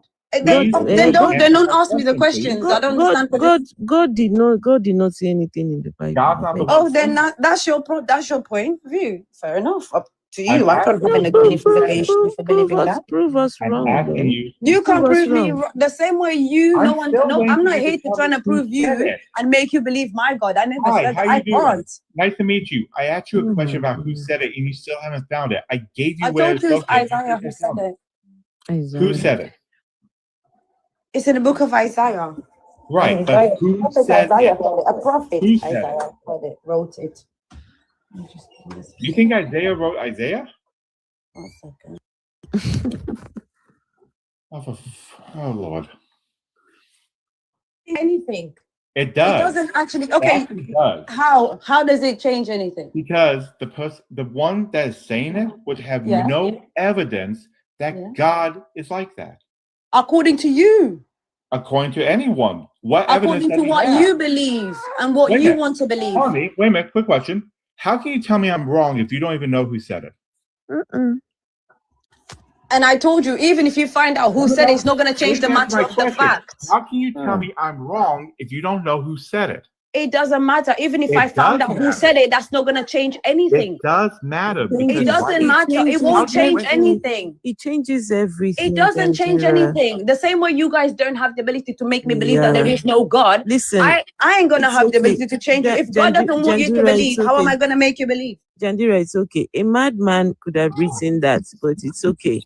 Jandira will still believe it. If Of course. it's a madman that I will. wrote it, she will still believe it, even if it is somebody who is. And the problem is, Guy. Cat is cursing. I didn't fucking curse. When did I fucking curse, Afro? No, you didn't. I didn't curse. I mean, god damn it, give me a break here. I didn't curse at all. In fact, we've gotten this. This one is Canadian. Is this Canadian cats or which cats are we got? I've been Canadian cats this whole time. Yeah, you don't want me to be American cats. I mean, I'm trying to be nice here. I'm being very patient. But the problem is, and we've heard it from her own mouth, evidence doesn't matter to her. Evidence doesn't matter because it says we You believe choose by to faith. believe it without By any faith. evidence. Faith and experience and Faith revelation. is a horrible measure of if something's true. Faith doesn't determine if something's true. Faith, evidence, and the same way you know there is no God, the same way I know there is one. Really? So you've done the historical examination on whether or not Jesus even existed? My friend. I'm I'm not not your there. friend. Oh, Please don't do sorry. that. My We're bad. not friends. All right, cool, no problem. That's I don't mind being your friend though. Well, I'm not your friend because I don't think you understand how that works. I'm not one to accept your I didn't proposition. say it in a bad way. I don't know why. Well, actually, you did. But if you because when don't want do to that, be you're my, trying- you don't want me to call you with my you're trying friend. to change It's fine. I respect that. All you have to do, I have a name. I have a name. Call me Cat. I didn't. I Oh, have a name. no problem. I'll call you Cat. Wonderful. There you go. That was so simple. No need to argue about it. No, I'm not the one who's trying to think about It wasn't in a house. it. It definitely was. No, it wasn't. It was. No, it wasn't. I wasn't. Yes, and I'll explain why. Ah, okay. You guys are strangers. It's actually a social technique to try to disarm. Let's let her go and look after the babies. No, they're just Yes, playing. you They're take not it. doing anything. They're not disturbing. They don't need. They're just playing and following me around. Where It's do just you like- wait? Hold on. Where do you live, Jandira? In the United Kingdom. Wait. Those babies are awake at this time, playing up and down like that. Their holidays, they're off. And they don't sleep till like if I sleep, they won't sleep. Hey, whoa. I'm going to bed in a minute. More important. All right, okay, I'll have to go put him to bed. Self-assured, Sorry. you can't compare Thank you guys for having me up anyway, but yeah, I appreciate it. Isn't it more important to sometimes focus on your kids than to come up here and talk to us when you won't listen to anything? I think you should go and look after the babies. I'm going to put them to bed. Thank you. Have a nice day, guys. Bye-bye. Bye. Go and look after the babies, my dear. Yeah, we do. And we also got other guests. We got Joanna.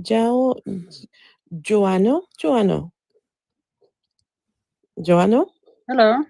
Hey, Joanna. Hello. Am I pronouncing your name correctly? Yeah. Okay. Are you a Christian? I don't understand. I've been disturbed now. Yeah, I've been born in a Christian family, but I don't really like. Okay, I used to go to church when I was young, but now I don't really go to church. I don't believe in kind of these things, but now, because I'm now older lady, I was thinking about baptizing my grandchildren because I was being baptized. My name is John. Why? I've been listening to these things for like almost 2 weeks now. My head is being like twisting. I've been asking, okay, I've been calling because I'm from Uganda. I'm calling my mom, I'm asking, what do I have to do now in order for me to take my grandchildren to be baptized? Why? Because I don't really believe in this Christianity things. Or why baptize? Yeah. Yeah, if you don't, then grandchildren. Yeah. So do you have what's the word I'm trying to find? Do you have guardianship over your grandkids, or are their parents? I'm just wondering why grandma, wants to. Okay. I Are have you looking after those your grandkids? No. I know my daughter is okay, maybe because I don't really concentrating, about the church thing, because I've been born like a Catholic. I don't really involve them maybe going to church. They're kind of like they don't concentrate them like they don't really, they're not bothered. So it's me like, oh, okay, because when I came here really very young. So I didn't really introduce them into church, but I baptized them. I took them to church, Catholic church, and they have been baptized. What does baptism do for a child? Like to give them that names, like, okay, like I remember my name has been given me. I have my traditional name, which is called Muge, but when I was baptized, they gave me John. Wait a minute. So you have to baptize to get names for children who already have names. Exactly. You want to colonize a name. Yeah, because this is where I came from. I thought this is your department. I shouldn't be. Just give them the name already. Just give these kids the name. You don't have to baptize to get a name. It's ridiculous. Just baptize. As a colonizer in Hawaii, I'm going to tell you, don't do it. They have names. You don't have to give them a right type of name. We should be proud of the names that we have. Exactly. It's a horrible thing that Christianity and my people have done to convince people that their name's not good enough and it has to be whitened up or Europeanized. Oh, please, just save those babies, please. Just let's not do this. I beg you, please. Please, can I say something briefly? Or what did someone say? Are you a Christian? Yes, I am. Do you agree with the baptism of kids? Yes, I do. Not of kids, actually, but I believe in the act of baptism. But for kids, I'm asking kids, baptizing kids. For kids, that is debatable. That is where dogma comes in. No, would you? Okay, so if I want to baptize my kid, would you say do it or not do it? My 5-year-old. I wouldn't recommend from my own belief system. That's why I want to put it that way, okay? From my own belief system as a Christian, I don't believe that baptizing a child, you understand, is necessary actually. What's my reason? My reason number one is you should ask, what is baptism? Okay? According to our belief system, baptism is an outward show of an inward conviction. In other words, you want to tell the believers, your co-believers, that actually you have accepted Christ as your Lord and your Savior. And now you have been enshrined officially, okay, into the system. That is what baptism is. It is not an identity, it's not a certificate or something that could take you to heaven or actually prove that you are no more fallible. I don't know if I've made my point clear. So it is not necessary for a child, because that child, as little as the child is, cannot know what he or she is being enshrined into. So that is why it should be a mature thing. It should come from the age of maturity. Probably according to a particular sect belief system, some say from 12. Some say the age of maturity is 18. So, but a child or an individual should be able to know what he or she is going into. Okay, and that's all. That's all right. Thank you for that response. And you sound like an Igbo man, right? I'm an Igbo man, of course. One name. One name. Why? One name, okay. So, what is an Igbo man doing being a Christian? What happened? How did you leave your the Igbo deities, Chukwu, and now you following the one from where Bethlehem? Where is that Jesus from now? You know, we are all born into the world without any religion, true or false, right? Without having any belief system. True. So we are coming to the system and then imbibe or embrace whatever comes around us or whatever we feel that suits us. After all, just like our belief system is, I'm talking about me as a Christian, okay? We believe, according to the biblical context, that God created Adam and Eve. From there, man emanates, not from apes, not according to the scientific belief system, okay? And that is our belief. So we believe strongly that God allows everyone to choose. He has not forced or compelled anybody to any type of religious belief system. He did not confine anybody to that. So he allows you. So we came in, whatever you find yourself, that is why we're having... Etika, just let him finish. Just let him finish. Just a moment, Mr. Etika. So we believe that just like with the Etika and the rest of us, we're having this challenge. Why? Because you have a different mindset from your orientation. It could be from your peer group. It could be from your, should I say, encounter in life. These are part of the things that actually helps us to form either our opinion, form our ideology, and as well as encompasses, in fact, makes us to actually stick to a particular belief system. Cool. You may have misrepresentation of something. Your God does not want. Okay, please help me out. Help me out. Sure. What's the punishment for not believing in God? Hello? What's the punishment for not believing in your God? No, it depends. You see, you've just answered the question you're about asking me. How do you, I mean, when you say what punishment is there for? No, wait. We don't argue. We don't see. If you want us to discuss, let's have a discussion. Let's not argue, okay? Then don't tell me. If you say one thing, I'll keep quiet and allow you. So if you ask me a question, you wait a little. I'm not going to stretch it. You've said, what punishment is there for you for not believing? Hey, man. Do you go to hell? Please, the moderator, can you just moderate this? Do you go to hell if you do not believe in God? Etika, just give him a chance to respond. He's trying to respond to your question. Just give him a chance. You said, what punishment is there for not believing in God?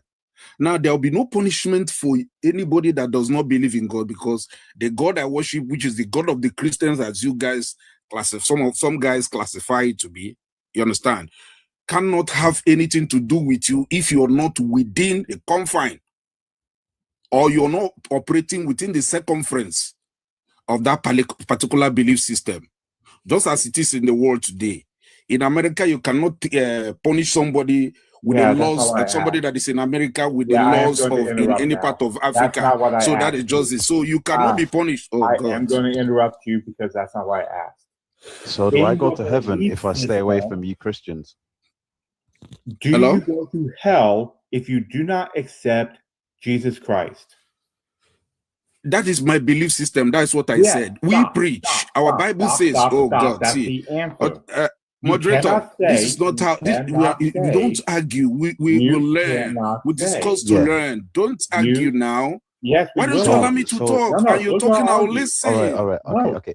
So do I go We to don't heaven argue. if I We stay can away learn, from guy. you Christians? You monologue. Now allow me to answer.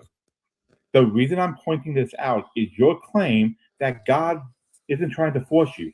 Actually, he is. It's called duress. It's the same sort of thing that doesn't allow you to enter a legal contract in this situation. If you are being threatened with harm, in this case, eternal punishment, or else that is a threat. You're not doing it by free choice. You're being impeded upon. He is saying, believe in me, or I'm going to have you tortured for the rest of eternity.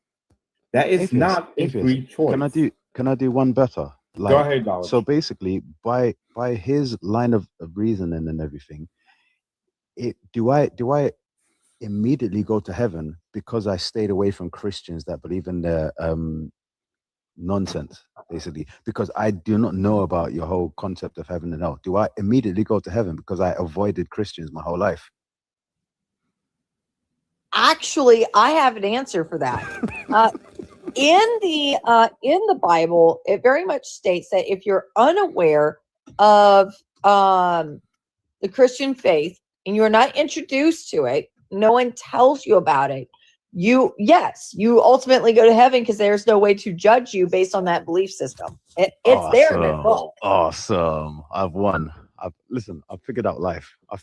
Just stay away from Christians, yeah, and I'm gonna immediately go to heaven. Apparently, Knowledge is Knowledge you power. can't I'm just escape. saying, No. Knowledge, you can't escape that easy. All the ones that you have been on this live stream, you have been hearing all this preaching here. You cannot form ignorance. No, you can't go to God and say, "Oh, I never heard about you," and you've heard about him. You're just right here next to one. You've already screwed it up by being up here. Knowledge, can I have a question, please? Yes, ask your question, Joe. I know. You guys are not allowing someone to make his point, and that's not fair. It's not a fair discussion. We're not having a fair discussion. Okay. My Igbo brother, Prudence. Honestly, I want you to speak. I really want you to speak. But please just give me a minute. My lady says she has a question. Joanna? Okay. Please just give me a minute, Prudence. Get back to you. Okay. Joanna. Okay. Knowledge, when you were born, how did you get yourself? When you were born, you didn't know about Christianity? when I was born, I just do you know what I mean? I just entered this world. I didn't ask to be here. My parents just felt romantic at one point, and then pop goes the weasel. I'm here. Okay, you're Christian. Your parents were not talking about you're Christian, maybe going to church, things like that. Joanna, basically, if you're born in the Middle East, right? Yeah. You become Muslim because of your parents, because of your society, because of your, the beliefs of the people around you. If you're born in, for example, Nigeria, you could either, depending on what part of Nigeria your parents are from, you're either Christian or Muslim. But everyone, when you're born, no one is born believing in anything. Nobody is born believing in anything. We get indoctrinated into this God belief, this God idea. My son is 23. And my other son is 16. The two of them do not believe in a God. My 23-year-old has never believed in a God a day in his life. It has never happened for him, right? Because from a very young age, it never made sense, right? The God believing, the Bible, all of that just never made sense to him. And he's 23 now, and it's just carried on. So and I'm grateful that all the times that I tried when I was a Christian, I tried everything to make that boy believe in God. I did everything. I tell you, I just trust me, I did everything. The thing would make me panic that my son would go to hell and me, I would be in heaven. Hey, how was that going to happen? No, hey, but anyway, when I finally, realized that, it was all just lies and became an atheist, I had to apologize to my son for trying to force religion on him. Right? Okay. I had to apologize and, also thank him for standing his ground and not, allowing influence So yeah, people are born without any beliefs at all. Yeah. Right. And what's it? Muslims are wrong, yeah, because like they claim got a in question, Islam. please. Listen, Wait, now, bad. Muslims, Hold on, bad Muslims, ninja. Hold on. Muslims, they claim that everybody is born Muslim and then they get converted, which is a big fallacy. It's a lie in the first place. Yeah. Big lie. And then I'll go on to my next point. Yeah. The next point is, yeah, you see, like, Christian doctrine is so damaging to a person's self-confidence because it follows this story. It says, okay, all Christians are born do you know what I mean, within sin, so that basically you just entered the planet Earth and you're like, okay, now I've got a eternal debt and everything. Then they tell you the story of Adam and Eve. So Eve apparently bit an apple, which plunges us into further sin. And you're just like, what the hell do I have to do with this? I've got nothing to do with this. I just existed. I was just minding my own business. Now I'm plunged into sin because Eve ate an apple. Because then two people ate a fruit. Can you imagine this nonsense? What has it got to do with me? But it basically places you in a situation where now you feel guilty for some actions that you had nothing to deal with, and then what's it? God sacrifices himself to prove, I don't know, like something to his creation to correct the for 3 mistake, days. to correct the mistake that he himself made. Yeah, like he sacrifices himself against something that he created in the first place, and then now I'm supposed to be like emotionally in debt, or like religiously in debt. It's like, it sounds like religious blackmail, you know, like you created the situation, you fell by your own situation, and now I'm supposed to feel guilty, you know what I mean? So listen, like Christianity, the way it's set up here, even from Adam and Eve to the whole crucifixion, it's always like a religious and emotional guilt trap. Like it places you in a point of like, oh, I have to feel guilty for the rest of my life.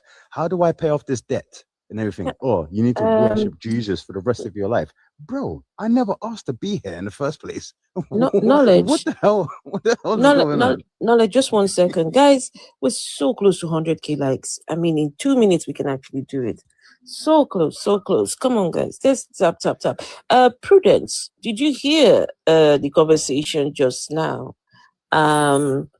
How does it make you feel that you are in a religion that says because two people ate a fruit in a garden somewhere, we are all sinners? Now, if I'm allowed to say something, I'll say something without it. Please go on. Can I go ahead?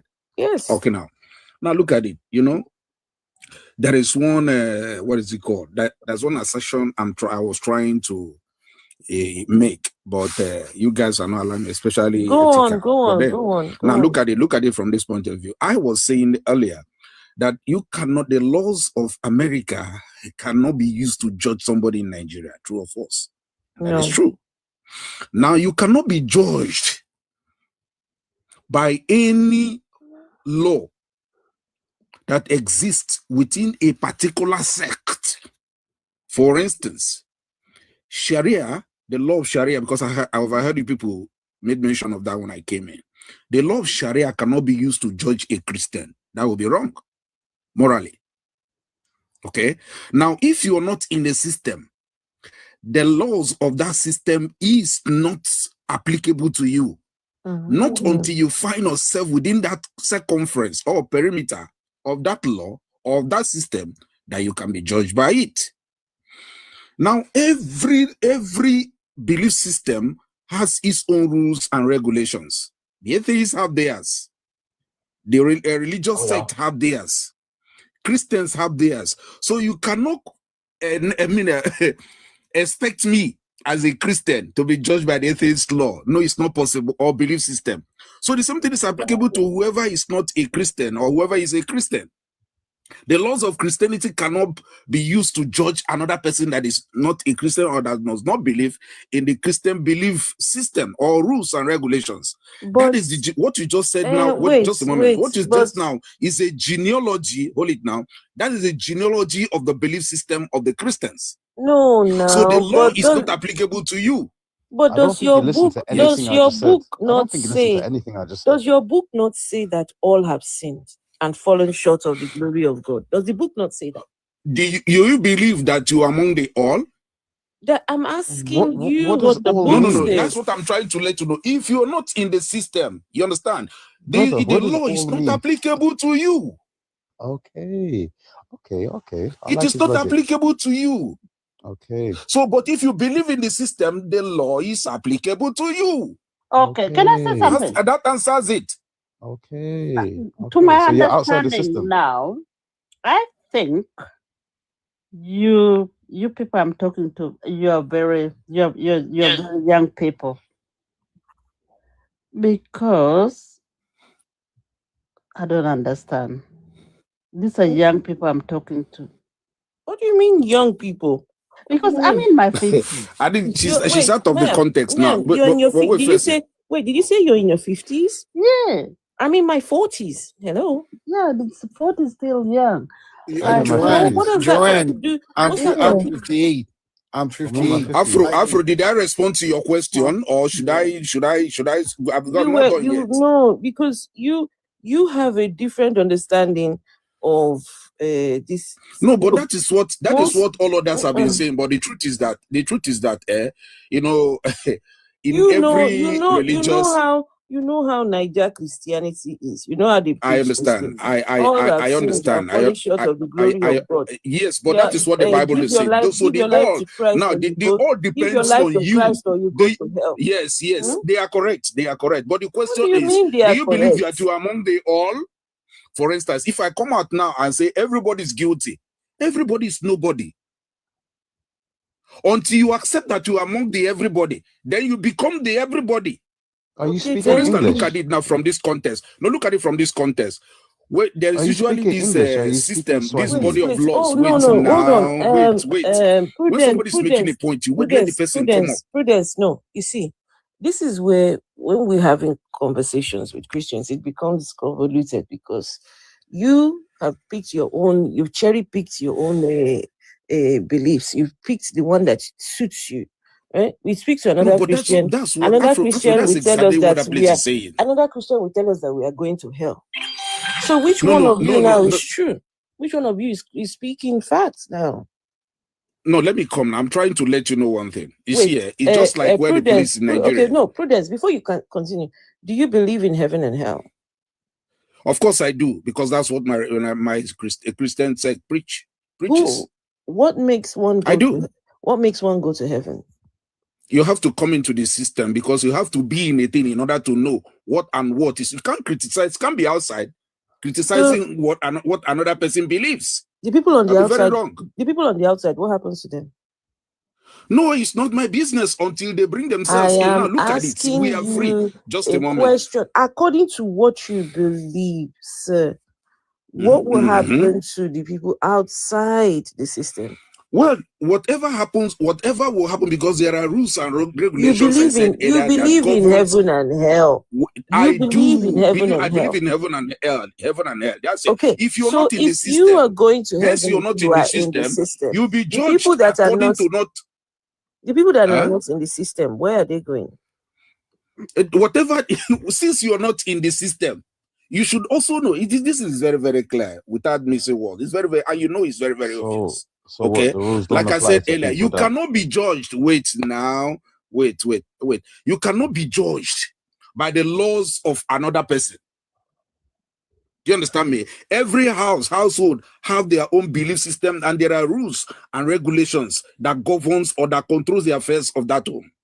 Okay. So you should, or nobody should tell you that if you are not in that system, that ordinarily you'll be punished according to, or you receive your reward for not believing in the system.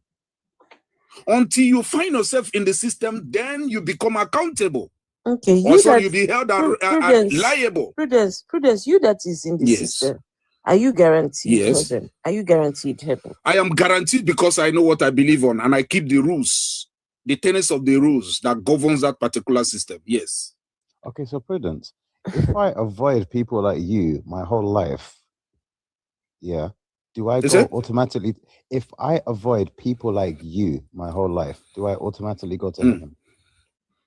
How can I can't answer that question because I am no, wait, just a moment. I can say that because system, do I automatically get like a guest pass to heaven?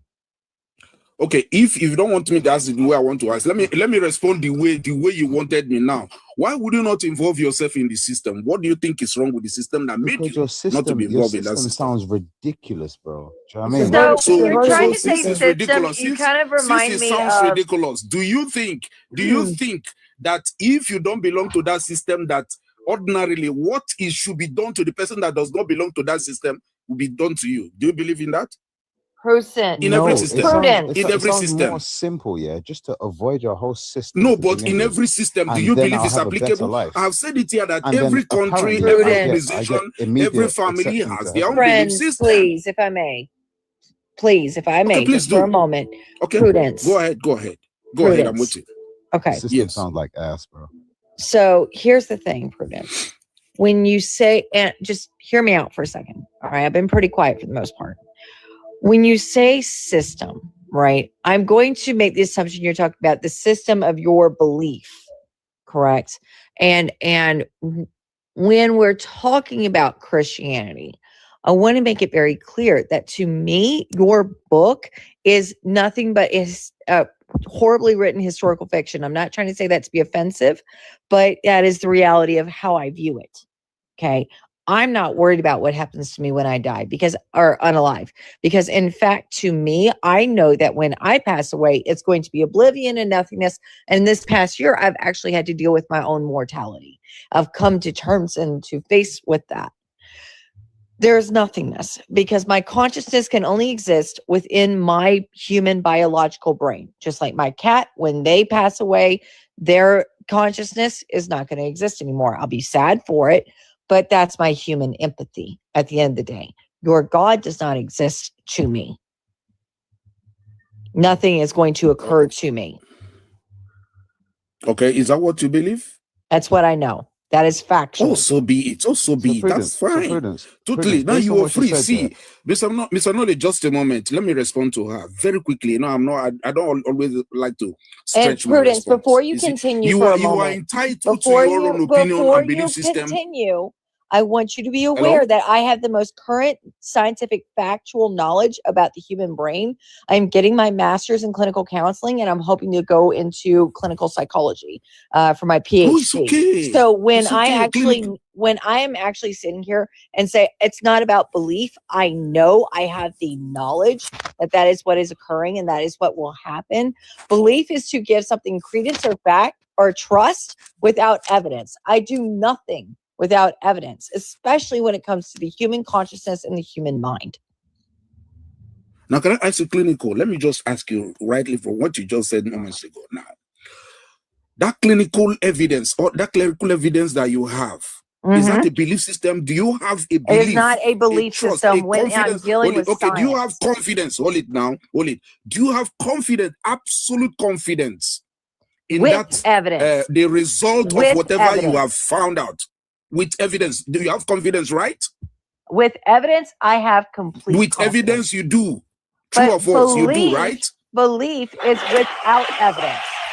That is no, the problem. Hold it. When you're dealing with religion, you have no evidence. Are we free? Okay, let's put it this way.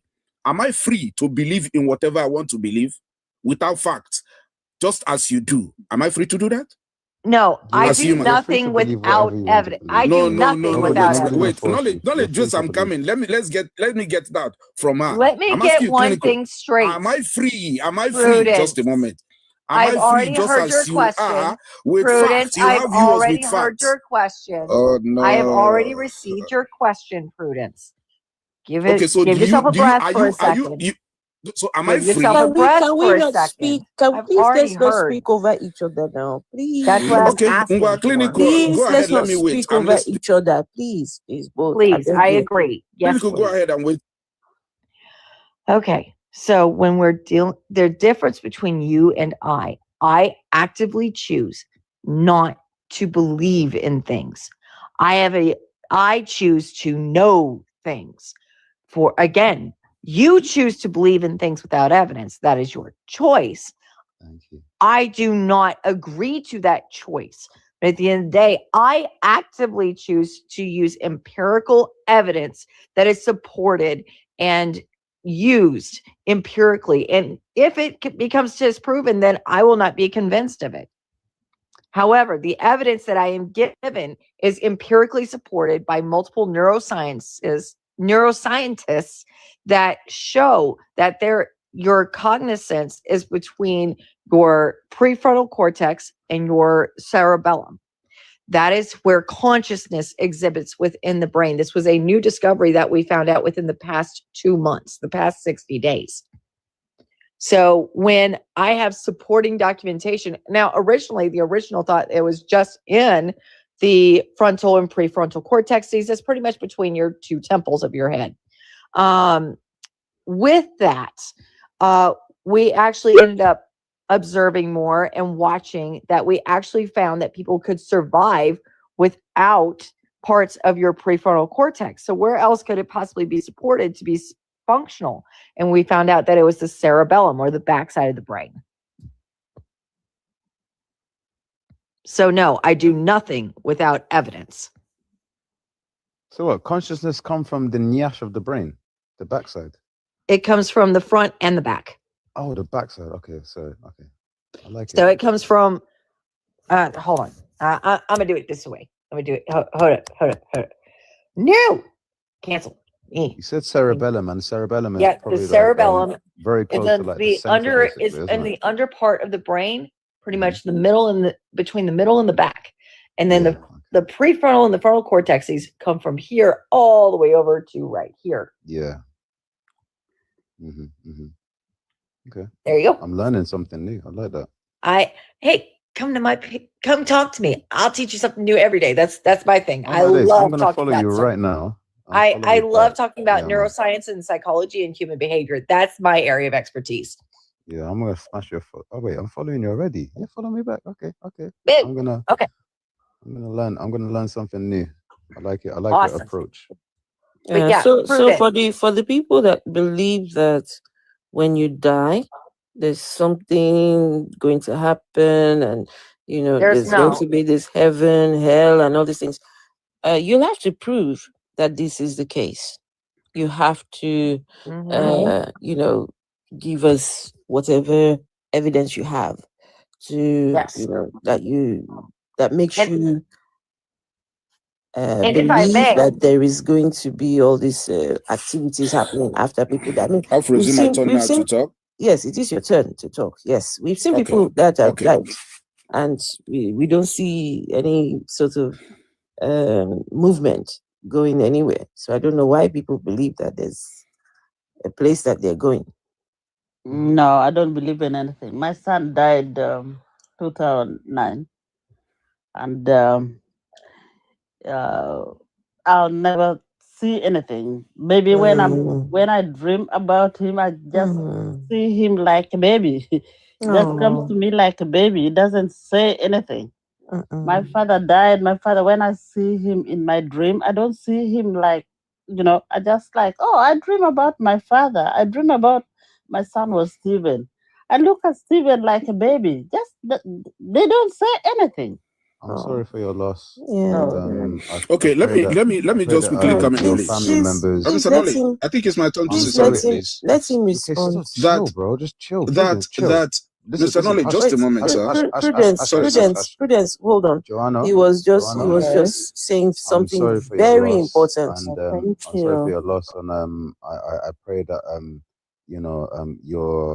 your family members stay around you and protect you and guide you, as much as possible. I'm sorry to hear that. But yeah. I also want to give my sincerest. I don't care to say apologies for your loss, but I hope that you are held within the palms of the hand of your family, that you are guided in your recovery. It goes smoothly. Yes, I do, but only the thing like the Christianity thing. Okay, because when I grew up, I was born in a Christian. My mother's family was like from a priest all the time. but I became growing up, I became rebellious. I didn't want to do this. I don't want to go to church like that. So growing up now and listening to all this kind of thing, I don't know. My mind is like I said that I wanted to take these children to church and Joanna, listen. Are you following me? Yes, I am. Okay, I've just followed you. Stick around with us, right? Engage more in these sort of conversations, ask more questions, try to figure this thing out. The example, the origins of the religion, how did it get to Uganda? These are the things, asking the questions that pastors don't want you to ask, right? So stick around with us. And it's a beautiful journey, Okay, can I just say something now, please? We're almost repeating ourselves. Okay. No, please, let's let Prudence. Please. Lawyer, go on. Okay, Madam Joanne, it's a pity from your loss. Anyway, accept my condolences, just like everyone has said. One thing I would like to leave with you, Madam Joanne, is don't allow myself nor anyone to convince you out of what you believe. Now let's look at it from this point of view. Why did I say that? I say this because every religious system leave me now. Let me say something, man. Knowledge, don't do that. Let him speak. Let him speak, please. But is it? I keep quiet. I allow people to talk. I don't interrupt anybody. Joanna, please, it's not fair. Leave. Sorry, I said Joanna. Sorry, Prudence. I apologize. Please. I'm sorry. Prudence, please leave Joanna alone, please. No, I'm giving her my condolences. The condolences are as well as making this speech, just like every other person. No, remember when Knowledge says something. You did not interrupt him. Why are you interrupting me? Why don't you allow me to make my statement? Prudence is simply because you are a guest in this house. Leave me now. You don't want me to speak. You need to let me say what I need to say. Clinic is we were sharing our condolences with Joanna. And the same thing is applicable to me. That's really what I wanted to let her know. Stop it. Please stop. I have to mute you, please. Share the condolences with her, and that's it. Now you are moving on to don't let anyone stop you from believing this and this believing. She has not told you anything what she believes. And nobody here is trying to stop anyone from believing. All I've just said to her is hang out with us. Can I now make my points now? No, you're rude and disrespectful. Please let Afro finish. Okay, let me make my points now. Hey, Clinical, I'm not talking to you, please. Can you just respect yourself? It's okay. All right, go on. But please, Afro, please, can you just take Clinical to allow me to make my points, please? Please leave Joanna alone. Just leave her out of this, I beg. I'm not talking to her anymore. I've just given my condolences. Let me and I've finished saying that. Let me make my own statement. You understand? My position is this. No one should no one should convince anybody out of whatever they believe. Just as I cannot convince you and you cannot convince me. You understand me? We believe in whatever we are believing, depending on our experiences. See, one thing is so different about one religion from the other is the fact that nobody can be judged from another person's attitude or from another person's misdeed. You can only be judged based on what you believe, just like in our own Christian faith.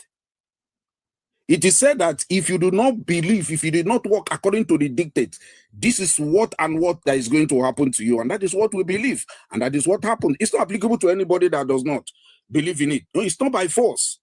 So, and nobody should let any other person to convince the person. One thing different about our Christian faith is that, that is why some people tend to misunderstand the act of Christianity. In act of Christianity, which some of us classify as belief system, this is what happens there.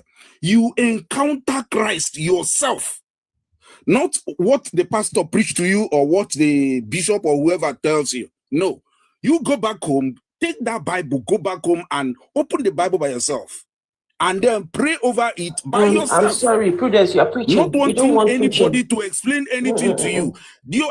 Sorry. You can't preach to us, please.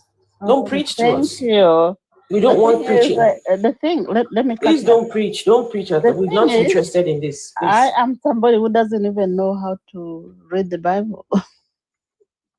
I was about to say holy salamander. Joanne, it's like you don't want me to talk. If you don't want me to talk, I can leave. No, we don't want you If you don't want to, because keep shutting me, I will leave. Prudence, we do not Because this is desire how your conversation preaching. is done.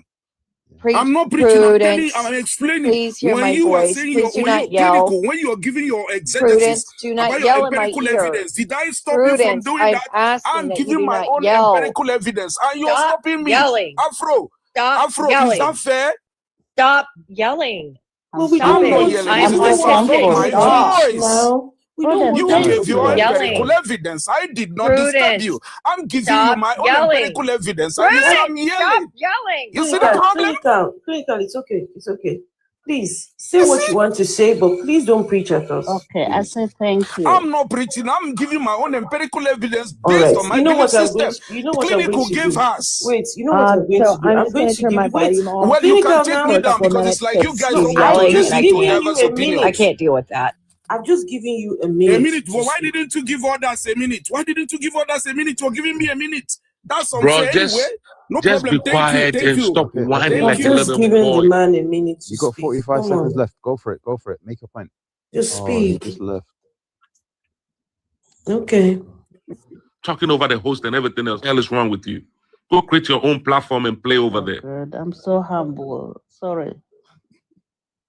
Technically, what he just said is everybody has ample right to believe in whatever they believe in, because one cannot convince another and the other cannot convince his other.